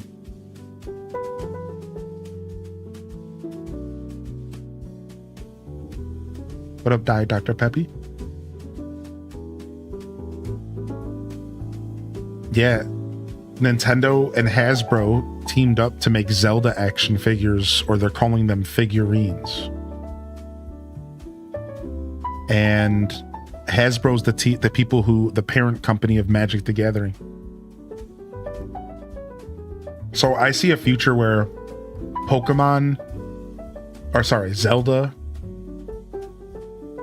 MTG cards could be pretty crazy. Oh, you can't make it in here? Can you not just jump in here, dude? Look at him go. Oh, he went in, he got in. Oh, now he jumped back out again.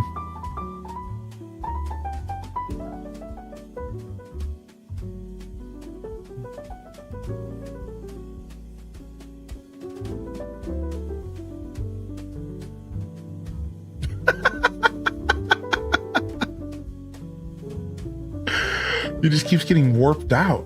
Isn't that so weird? What a weird glitch. I guess I can't have a grass Pokemon make the stuff grow underwater. Because, like, he can't go underwater? Yeah, I guess he can't swim. Here, let me move this and see if this helps. Come here, buddy. Can you do this? No, he literally can't. That's so funny. All right, I'll just wait for this stuff to grow naturally. That's fine. That's so funny. What should I add to my... next to my island? Gaster from Deltarune or Hades? Dude, you gotta go for Hades and Persephone. Yo, can you make this... can you grow this?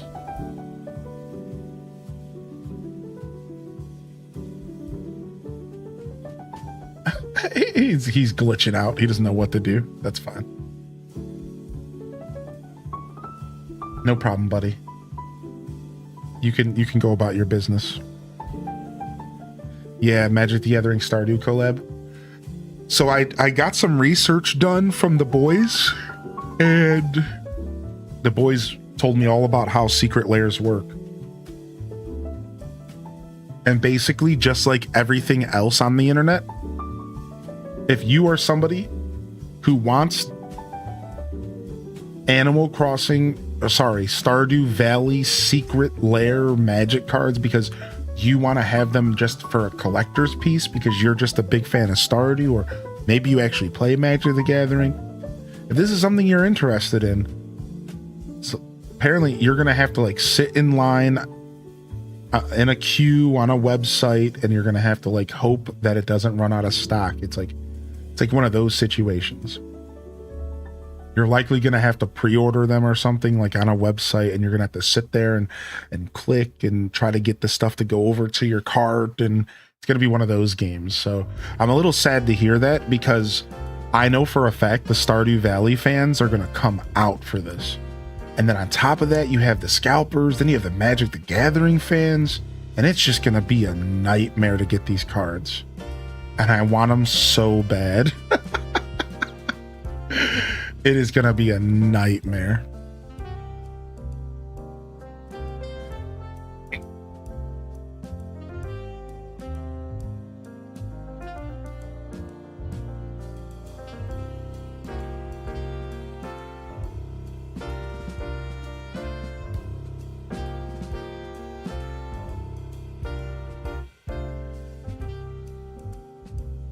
Do do do do do.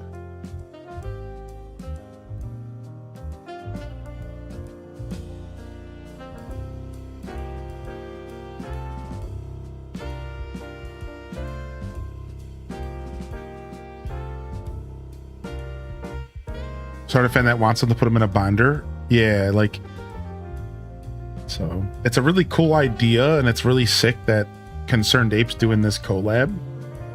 But it's like unfortunately gonna be really sucky to get your hands on these cards. That sucks.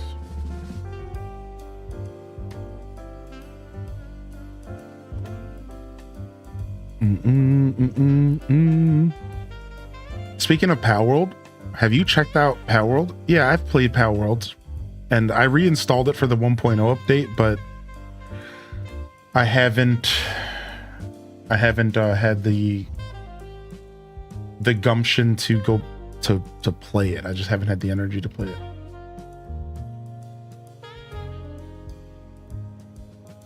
Do do do do do do do do do do.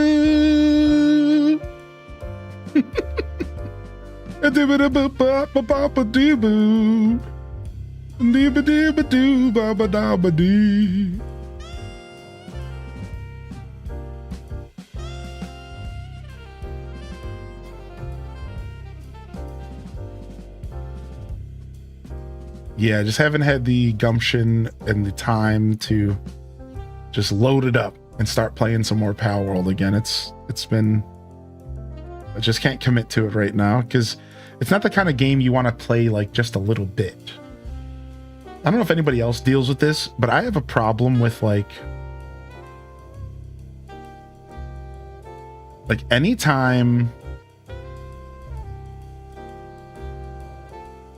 like a lot of times with games, I will wait to play them until I have the right enough time, like what I believe to be the right amount of time to play the game. You know, like what I believe to be like this perfect, like I don't want to start a game if I don't have like the time to enjoy it.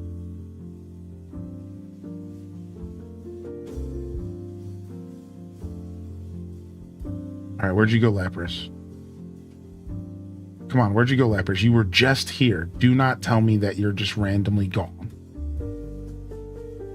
No way, because I just ruined your home. Okay, there you are.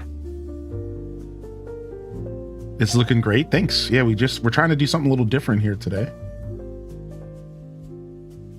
Trying this like tropical biome. I've never done anything like this here. This is pretty cool.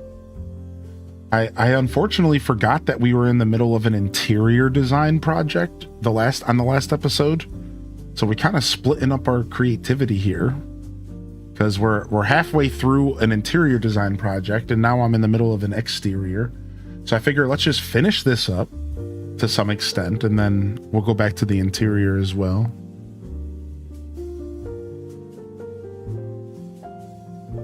He's telling a trusted adult about the brutalities you did to his home. Come here, dude. It's funny because he was talking to Slowking, and I would argue that Slowking is the most trusted adult type Pokemon ever. In fact, if you did a Pokedex scan of Slowking, it would say something like Slowking, the trusted adult Pokemon. Slowking, the trusted adult Pokemon. Like for sure, like that would be him. Like, This Pokemon is usually approached by the other Pokemon when they need a trusted adult, usually after brutalities of their habitat have occurred. The trusted adult Pokemon.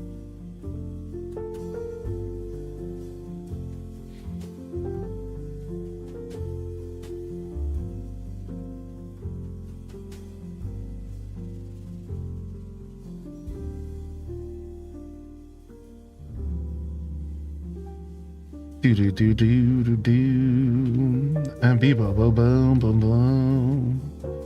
Do do do do do.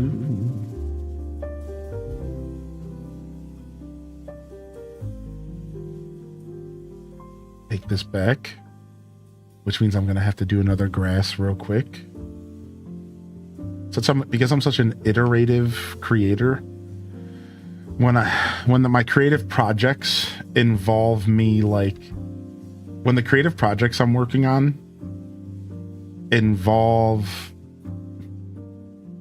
like real like picky type things, it can be annoying because I like to tinker. I like this, for example, this is a random example, but This is why like creating Pokemon teams in Scarlet and Violet sucked. Because in Scarlet and Violet, creating Pokemon teams took so much work, and I like to iterate with my creativity, so I don't want to commit to one, or like I don't want to commit to like one type of thing. Like I want to test something out. I want to build a team, test it, build a team, test it. And that was taking so long. At one point I had to quit doing like quote unquote competitive Pokemon because it was just, I couldn't, I wanted to be able to just keep tinkering. And that's why Champions is so cool, because it kind of gives me the opportunity to tinker and to play around and like to really get to try some stuff. What's up, Jessica? Are the habitats underwater to make those Pokemon hang out near the water more? No, there's no habitats underwater at all here. None of these are habitats. The only habitat here is right here. And this is Lapras' home right here. It's the 4 bushes in the tree. And then everything else is just for aesthetics. All capitals, spaces between each letter. Aesthetics.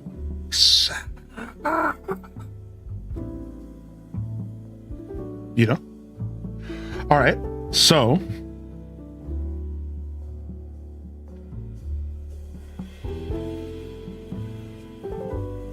we have lots of water, humid, ocean vibes, which ocean vibes,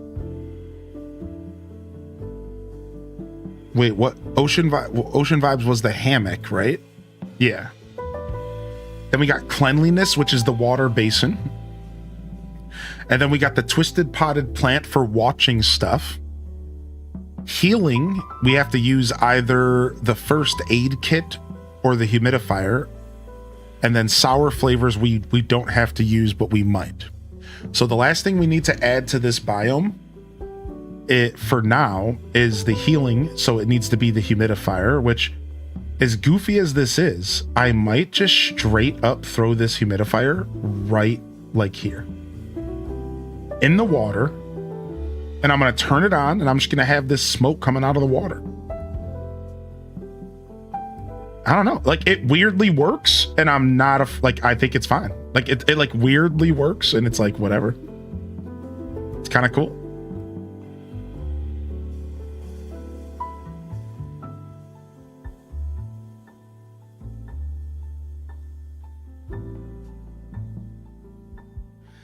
And then here's the problem now, though. We're missing a toy or a decoration. Yep, she's asking for the toy. So you need a toy, you need a decoration, and you need a hammock. Now, is the potted plant by chance counting as a decoration? Because that would make my life really easy. It is. So we're only missing the toy, and I have the perfect item for the toy, and I have yet to explore this item. And I wanted to use this for a water biome. I'm wondering if you can put a sprinkler underwater and activate it. And like, how interesting would that be? It's kind of weird. It's kind of weird. Now she loves it, and I'm about to pick it back up again. Oh, where did it go, dude? Oh man, you broke it, dude. You suck. Sorry.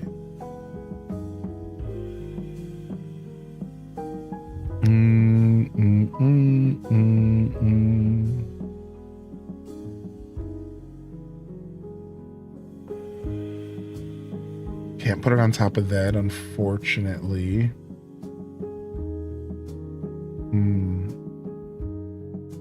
Do I maybe put the pinwheels in here? Maybe I do commit to the pinwheels after all of that deliberation there. Just throw the pit. It kind of works now that I've done this.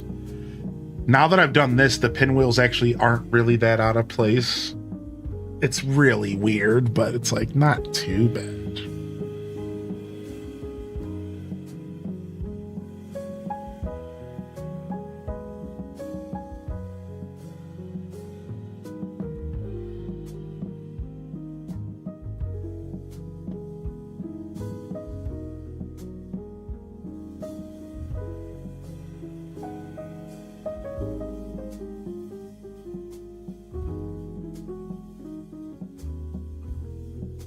It kind of works.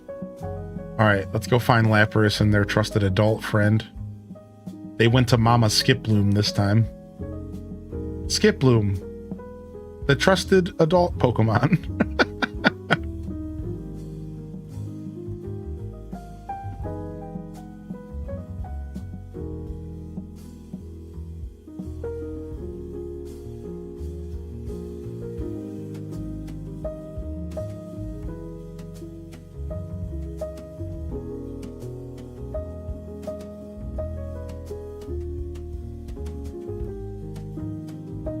All right.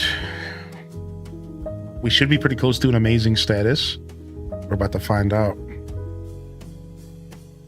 She wants the sprinkler. Yeah, she definitely liked the sprinkle.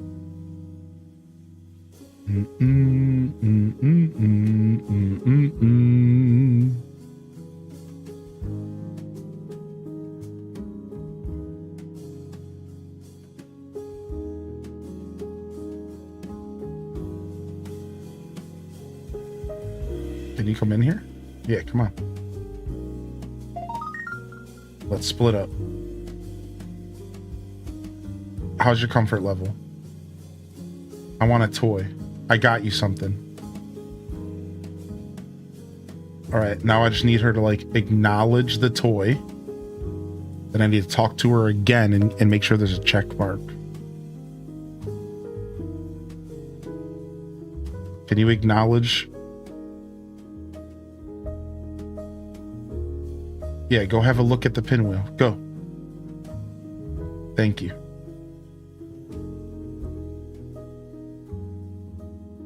How delightful. Oh my. 25 months coming in here from Jessica. We love that. We love that. Thank you, dude. Thanks so much for the support coming in here today.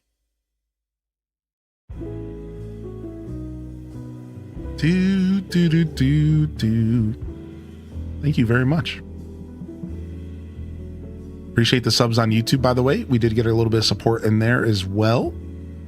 A couple offline memberships. Thank you. Thanks for the support today, yo. All right. How's your comfort level? Check mark. All right. Let's go see.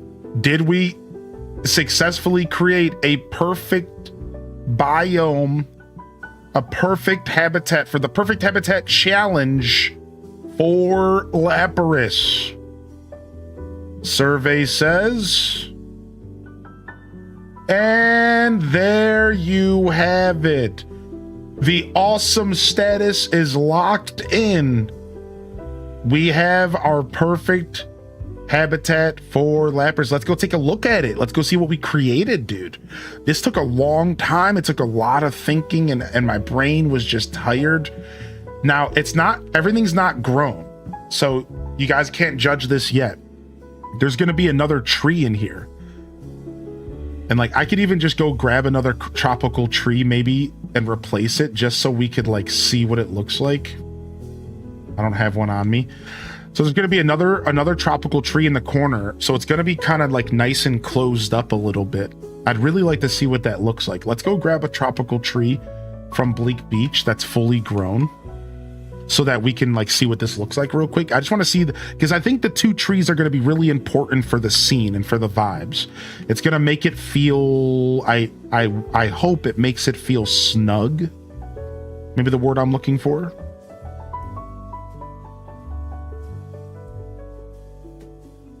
I'm very all or nothing with games. Yeah, like if I don't think I can spend a certain amount of time playing a game, I'll hold off playing it. What's up, Schmacky? Yeah, little beach cove. Let's go grab a big tree. So we can wait for everything else to grow, but let's at least get the tree so we can see what that feels like. Everything else that needs to grow, we'll come back to it. It'll take 2 days for the bushes. It'll take 1 day for the flowers.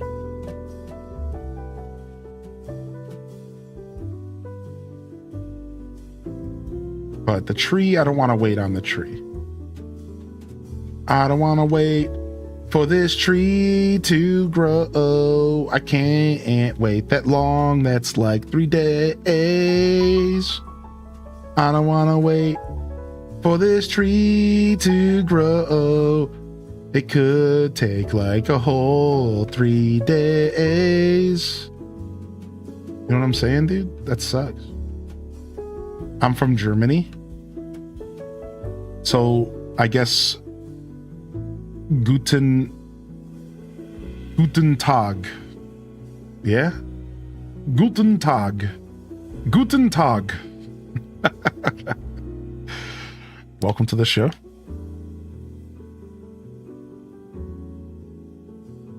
What's your pallet town look like? My pallet town's a mess. Yo, what up, Meg Petrowski? Very nice. I'm from Ohio. I'm from Ohio here in the States.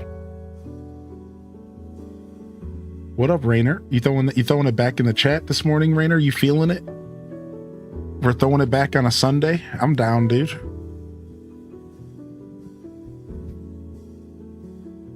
Throwing it back on a Sunday? I'm down, dude. I'm down. We're throwing it back. Alto Girl's throwing it back on a Sunday as well. Who else is throwing it back? We got any dumpies in the chat today? Oh, there it is. H-Des Bounce. I like that, dumpy.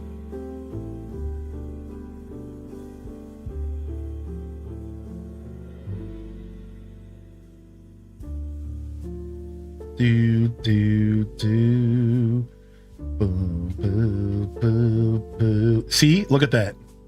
I feel like that brings the whole scene together. There'll be a couple more bushes around it. Look at that. Here it is. Welcome to my Lapis biome.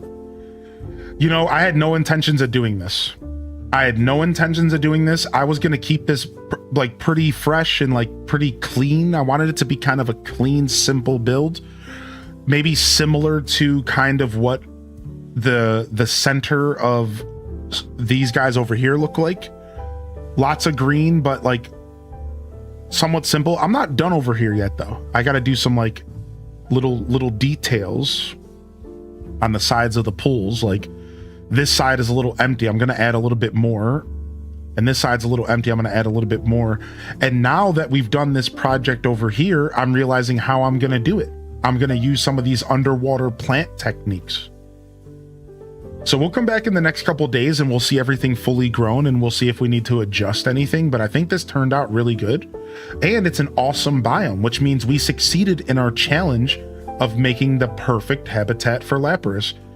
And in such a small space. And the fact that it was completely outside. This was a challenge. I didn't have any walls to hang things. I couldn't just plop a television out here. You know what I mean? Like, this was a challenge, dude. Like, so I finally got the inspiration from Asidi here, one of the viewers in the chat, when they mentioned that they had put flowers underwater. And then that made me think about Animal Crossing New Leaf. And if you ever seen a modded New Leaf save file, you can mod New Horizons as well. And you can add flowers under the rivers and stuff. And I remember seeing that and it always looked really good. Well, that inspiration took me here. And now I get to see this really awesome, like this is so nice. And this is exactly the vibe that I had no idea this was possible. And this was the exact opposite kind of the vibe I was originally going for here. So I'm really like strangely proud of how this turned out because I had no idea what I was doing. But it's not bad. It's very cottagecore, right? Where it's just kind of like a bunch of stuff smushed together, but in a tactful way that makes it pleasing to the eye.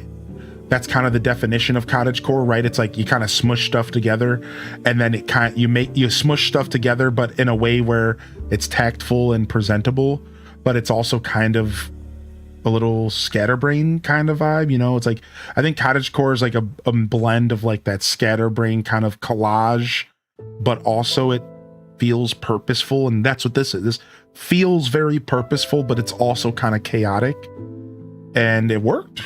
Yeah, it worked. Yeah, like a natural mess. So that's cool. And I think we're going to maybe do something very different for Magikarp. I think I'm going to give Magikarp like a little fishing pier. And we're going to give him like a little spot to fish off of. This is just a temporary fix right now. So Magikarp will be next. And then I think we're going to do Golduck and Psyduck last. And I don't know what I'm going to do with them yet over here.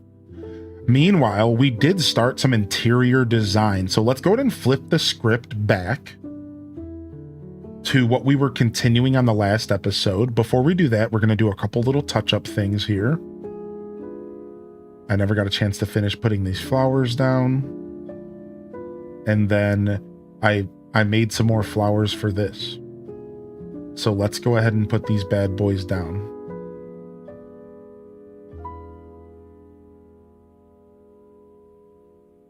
I'm forever filling up this spot with flowers. This has been taking me forever because I have to use Pokemetal to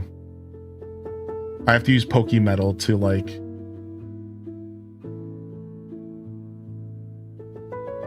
to make these flowers. Are you picking what Pokemon go there? Wait, specifically, are you talking about over here, Taco? If you want to visit, take a peek at my underground storage. Oh yeah, sure, we can do that today. What's your favorite, Pokemon, Zelda, or Mario? Zelda. What about you, Schmacky? How you doing today, Miss Coffee Brewmaster? And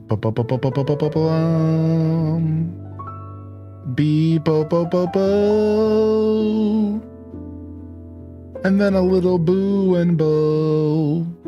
And a little bit more of a boo. Like in what areas? Like, how do you pick them? So it's kind of random. So I picked the Slowbros here because they're water types and because it was big enough for fitting 3 Pokemon. I picked Psyduck and Golduck here because, you know, water Pokemon, that's the obvious, but because it was big enough to fit 2 Pokemon and I wanted to keep the families together. I specifically picked Lapras here because it's a reference to Generation 1. That's the one little I wanted to at least get to that. So this is like specifically Lapras is a reference to Gen 1 because in Fuchsia City there was a Lapras that was in like one of the zoo sections all the way back in Gen 1. So the Lapras is the only one that's a lore drop. And then Magikarp, just because Magikarp needs a place to live. So yeah, Lapras is the only one that's a part of like my kind of lore, like role play. And that's the only one that really was ever identified in Gen 1. The other ones, I don't think there was any like other identifications. I don't remember. But the Lapras was for sure in Gen 1. So yeah, Lapras is the only one that's being chosen specifically out of lore for this area. And fun fact though, Taco, I accidentally picked Slowbro because of lore as well. So hear me out. Turns out that the warden from Gen 1, they called him Slowbro. They called him Slowpoke. The same guy that you got his golden teeth back. So in Gen 1, you had to go into the Safari Zone to get these golden teeth to give to this guy, the warden, who would give you TM strength. Well, turns out that guy's nickname was Slowpoke or Slowbro or something along those lines. And he couldn't speak without his teeth. So weirdly enough, I accidentally put Slowbro family here, and it's kind of a nod to Fuchsia City. Because like the warden lives in Fuchsia City traditionally. He lives in one of those houses over there. And so isn't that kind of cool? So I actually have 2 lore-based Pokemon living here, but one of them was an accident. To be completely transparent, one of them was an accident. So, I'm not cool enough to have done it on purpose, but still worth noting.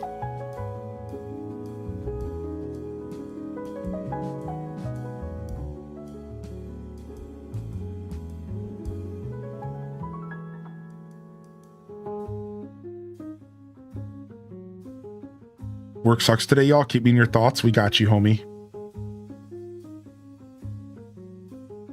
In the thoughts, you shall stay.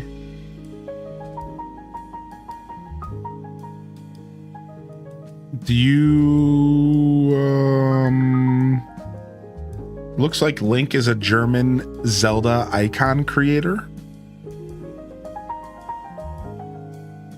Yeah, I don't know who that is. I've never heard of them. Are you asking me if I've ever heard of them before? Oh, here they are. Yeah, no, I've never heard of them before. Cool. Yeah, I'm not hip. It looks like their YouTube is pretty Nintendo adjacent. Cool. Cool. Yeah. Oh, he's like full on German creator. Like his videos are in German as well, it seems. Yep. This is a full on. Now, good thing YouTube does like this auto dubbing stuff now, so I could still watch them. I kind of like the auto dubbing stuff. Anybody else? I think the auto dubbing stuff on YouTube is actually kind of cool. Like I've randomly gotten fed like Japanese videos and stuff, and I could watch them because of auto dubbing. I think that's pretty cool. I think the auto dubbing stuff is a W.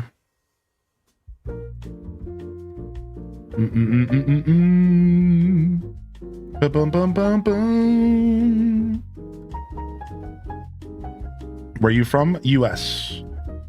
From a state called Ohio in the United States.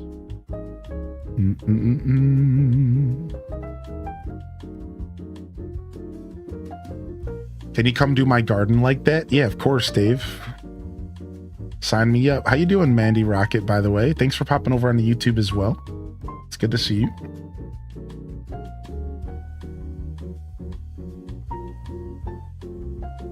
One pink cottage kit. Thanks. All right. Let's go see what we are doing with this interior design, and then we can go visit Taco. No rush. I want to actually rack my brain on this a little bit first. Because where we left off is actually the project we were working on before, but I forgot. I almost feel silly because I would have rather have finished this first today before starting a new project, but that's okay because we finished the new project. Done, moving on. Let's come back, everybody. On the last episode of Pokopia Designing, we started doing our perfect habitat challenge for Venonet and Venomoth. And I present to you our kind of half-finished design so far. And we're far from done. We've been kind of just throwing stuff at the wall so far. We're not sure if the flooring's going to stay the same. I'm going to try a different one. And we're not sure what this side of the room is going to look like, but this side of the room is starting to come to its final form.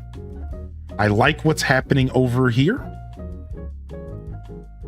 But again, it's all still very early right now. So let's get back into it here. And let's start off by going to Venonet and seeing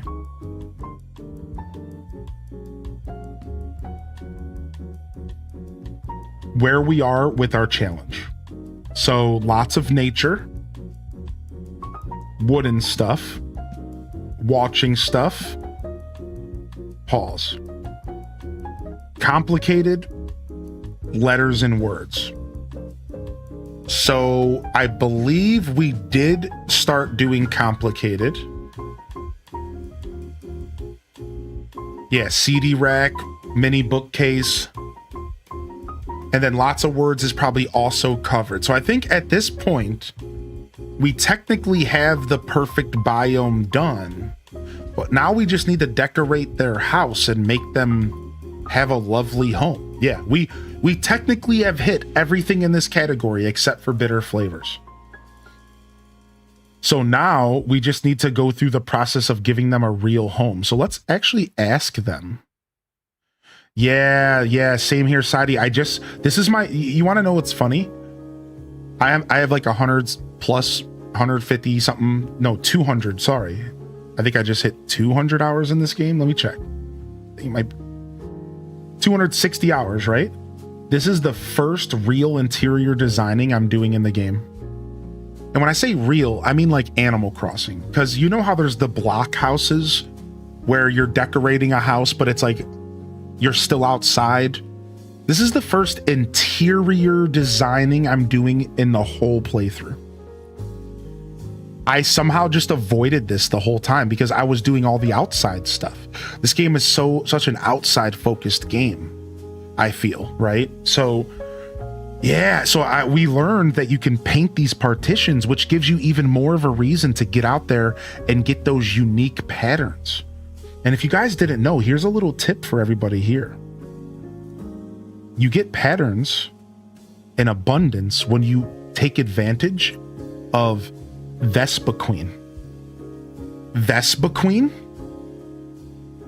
and Gimme Ghoul and Goldango.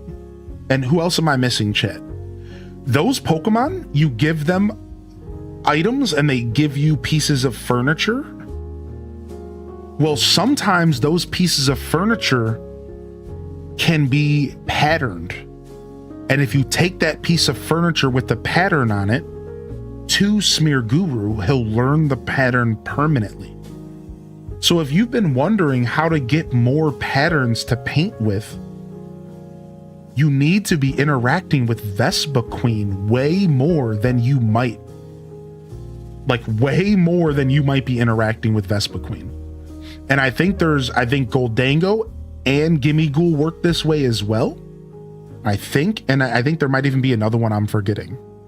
So I just want to throw that out there. If you have not been interacting with Vespa Queen every day, you probably want to start doing that because that is one of the ways to collect stuff.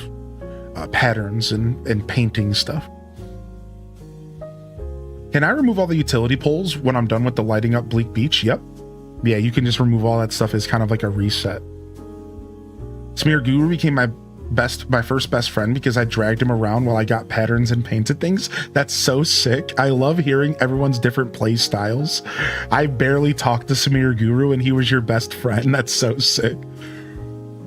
Pidgeotto, I think, was one of my first best friends because I was dragging Pidgeotto around with me everywhere to go hunt for ancient relics. All right, how's your comfort level? He wants something to relax on that's wooden. So he is not convinced that the hammock is enough. So we need to get a wooden chair or stool for him. So that's easy, right? Like that's easy. We can do like a little table in the corner with like a little log stool. Because he's such a small guy, we don't even have to do a bench. We can probably just do a little stool.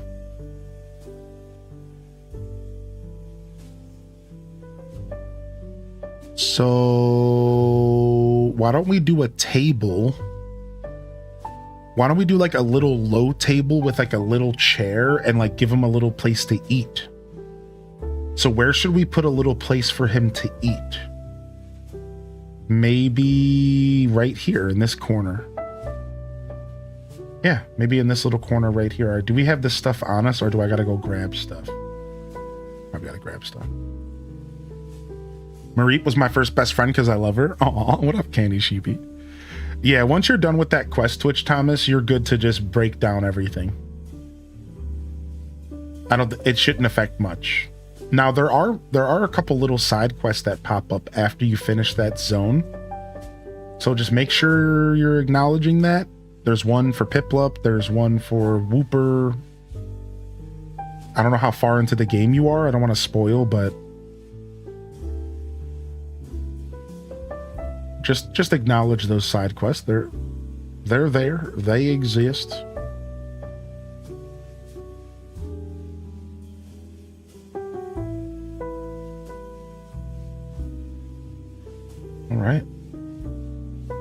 nice. Mareep's a cutie.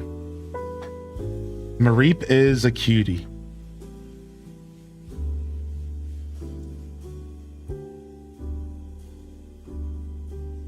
Wasn't the free shiny in Scarlet and Violet a Mareep?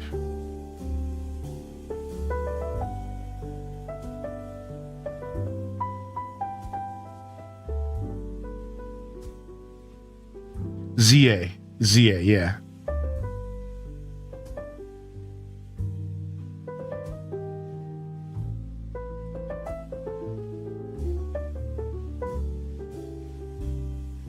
I beat the story a couple weeks ago, but I never removed the polls. Okay, that's what I thought. I figured that was the case, but I didn't want to overspeak. All right, just dump this stuff out of my inventory for a minute. Just trying to clear up my inventory a little bit so I can see what I'm working with. All right, doesn't look like I have any tables in here. Let's see what we can craft.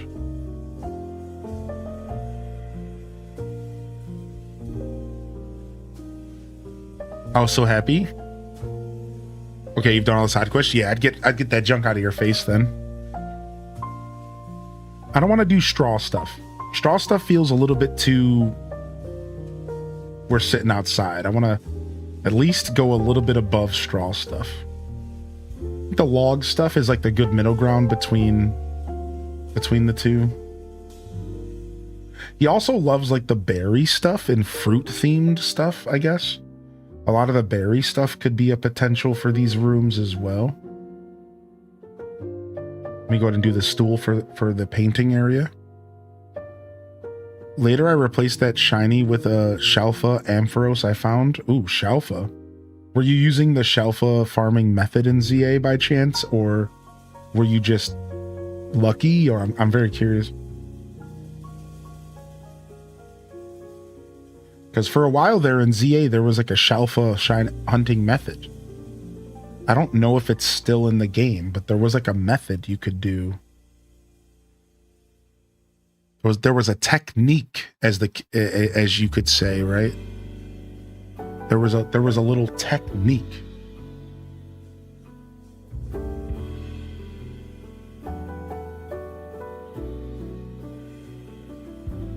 All right, lots of nature, berry case, berry chair, berry bed, berry basket. Can I craft a berry basket? Do I have that recipe?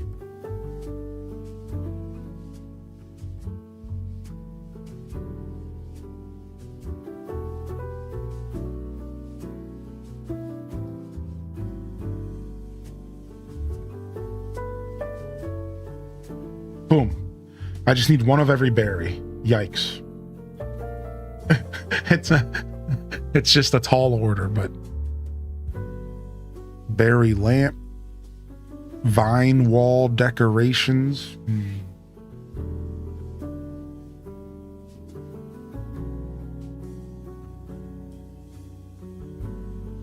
I wonder if we give him a fireplace. Would a Venonat want to be around fire? He does like a bright environment. Yo, thank you, Kate Nicholas. You were fast traveling to a nearby spot over and over again. Yeah, classic.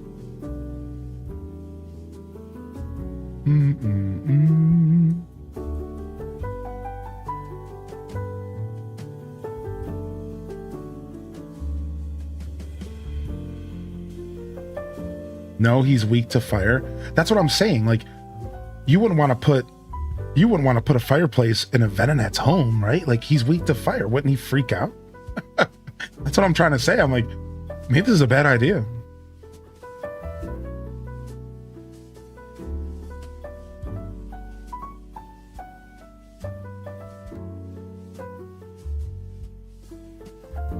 Is there not like an art set? Is there not like an art set or something?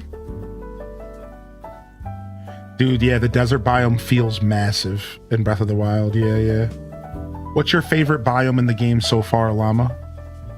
I don't know how far you are, but... Yeah, is there not like a cute little art set on a table or something? Maybe I just don't have it unlocked, right? But still.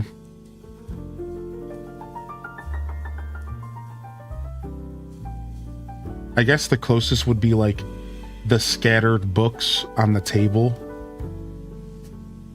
There's the science experiment. That's not art, but a different kind of art. A different kind of art, you see? Science. The art of science. All right, let me quickly... What was I going to go do? What was I going to go do? What was I going to go do? I wanted to go and get some berries. So I can create myself a berry basket. I think this is going to be nice.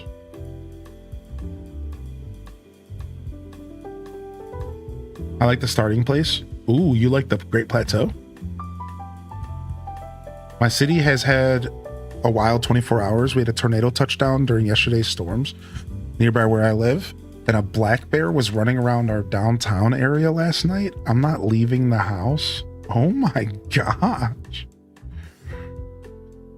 Do, do, do, beebo, beebo, bo. Well, I'm glad you're okay. One, boom, boom. Okay, that's 4, 5. Is that it? There's just 5 berries in the game, right? No, here it is. The ass pear. Can't forget the ass pear berry.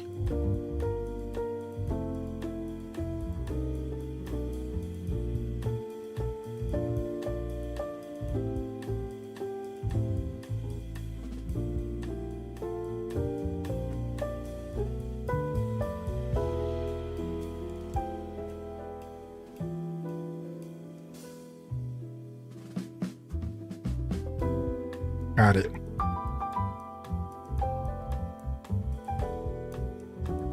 Wait, how do you pronounce that berry? I think it's asper. I think it's the asper berry. But, you know, gotta get a little silly with it sometimes.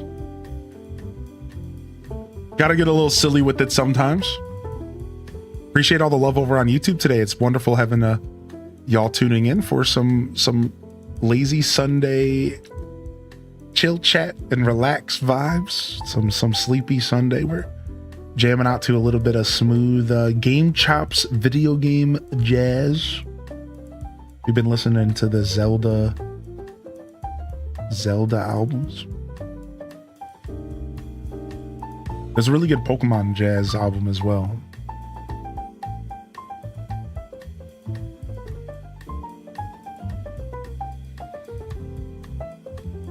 So, do we have any predictions on what Pokemon they're going to add and maybe what town the DLC is going to be based off of? So, Wave 1 is we're getting a whole new town and probably new Pokemon. And then the free update that's also coming alongside Wave 1 is adding the diving ability. So, it's easy to assume that it's going to be underwater themed. And like water themed, so maybe a lot of water Pokemon, maybe a lot of ice Pokemon, which we have identified that there's not a lot of ice Pokemon in this game at all yet. What's up, Chicky?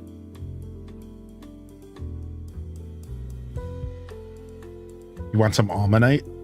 More fossils? Helix, Lord Helix, praise Helix. Wow, why is this so big? This isn't just a berry basket. This is a berry basket. It's a berry basket. It's a berry basket.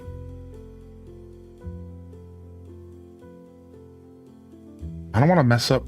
I kind of want to move this area. No, let's put the berry basket here. Maybe.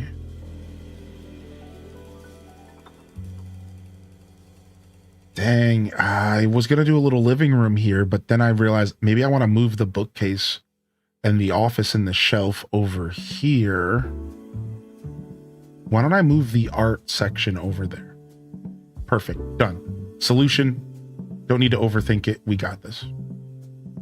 Now it's just a little Venonat, and this little Venonat doesn't need a lot. You know, he's a simple little Venonat. Just one little simple table. Maybe he eats in front of the window.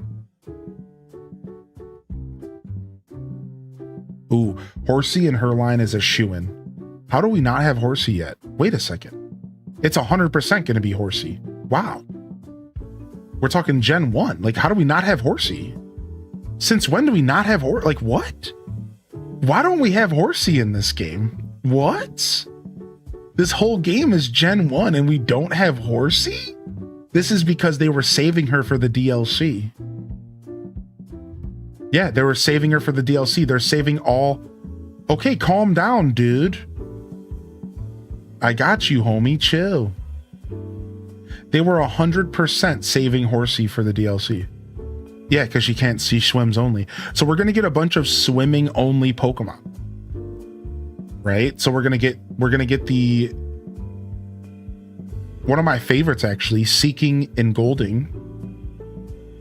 Horsey.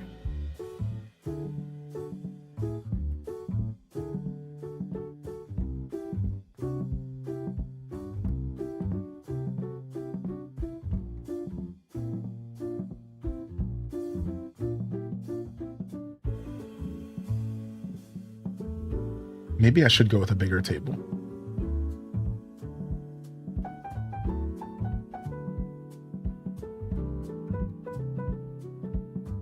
Yeah, Mantine. They had confirmed Manaphy, right? So maybe the baby Manaphy as well. Fiona or whatever. Not Fiona, I don't know how to say his name. Phineas? Phineas and Ferb? I don't know. Whatever that gosh darn Pokemon's name is. Feeny? Mr. Feeny? From Boy Meets World? I don't know.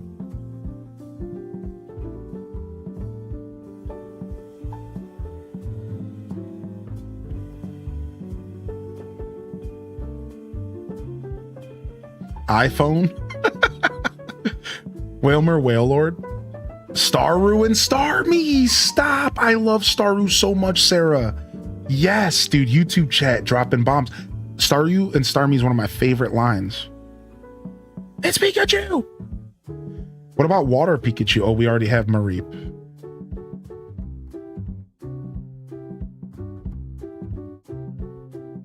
Wait, does it matter what direction the chair's facing when they sit?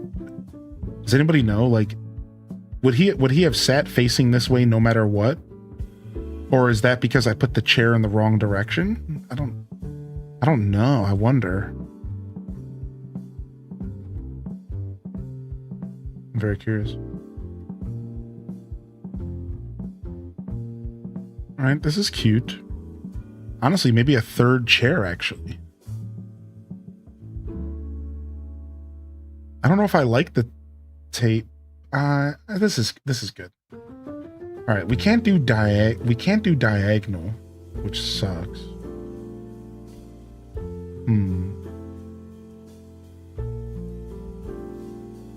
All right, so we'll do the berry basket. We'll do the table. We'll do the wooden plate. And we're gonna put his favorite berry on the table. And we're gonna put his favorite berry on top of the plate.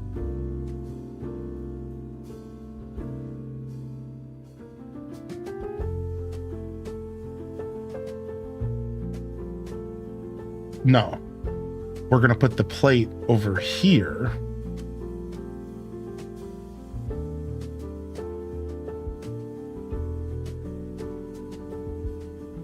Wait, why can't I? Why can't I put this plate on top of this table?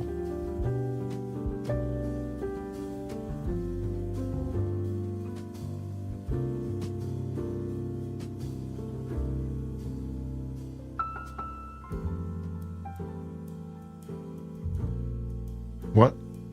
Curtains are in the way. Thank you.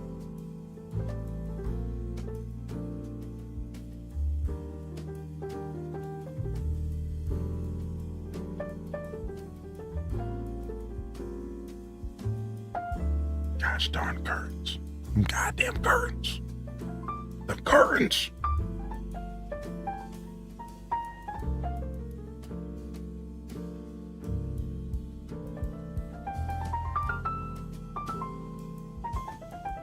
All right, I need you to get up.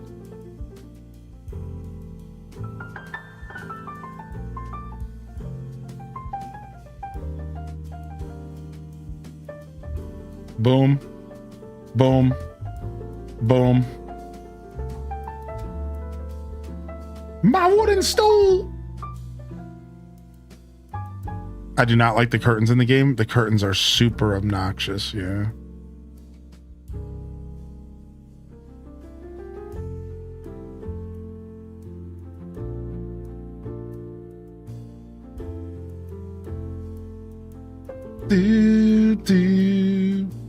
People.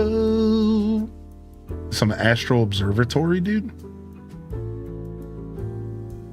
I'm not even sure I'm keeping these curtains, but for now I'm just gonna work around them. Maybe I'll end up keeping them. Poliwag's in the game. Ooh, our boy Poliwag is in the game. True, actually. All right, we're gonna do a nice little corner table setup, which I think is gonna be really cute. Yo, look at him jumping up and down for joy. Oh, yeah.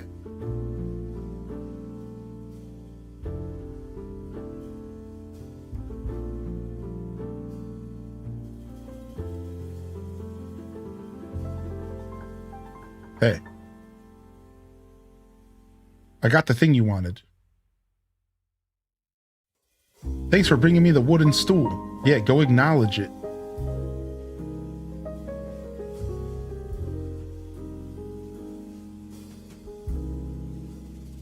All right, check mark. Locked in. Check mark, locked in. All right, so this would be kind of like a pseudo little kitchen area, maybe. Bum, bum, bum. A-do-do-do.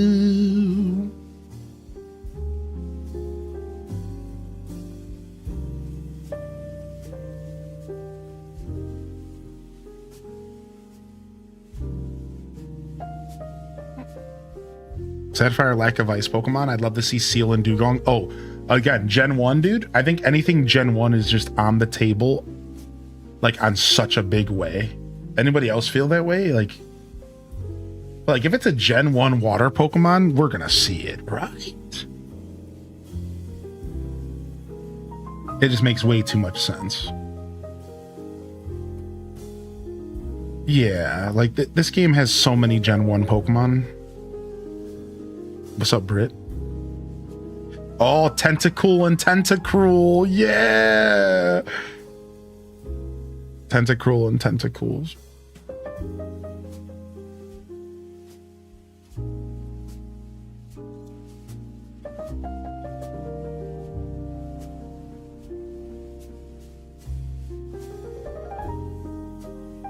Man, is there not a 2x2 table that like looks natural?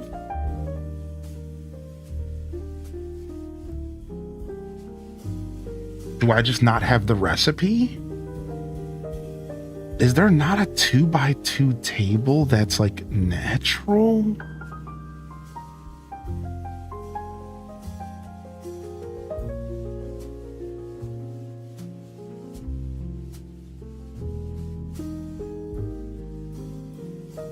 No, there's not. Unless it's here. Here it is. It's the stone table. Stone feels a little bit much. Like I would really like wood. But I think stone would maybe work.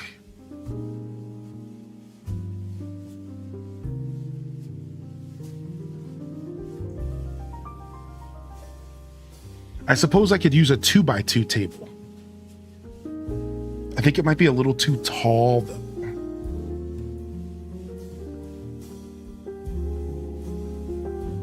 We could just go for the full berry theme. Barry is really nature-y, and he's a venonat, and he's basically a gnat. He's basically a fruit fly. Maybe we just lean a little further into the berry theme than we planned on.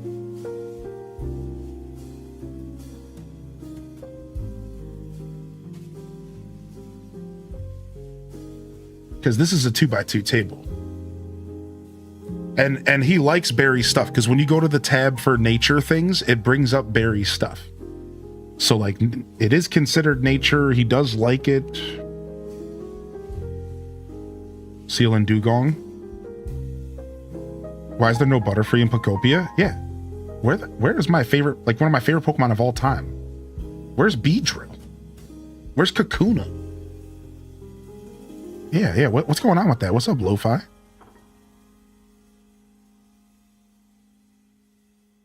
All right, let's try the berry table. Let's try the stone table. Let's go. Now, we don't have those recipes, so I'm going to have to go find a stone table to take a picture of. I can, however, craft the berry table, but I don't need to. I can go steal it.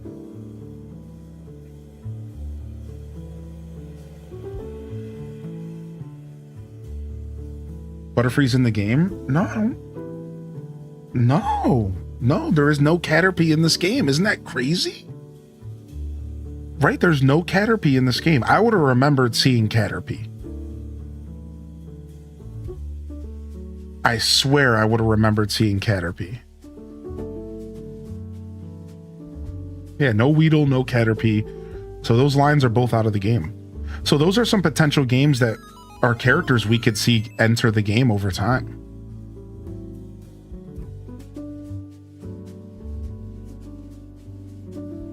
There's a few missing Cantonian lines, yeah. You were thinking of Venomoth? That makes sense. I always mix them up. Yo, thanks for the follows coming in. All right, we have one of those tables right here. Look. So Gudra, don't get mad at me. Yoink. Oh, I'm gonna have so many homeless Pokemon here. I'm gonna have to come back and give homes.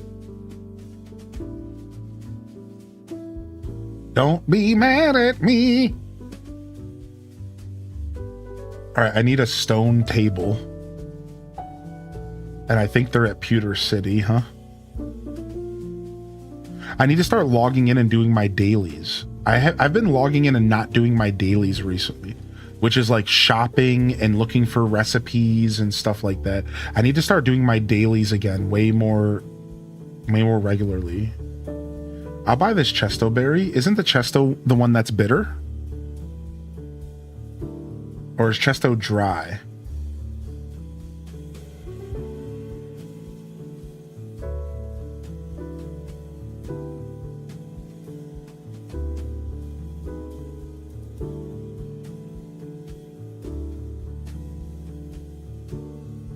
I actually don't have any random junk to trade you, so I lied. I'm not doing this. So for me, I created my own set of dailies in this game. And when I say dailies, what I mean is, so the Pokemon in this game can set up shops, and those shops can offer random items. And these shops can rotate throughout your whole day, but specifically every day. So when I log into this game, usually, here's the things I like to do. First off, I used to go hunting for ancient artifacts because I needed to get all the fossils in the game. And you also want to hunt for ancient artifacts so you can get relics, and then you can trade those relics in for items.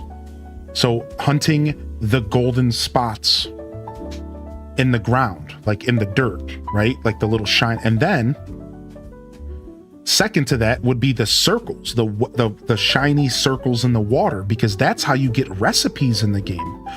One of the best ways, and honestly one of the only ways to get recipes after you kind of beat the game, is from the little spots of water, the little circle spots of water.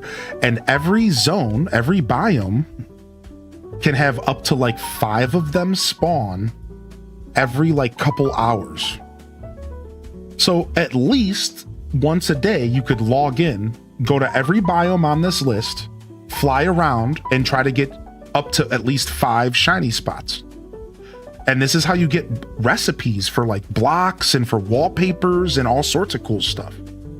So First daily, your ancient artifacts. Second daily, your water spots. Third daily, checking your shops. So if you don't know what I'm saying, not only can you set up a habitat for a Pokemon to set up a shop, Pokemon naturally set up shops in Poke Centers every day, as well as in Pokemarts. You should take it upon yourself to be checking these shops every day, because these shops can carry items that you might not have. Rare items that don't have recipes for crafting potentially. Stuff that you would normally have to copy in the photo. You know, like this right here. I've never seen this poster anywhere in the game until today. I've never seen this in the game. I have 260 hours until right now. So this is when I say dailies, that's what I mean. So I'm going around and I'm checking my shops. I'm getting my water spots. I'm checking my ancient artifacts, and I stopped doing that recently, and I need to start doing it again because I'm trying to collect every item in the game. I would like to try to get all the recipes and stuff, because just like Animal Crossing, the more items you have, the more recipes you have, the more fun it is decorating. Animal Crossing is the same way. The more items and the more fun stuff you have to work with, the more entertaining it is to really get creative and have fun decorating in these games. So if you are a decorator, then I think that it's imperative that you consider the dailies. And I could go further into this if you want. There's like some stuff you could do to make this like really smooth. Like you could, for example, you could limit how much fresh water you have to certain areas so it's easier to farm the water spots. Another example is you could create a Pokemart and Pokemon shops can go there so that your Poke Center doesn't have to have anything to do with it. You could also create a shopping district, and then you could have a bunch of Pokemon living in little shopping districts, and they could sell different stuff throughout the whole day. And there's a couple different ways where you could kind of game the system and make it easier for you to look. I just got a recipe I didn't have for a chic table, right? Like, so if you, one day we could sit down and talk further about it, but just know that you can get real deep into this. It's cool.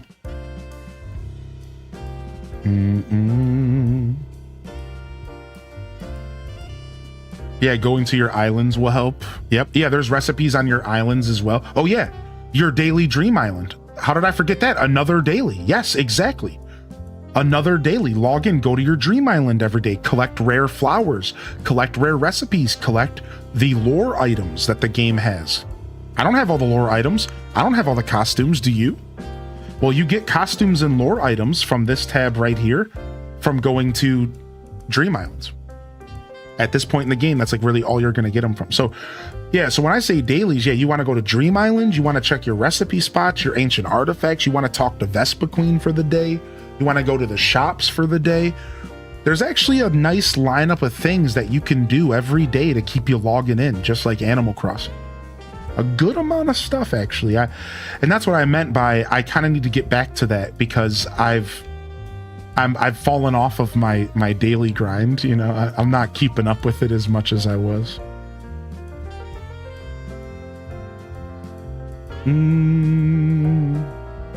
Ba-ba-boom.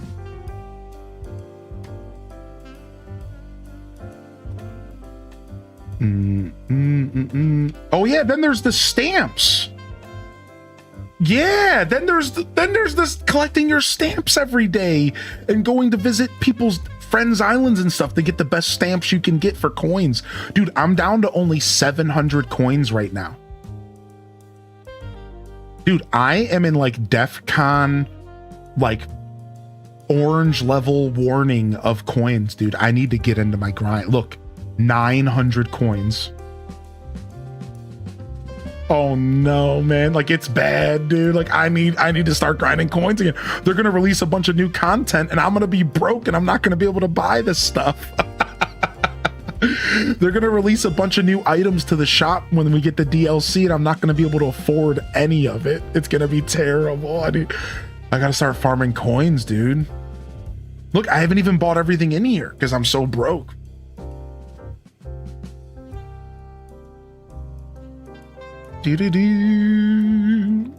Do-do-do-do.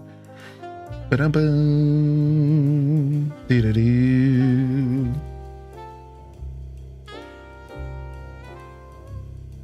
Get hustling. I gotta get back to my hustle for sure. Maybe Pokopia on Friday to take advantage of the bonus in Pallet Town. What's the bonus on Friday? I thought there was only a bonus on Sunday. Am I not hip?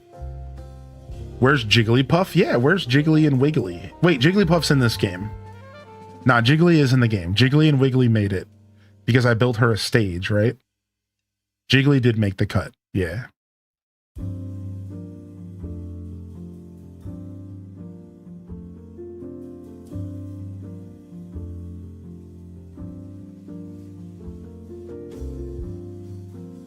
Yeah, I'm not sure about all the mechanics in this game, Bookworm.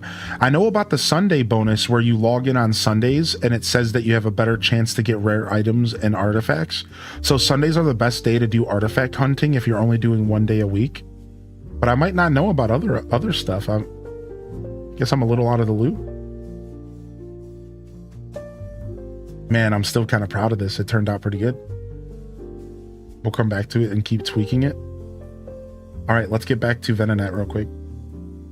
Let's finish up what we're doing with Venonat. Just here briefly, I want to get these thoughts out of my head before I move on.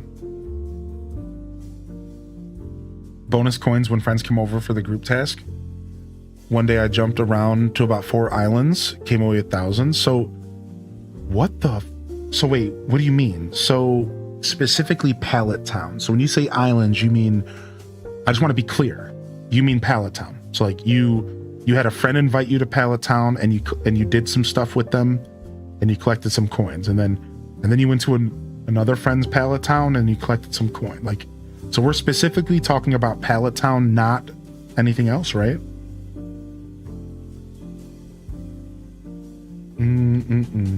This is so cool. I'm gonna have to look into this. Thank you, Bookworm, for the knowledge.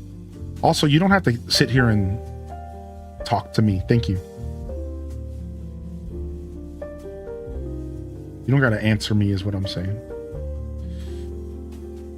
Do do do do do do do. What do you think? What do y'all think? I think this might be good right in the center.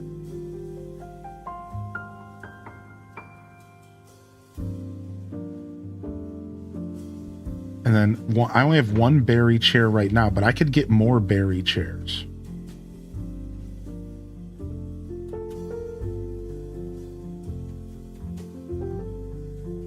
Yeah, maybe 1 more berry chair. Maybe 1 more berry chair for this table. I don't need like 3. I think 2 chairs is enough, right?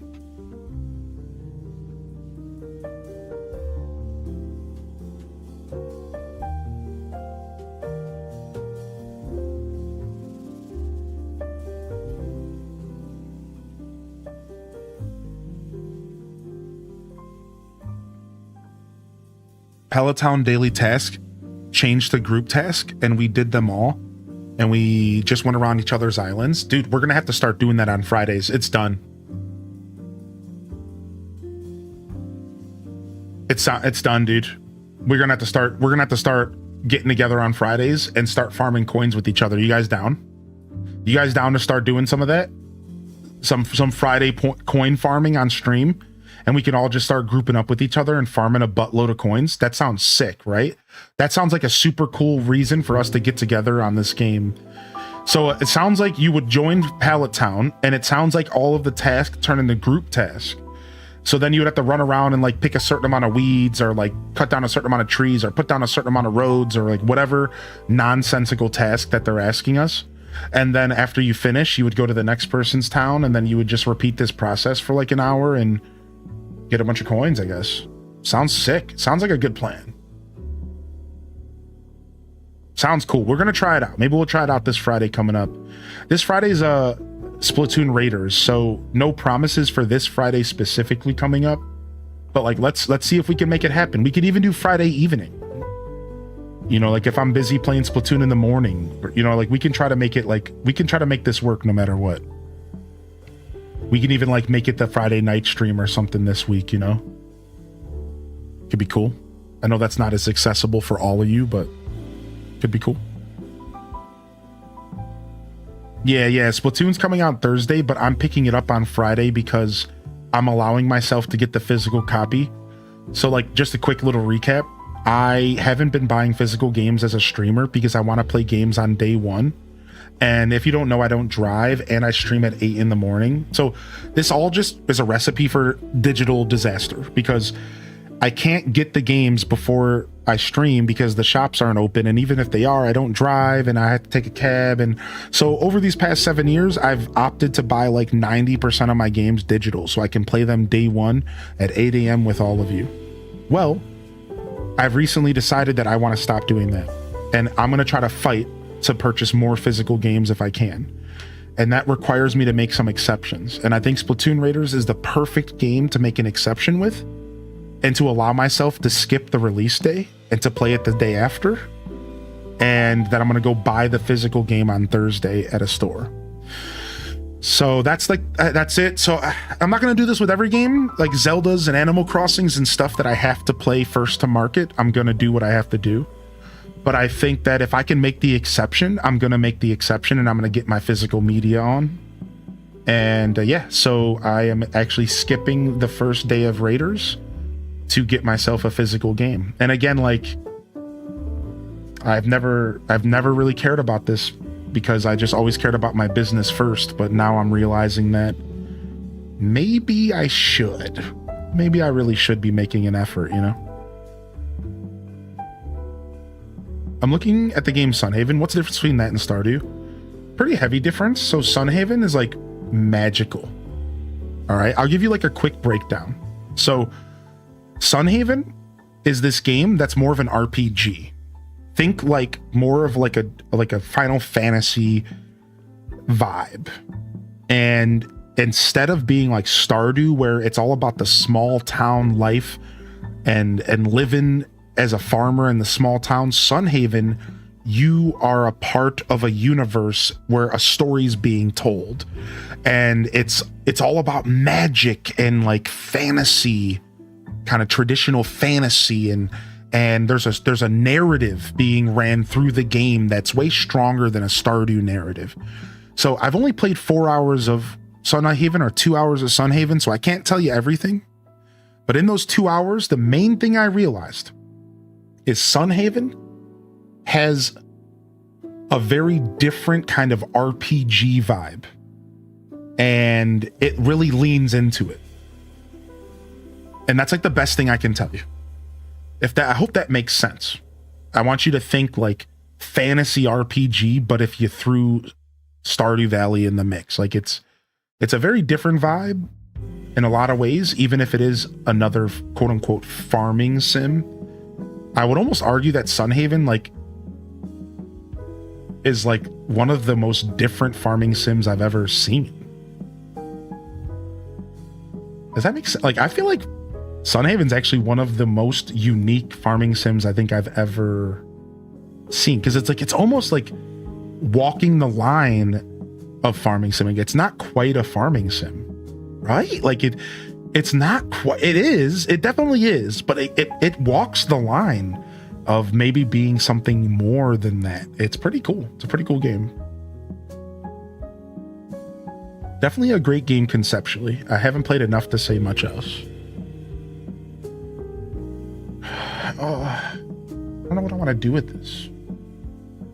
Am I afraid to put this table in the middle of the room?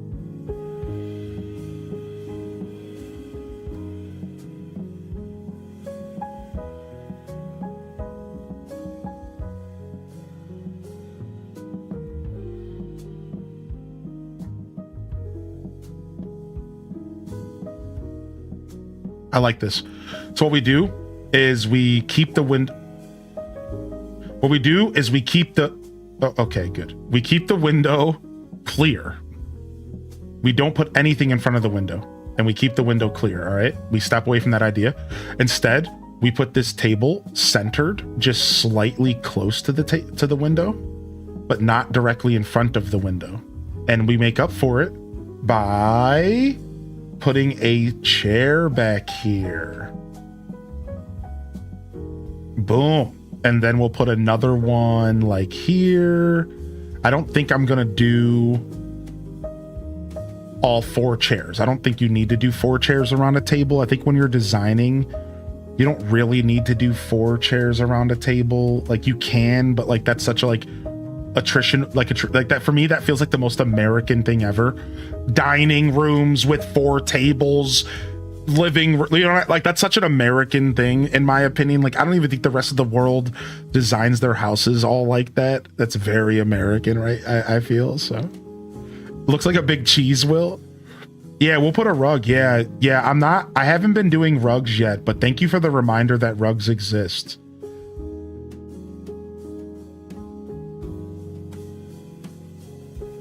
Aw, that's really cute. It's a little bit much. I almost want to use a different pattern here. I almost would like to use a different pattern, but it's nice though, right? Isn't it kind of nice? Why can't I pick it up? I knew that was going to happen. Oh, because there's stuff on top. Will you stop just picking random stuff up?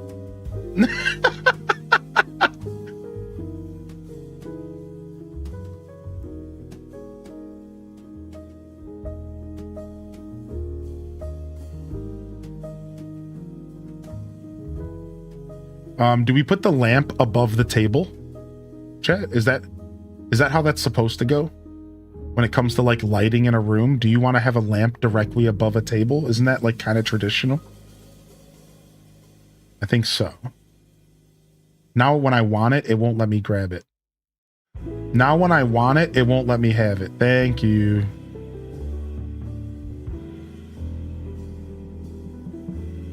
Something like that. Is that stupid? Because it's such a low-hanging lamp. It works, because the table is so low to the ground.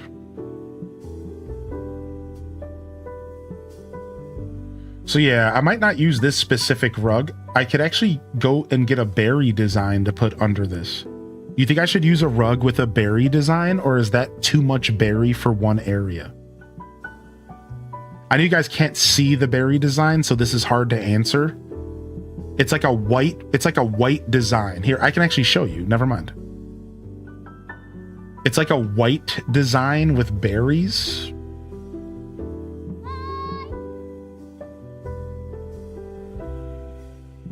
It's this. It's the berry print. Do you think that would look good under there? Or is that going to look stupid, do you think? You like this rug? I kind of like it too. It's growing on me very fast. Mystic Academy Escape Room. Yeah, it's funny because when I first put it down, I didn't like it. But now the more and more it sits here, the more I'm like, actually, this is kind of working. Maybe I don't need to touch it.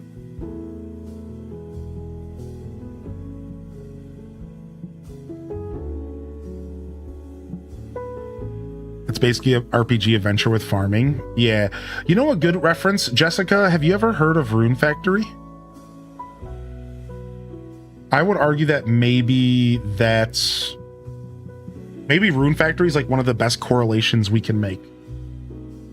Sunhaven is like very Rune Factory, opposed to like, I would argue that Stardew Valley is not as Rune Factory as Sunhaven, because Rune Factory has always been very magical and very mystical and very like you're casting spells and very fantasy heavy.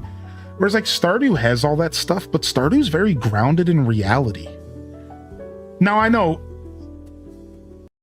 like, really, Hylian? Junimos, wizards, goblins, like, yeah, but you have to admit, like, Stardew is like very grounded in reality. It's like Sunhaven is like very fantastical, and I would argue Rune Factory is like a fantastical experience. Right. Where'd you get the pattern for the rug? From Vespa Queen. Vespa Queen gave me the pattern.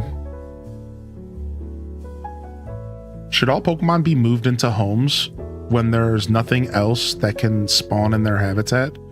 Like, do they get happier in a home? So not necessarily. So the way that the game is structured, to my knowledge, Twitch Thomas, is the following. So perk up your ears. Class is in session with Professor Hylian. All right. I don't have all of my props in here, but we'll put the glasses on and we'll put the pen in our mouth, and we'll all right, Professor Hylian, we'll put the pen around our ear. All right, Professor Hylian is in. All right, so the way this works is that Pokemon's happiness is all based off of the stuff listed here. And to answer your original question, homes do not matter. I used to think they do, but they don't. But some Pokemon, they do. So let's get into it. So let's start off with Bulbasaur.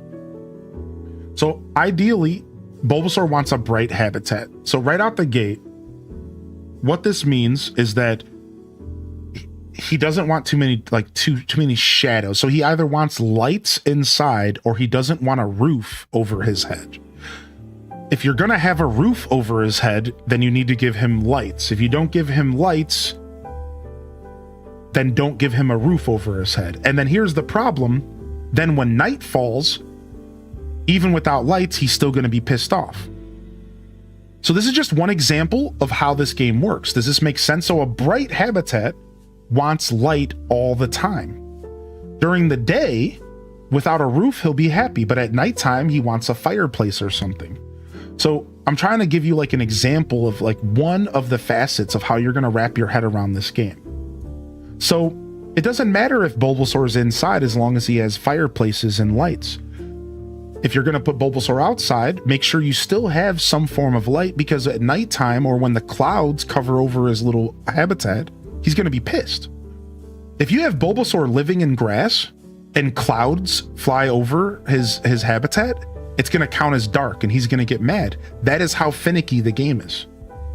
So what I'm trying to express is just how important this ideal habitat can be and how you want to start wrapping your head around this. You want to make sure you're really listening to this. So it doesn't matter if Bulbasaur is inside or outside. All that matters is that it's bright. And you need to consider the day-night cycle in that conversation. Next, the only other thing that matters for every Pokemon, all right, is one relaxation item, one toy, and one decoration item. And you can find all this information on Cerebi. I'm going to link you right now. All right, so if you go to this page right here, and then there's sorry, that link actually might not work because Cerebi sucks, but go to Cerebi and you can find out all of the different categories of items and stuff. And the game tells you anyways. So the point is that in order for a Pokemon to properly be happy, they require at least one relaxation item, one toy, and one decoration. These are the three important things every Pokemon wants to be happy. On top of that, their ideal habitat is also going to be, in my opinion, the most important thing on this list right here. You can ignore everything on this list if you want. This is all just a part of the fun challenge I'm doing. But you cannot ignore this right here. So now there's a couple exceptions, Twitch Thomas, and this is where this game actually has a lot of depth. So let me just show you one example of depth. Charmander. So Charmander wants a warm habitat. So we can all assume that a warm habitat would be around a cozy fire, right? Give him a fireplace, give him a fire. He wants warmth. But there's something that they don't tell you on this list. Because Charmander is a fire Pokemon, he doesn't like the rain. And if you do not put a roof over a fire Pokemon's head, they are automatically pissed off at you. Fire Pokemon do not want to live without a roof over their head. And the reason why is because of rain. If it rains and they don't have a roof, they're mad at you and they're instantly just, they lose levels of comfort. So every fire Pokemon either needs to be put inside, or every fire Pokemon needs to have some sort of makeshift roof over their habitat. So even if their habitat is 4 pieces of grass, you better have a fake makeshift roof over that grass, because as soon as it starts raining, they're angry. So this is one example of depth. So while you still need to listen to everything I said before this, right? Ideal habitat, warm, 1 relaxation item, 1 toy, 1 decoration. Charmander is an example of where you also need to consider the rain. Let's take this one more step further. Squirtle. Humid. Now you might have learned through the game because of the Yawn mission that humid means lots of water. Now it's going to be a little hard to get all that water into a house if you're not using a bathtub or a water basin full of water. These are 2 options. They might not be as humid as you need. So this is an example of a Pokemon that might be better off outside, because outside you can put them by luscious lakes and rivers and give them the humid habitat that they're looking for. But you can put them inside too, using bathtubs, using water basins, using pools. You can make their ideal habitat humid inside. So again, all you really need to worry about is 1 relaxation item, 1 toy, and 1 decoration. Doesn't matter if they're inside, doesn't matter if they're out. What a lot of people will tell you though, is that they notice that when they give a Pokemon a house, they seem naturally happier than when they don't have a house. So when we first started this game, people noticed that Pokemon were happier indoors. So we started assuming that it was always better to Pokemon in a building than it was outside. Well, we have learned that that is not true. That is just objectively false. And that's what the final conclusion that I wanted to give you. Class is now dismissed. That is objectively false. We thought that that's how the game worked, but that's wrong.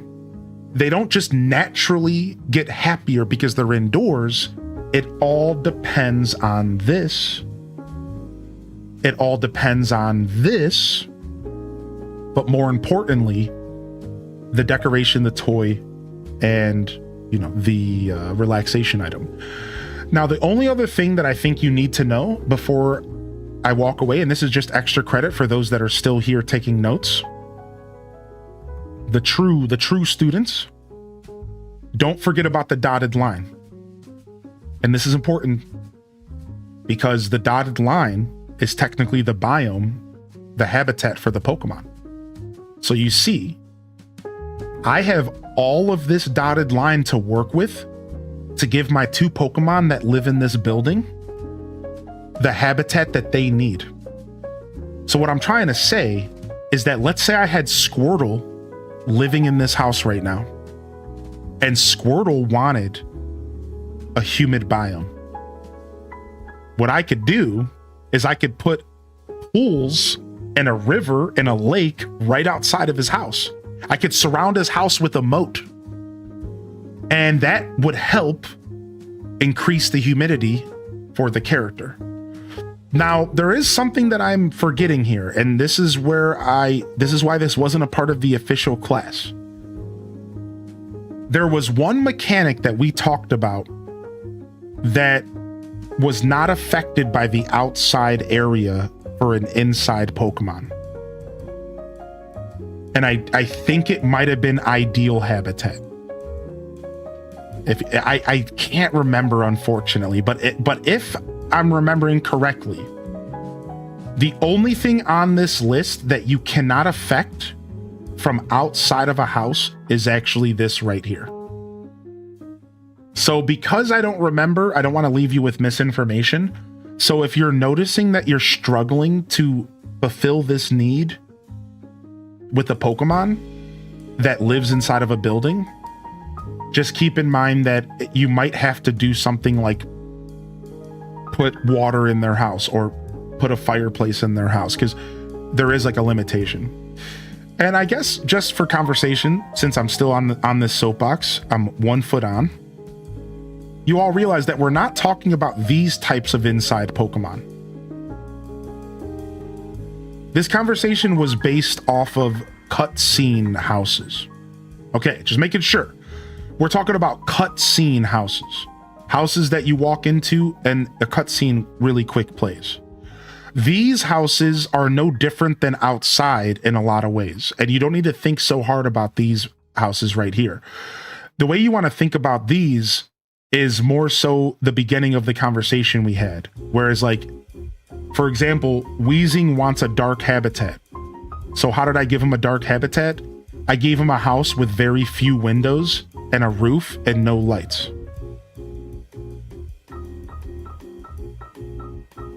Dark habitat. And if I wanted to give him a bright habitat, I would have either gave him more windows or I would have gave him a freaking light. And that's it. If I wanted it to be humid, I could simply just put a pool outside, so on and so forth. So hopefully that really helps. Probably way more information that you were looking for, specifically the question prompter here, but I wanted to take the opportunity to give a bunch of info out to those that are still kind of picking up this game and learning all the tips and tricks, because we had a lot of fun in the first 200 hours of this game, and a lot of those tips and tricks are stuck back in the first month of the game's release. And if you're not watching my VODs on YouTube, you might not have been around for all of these tips and tricks, because we discussed a lot of awesome stuff as a community here, and there's some really cool info that is not as common knowledge. So I love taking the opportunity to share this. Yeah, tons of community science, right? I remember when you tried to put a basin outside and you still had to put it inside, right? So is that okay? See, I couldn't remember, Aelith. So I think ideal habitat has to be handled in the house. Everything else can be handled outside of the house. Yeah, I think that's what it is. So in order for me to make sure that this Venonet's happy, I need to make this house as bright as possible. Now, I don't know for sure how to do that, but that's what I have to do. Right now, it's pretty bright in here because it's daytime. I think at nighttime, it wouldn't be. So I'm pretty sure I'm going to need to get electricity ran here, and I need to get all these lights turned on. And then he's going to be a very happy boy. I think so. I think he'll be a very happy boy. So, what am I going to put on this table? I was going to put the berry case. All right, I mostly got out of my brain what I wanted here.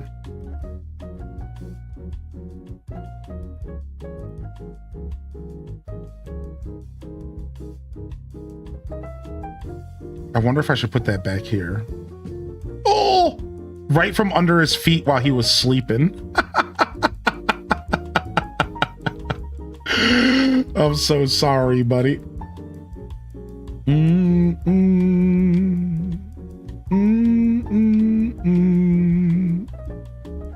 All right, we're gonna put this over here.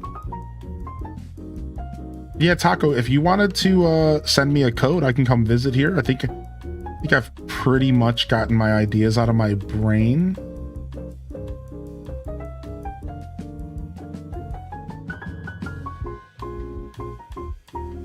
All right, berry case.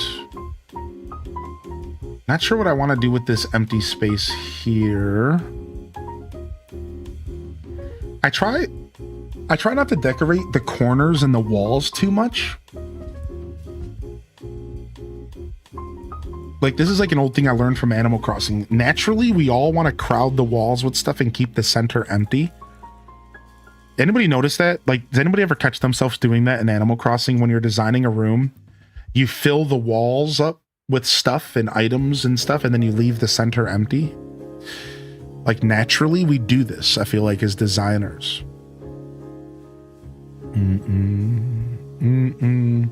So I try to avoid that. I always try to ask myself, like, am I doing that? Am I doing that for some reason? Yeah, usually it's because of ease of movement, right? That's exactly why.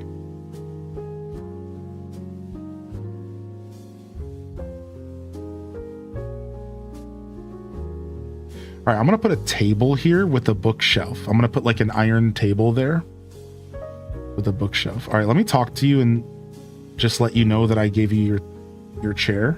Okay. That means I think we have room for the plate here. Perfect. And then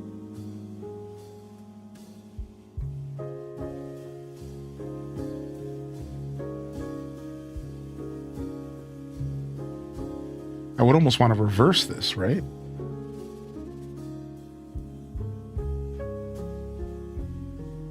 Do do do do do do do do do do do do.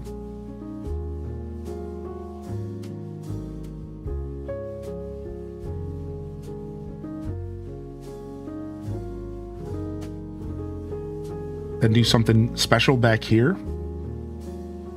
Cool. Oh, perfect. Oh, maybe I don't want to put a plate on here. Because maybe I want to put the freaking super cool potted plant on the center of the table. This is such a great item. I want this in real life. I want this in real life so bad. This freaking Victory Bell vase. It's so good. It's such a good item.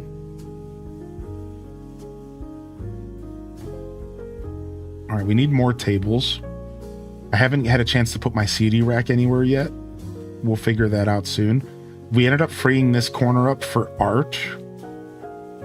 So we're going to have a nice little painting station here. I was originally going to put this in front of the window for like inspiration, but I think instead we're going to do something like right. I wish I could put this in the corner diagonally. Just let me put things diagonally. I've been spoiled by games like Paralives. I've been so spoiled by games like Paralives, dude. Sorry, this ain't The Sims.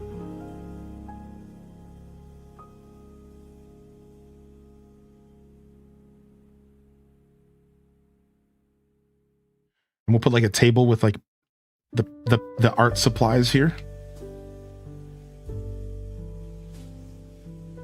Leave a little space just to kind of get a little weird.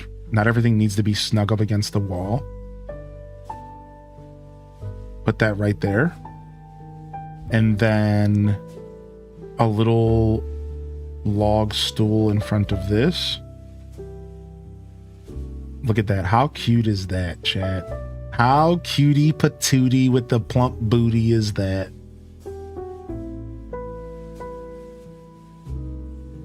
Boom. And we know there's only one photo for this Venonat house. There's only one photo. The stupid sexy Machoke. Oh, he's back. He's back, or did he ever leave? Stupid sexy Machoke is back at it again. Getting his stupid sexy on. Ooh, you made yourself a Moscow Mule, man? I love me a mule. Stupid sexy Machoke. He's stupid and he's sexy. And he goes by the name Machoke. I said he's stupid and he's sexy. And he goes by the name Machoke. Yo, yo, yo, stupid. And he's sexy. And he goes by the name Machoke.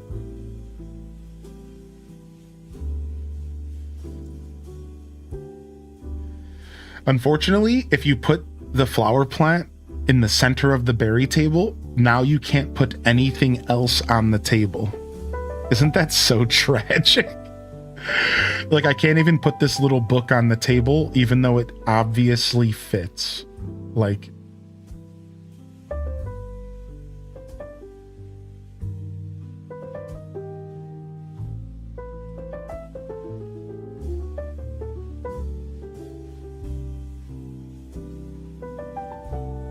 Meanwhile, they will let me put the book here. No, never mind. Oh, it's because I put that decoration. Is the decoration stopping this? Yeah, I guess it's the decoration on the wall that's making this not possible anymore. Yeah, it's fine.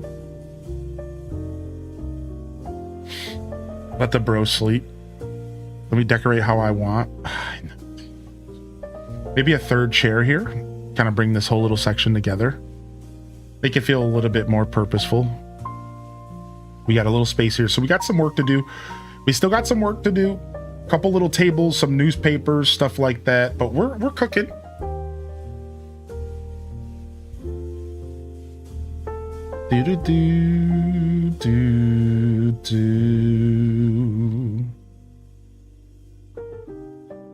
Maybe a lamp of some sort in the corner would be nice. Fairy wall clock's a little too much. Oh yeah, we were talking about the fireplace, but I feel like that's not a good idea for a Venonat. Like, I'm not sure a Venonat should have a fireplace in his house. He's a bug Pokemon. Like, I'm not sure this is the best idea. He's a bug Pokemon. I don't know if bug Pokemon need fireplaces, all right? Homie's gonna wake up crispy.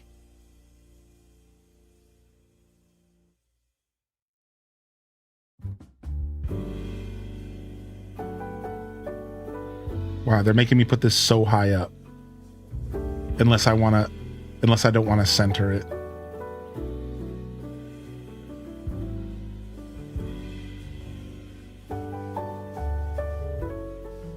Like I can put it like here, but if I want to center it,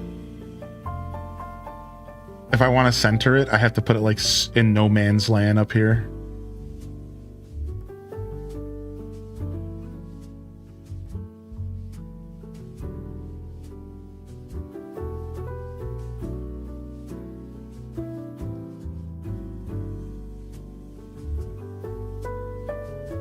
Cute. Bug Pokemon just need well-protected sun lamps. Got you right here.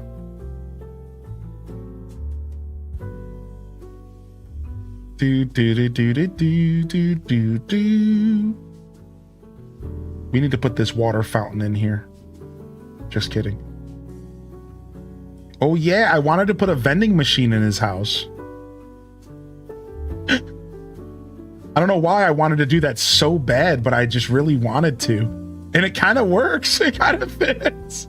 I don't know why I wanted to do it so bad. For some reason, when I think of Venonat, I just think of vending machines. I feel like he would love a vending machine.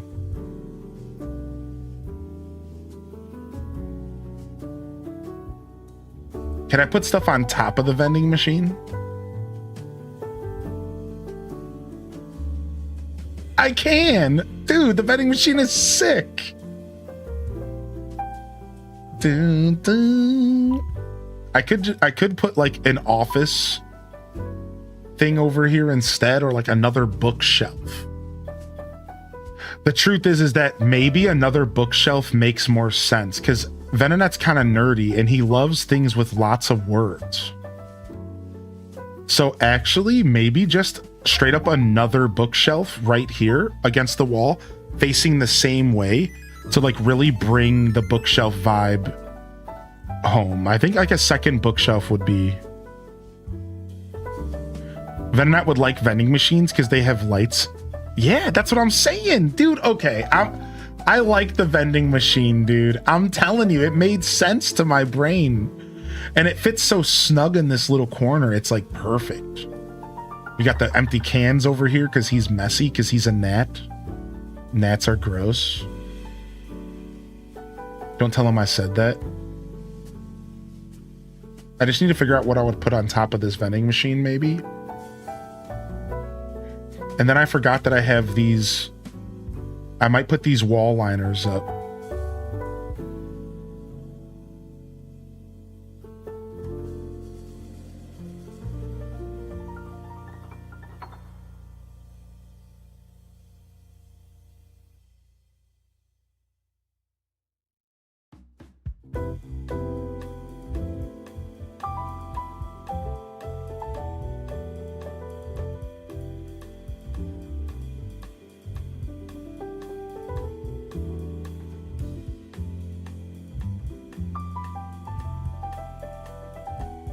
this is more complicated than it looks. Down, down, down, down, down, down, down, down. Beep, bo, bo, beep, bo, bo, beep, bo, beep, bo, bo. Nice. Kind of make the bedroom feel special. Why can't I run these like all the way to the corner of the wall though? Isn't that like... Is it because I didn't start it from the corner of the wall, I guess? Is that the mistake I made, you think?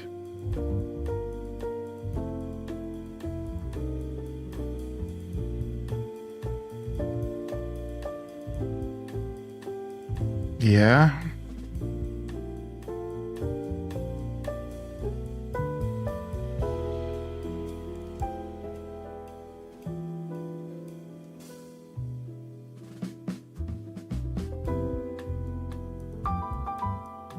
Well, let me put one here because there's one here.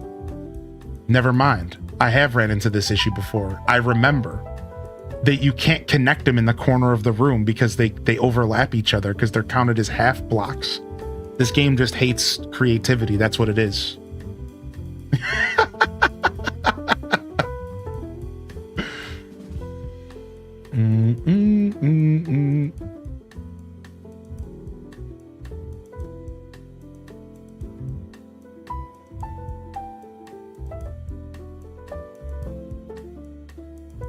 This game just hates us creative souls. No, I'm just kidding. Cute. Cute, cute, cute, cute, cute, cute. Woke up my cat. I was chanting cute too much. She was sleeping between my legs. Cute, cute, cute, cute. She said, are you summoning me? She said, are you summoning me? You mentioned cute. I'm here. Hello. Come here. Come here.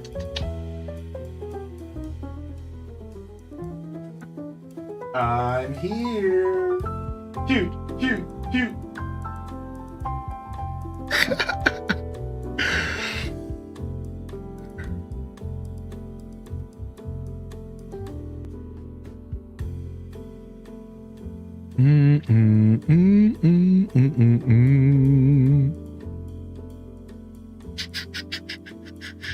Just a second here. All right, we finished our Lapras design today, and we made a ton of progress on my Venonat design, which I'd have to say, I don't know how y'all feel, but I think my Venonat house is coming together really well. Would y'all agree? I think it's actually turning out really nice. I thought I was going to struggle to create a nature house with the tools that were allotted to me. I didn't feel like I was going to be able to lock in, but it's working out really well.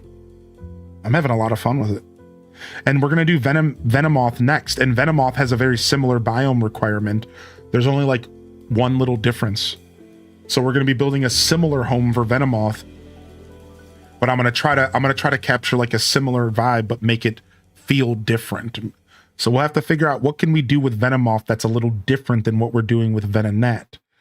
And I'm thinking maybe we could lean into more like the moth vibes, like you mentioned, like maybe the vending machine and like maybe like electronics. Ooh, maybe we give Venomoth like an electronic kind of nature vibe where lots of like buzzing lights or something. I don't know. We'll figure it out.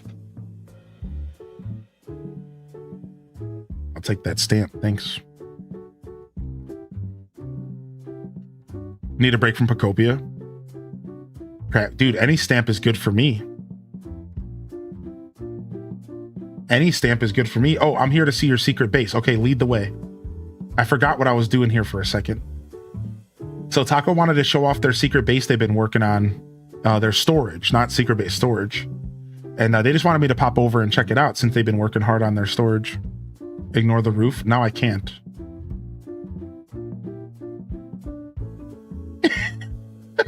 So, oh, dude, this is already cool. I already love how this opens up. This is already so cool. This is so sick. This is This is like very ranch. This is like something you would see in Texas in these big sprawling 1-floor houses with basements, right? Like very ranch style home. This is where those are the types of homes that I feel like you see these little like one staircase up. You guys know what I'm talking about? Those homes like one little like step up to the kitchen, and it's like that's what this makes me think of, like one little step up and then now you're in the kitchen and it's like just a little bit different of a vibe, like those like ranch style homes. Yeah, like split level homes. Yeah, this is nice. This is cool. This is a really good idea. This is actually giving me inspiration for split level stuff.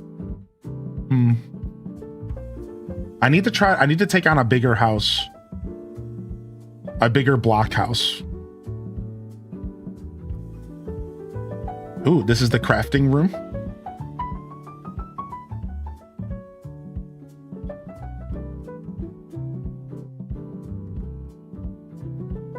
Both spaces are full homes. This is level 1 crafting seeds and artifacts.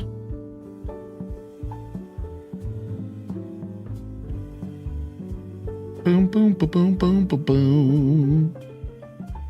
This is super clean. This is actually kind of making me jealous. Like, I don't know if my stuff's as clean as this.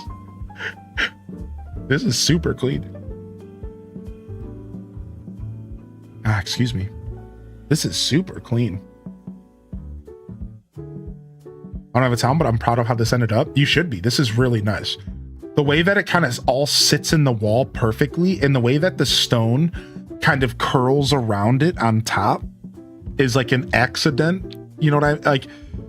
Maybe you did do it on purpose, but it's just the way the game works, and it's so cool. It really makes this kind of like pop. Like the way the stone kind of curls in, it like really makes this feel very purposeful, and like it's cool. I don't know. I really, really like the look of this. Yeah, and very easily expanded too. Yeah, this is cool. Yeah, you did a good job. Boop, boop, boop, boop. I'm still in the split level home idea. We're out here inspiring each other. What's up, Clover? Nice, dude. Nice. I'm glad we got a chance to pop over. Thanks for your patience for me getting over here. Yeah, I can come check out your spot too real quick, Meta, if you would like to do that. If you want to send me a quick code. I'll steal oh, I keep biting my lip because I bit it last night. You guys ever do that? Ah. It's the worst when you're a streamer and you talk all day. I bit the inside of my lip last night, so it became raised. And now I keep repeatedly biting the inside of my lip because it's like raised. And I'm like talking all day, so I keep chomping on it and it's starting to hurt. Ow!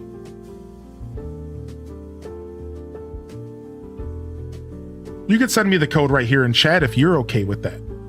You know, as long as you're okay with that, the chat's pretty chill here. I think you'll be fine.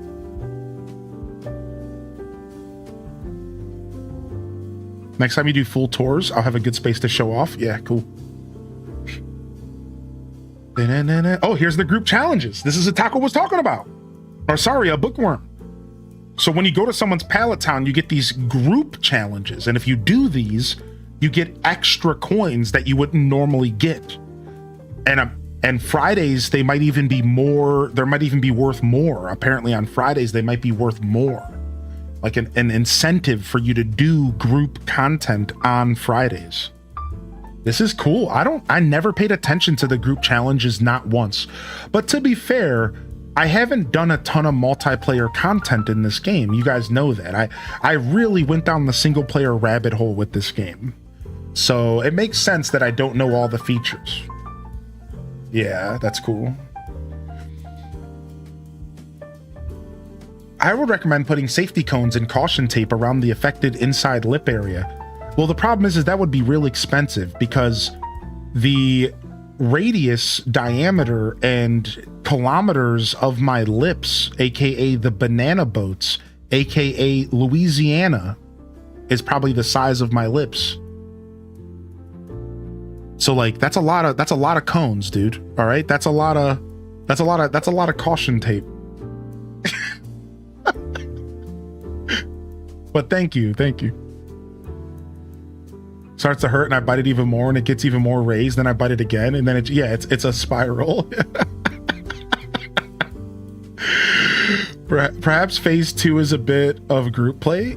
This current hide and seek event has a group element. Yes, we talked about that this morning. Yeah, so apparently for the first time ever, they have put an event in the game that is actually multiplayer focused to an extent. I really want to check it out.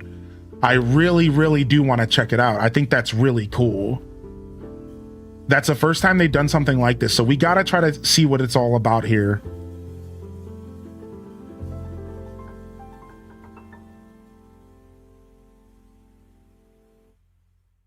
All right, I'm gonna go grab the last of my coffee and then I'll come check out this meta. Give me just a minute, dude.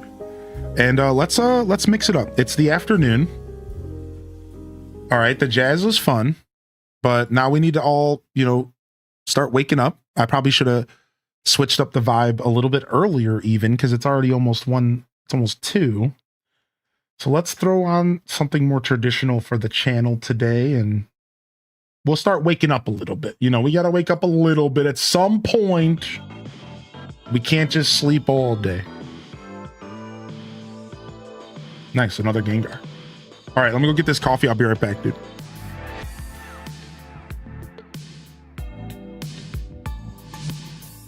Can't sleep all day. I want to say quickly, if you're new and you're tuned into YouTube, we have a gorgeous audience on YouTube today. The Pokemon Pokopia fam always come out on YouTube. Thank you. We get some love in the chat. Thank you. Good to see you, Hula. I did miss you pop in about 10 minutes ago, Hula. I apologize. I know you're always patient with me. Good to see you, Hula. Good to see you, Cozy, over there still hanging out. Thank you. Hit that subscription on YouTube if you want more Pokemon content, Pokopia content. We do Nintendo variety on this channel. I'm mostly known for Animal Crossing. I'm mostly known for Stardew Valley and Nintendo variety. Legend of Zelda, Pokemon, Mario, Kirby. Stuff I grew up on. Stuff I'm passionate about. That sounds like something you would enjoy. Welcome to my journey. Welcome to my channel here. Same thing goes for Twitch. Talking to you as well. Hit that follow button if you're new out there. And thank you for being here. We'll be right back. I'm just going to grab myself some coffee, take a quick tinkle, and I'll see you guys in just a second. All right.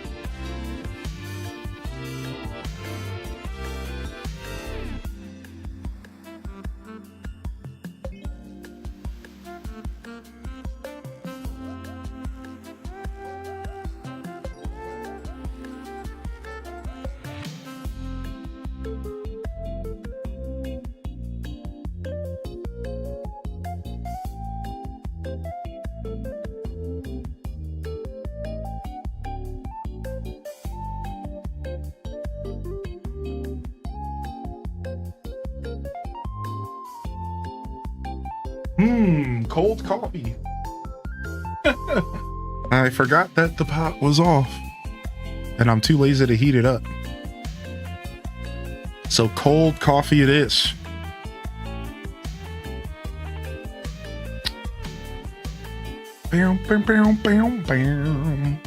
Just a little bit. I honestly don't need to be drinking more coffee. So sometimes cold coffee is just a sign that you need to not be drinking any more coffee. And I'm okay with that. I probably should take a break. All right, what am I here? You want to lead me to where I'm going here? You wanted to show me your storage area briefly? So what I want to show you is what I did with the 3 shrines, the general terraforming along the way. Okay, sick. Wait, where'd you go? I lost you. Sorry. I'm already seeing super cool stuff, though. This is so sick. I like this. Strangely, this is like strangely interesting. I really like this. Dude, the road going through, you continued the road? Dude, continuing the road is pretty sick. I actually really enjoyed this. Oh, we're going this way. Oh, holy frick. Oh, you went into, you're a graveler. Oh, okay. No wonder you started moving so fast.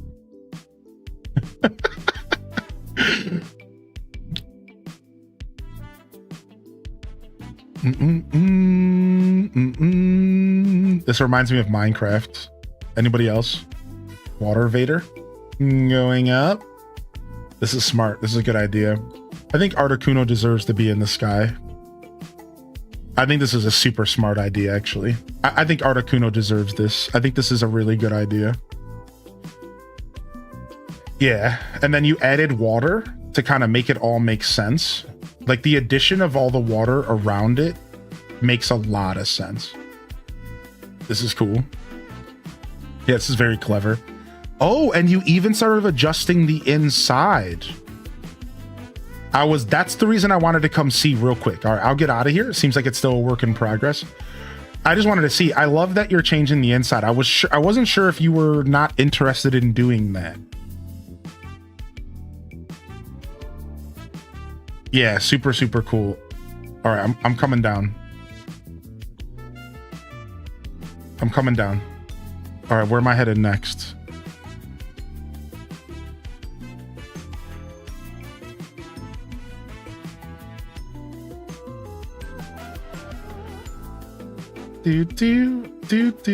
What's going on over there? It's so cool to see other people's worlds. It's so cool to see other people's worlds, dude. It's all this creativity, all this stuff that you're working on.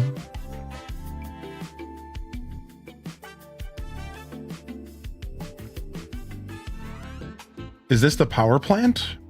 Did you extend the front of the power plant out?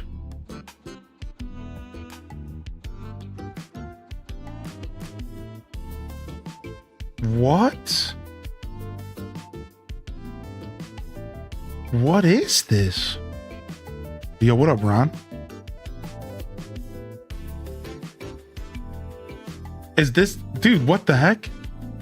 I kind of posted about my Me Too stamp and dipped earlier. Oh, thank you, Bookworm. I didn't even see that originally. This is cool. This looks nice. This is very industrial. All right, let's go. This is very industrial. I like what's going on here so far. Yeah, of course, Cozy Ethel. This is the lounge of my industrial power plant. Oh, that's even cooler. I like the idea of having a lounge alongside it. Like, that's a real interesting for me because I worked at a paint manufacturing plant and there was like a big lounge area, like alongside the rest of the factory. It was really cool. Very reminiscent, actually. A huge cafeteria. It was like its own business. It was like IKEA. It was basically like IKEA. It was like its own business. Had its own kitchen and cafeteria and lounge.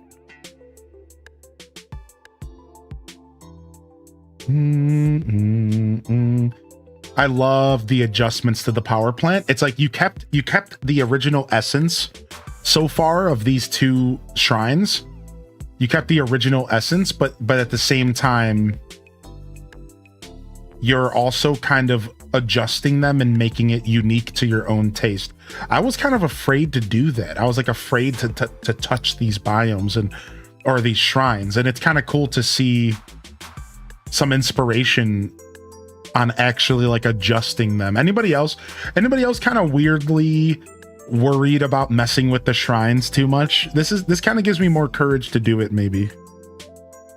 Oh, let me get on your speed level real quick. Let me get on your speed level real quick. Oh! Here I come! Here I come! I'm coming to get you! Boom, boom, boom, boom, boom, boom.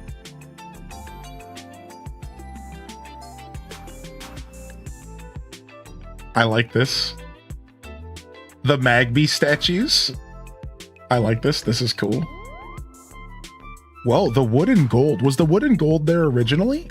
I think it might have been. I don't remember what this shrine looks like traditionally. I haven't done much with the interior, but I took the fire shrine and I put it inside of a volcano. I noticed that.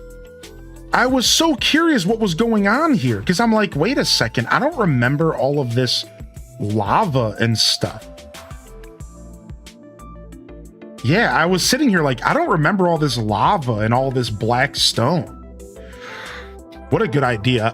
What a good idea. What a fun idea.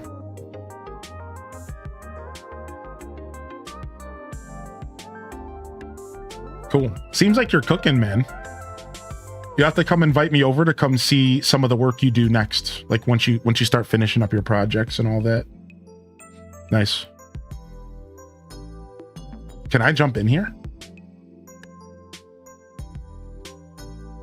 Geronimo! Oh. Well, everybody, that's how lava works. You're welcome.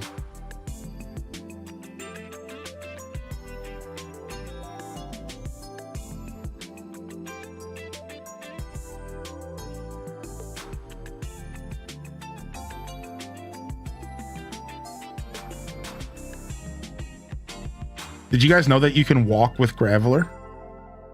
I'm gonna RP walk everywhere with Graveler. I'm never gonna use his role ever again. Here we go. All right, I'll check out the roads. I'm gonna check them out right now. I'm going. Man, these are some nice roads, dude. This is sick. It'll take me a little while to get where I need to go, but this is the life I want to live. Big hands. You know what they say about big hands and little feet? Big gloves and little shoes. You know what I'm saying? This could be like a music video for this music playing right here. Ready?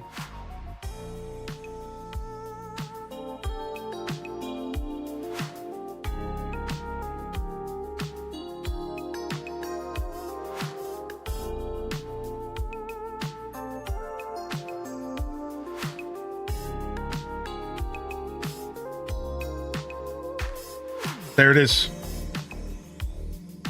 10 hours of blank song, and it's just a video of me walking down Meta's roads on loop right here. Just this is it.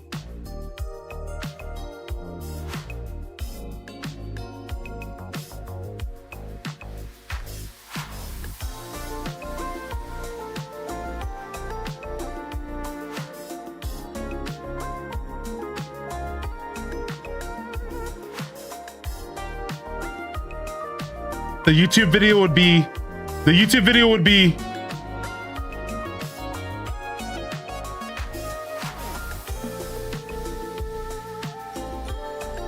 Head Empty Tunes for a sunny day with Graveler.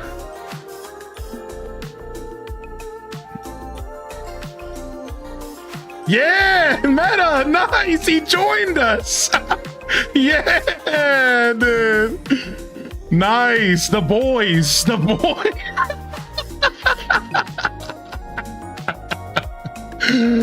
Nice. All right. Oh, I'm drowning.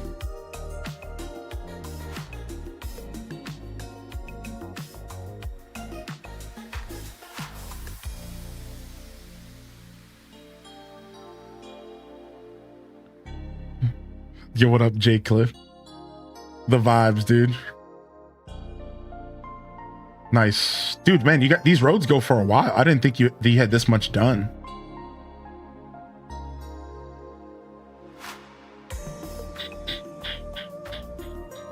So is this pretty much all of Pallet Town roaded out? Seems like you don't have a ton of space left of Pallet Town to decorate outside of the roads. Maybe you still have some. It seems like you connected all the islands, basically.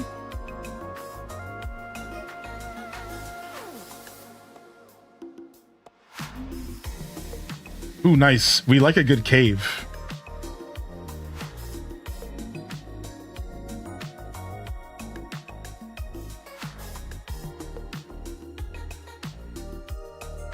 The roads surround the outer perimeter of the map, and I merged the islands into one big island. Yeah, you can kind of tell. I can see like little bits and pieces of the biomes from what I remember. Yeah. Sick.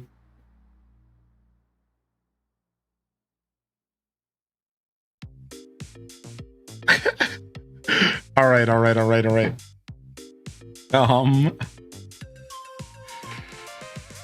Thanks for inviting me.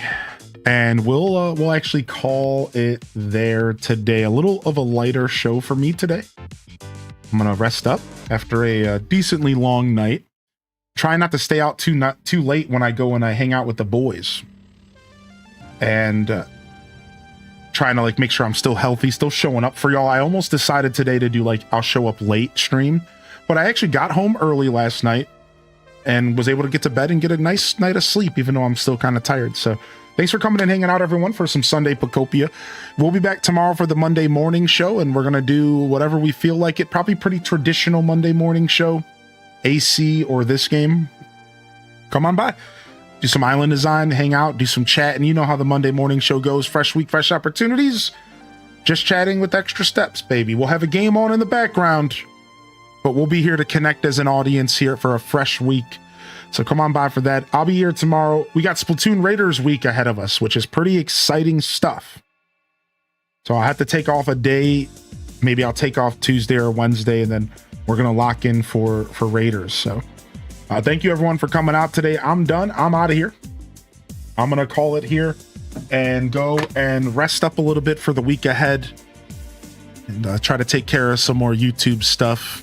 Try to take care of some stuff on my backlog. I got a to-do list that's as long as Santa's naughty and nice list. All right, it rolls out on parchment. I need to get this stuff done. Thanks for coming out, y'all. I appreciate y'all. Have a great rest of your Sunday and weekend. And I know this is Highly in Descent signing off from another wonderful Hyrule Gaming Group production. If I don't see y'all here tomorrow for the Monday morning show, I know some of y'all can't make it during the week. Don't worry. I'll be back on the weekend as well. But if I don't see you, I'll see you when I see you, fam. Don't forget to game on. And of course, as always, peace. Wrap it up and on to the next episode. Peace.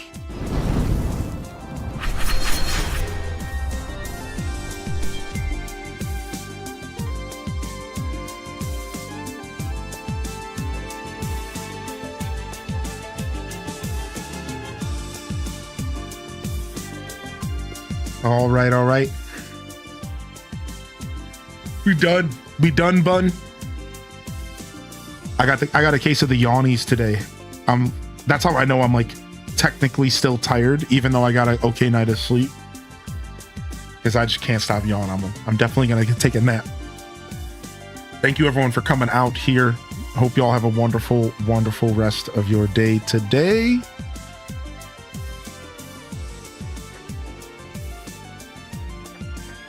And we're going to go ahead and drop a raid. Is that cool? So here's a raid message for the subs, and here's one for the non-subs. YouTube, we still haven't figured raids out completely over there yet. We'll get there eventually. So y'all are just going to chill. Twitch chat, we're going to go raid into another creator this lovely Sunday. So if y'all want to join me for a ride here, we'll go see who else is around in the Twitch space. And see what they're up to. Let's continue the Pokemon vibes with Simply Press Start. Let's go ahead and continue the Pokemon vibes with Simply Press Start today. Simply Press Start is rocking some Pokemon Ultra Sun and Ultra Moon. And it looks like they're having a cozy old time over there. They only got 2 Pokemon on their team right now. So it looks like they're just getting started. Thank you, everyone. I love y'all and appreciate y'all. I'm honored to be a part of your daily routines, and I'm certainly honored to have you as a part of mine. But until next time, this is Highly Innocent signing off, baby. Have a great rest of your day today. Peace. And hit them cat jams. Peace.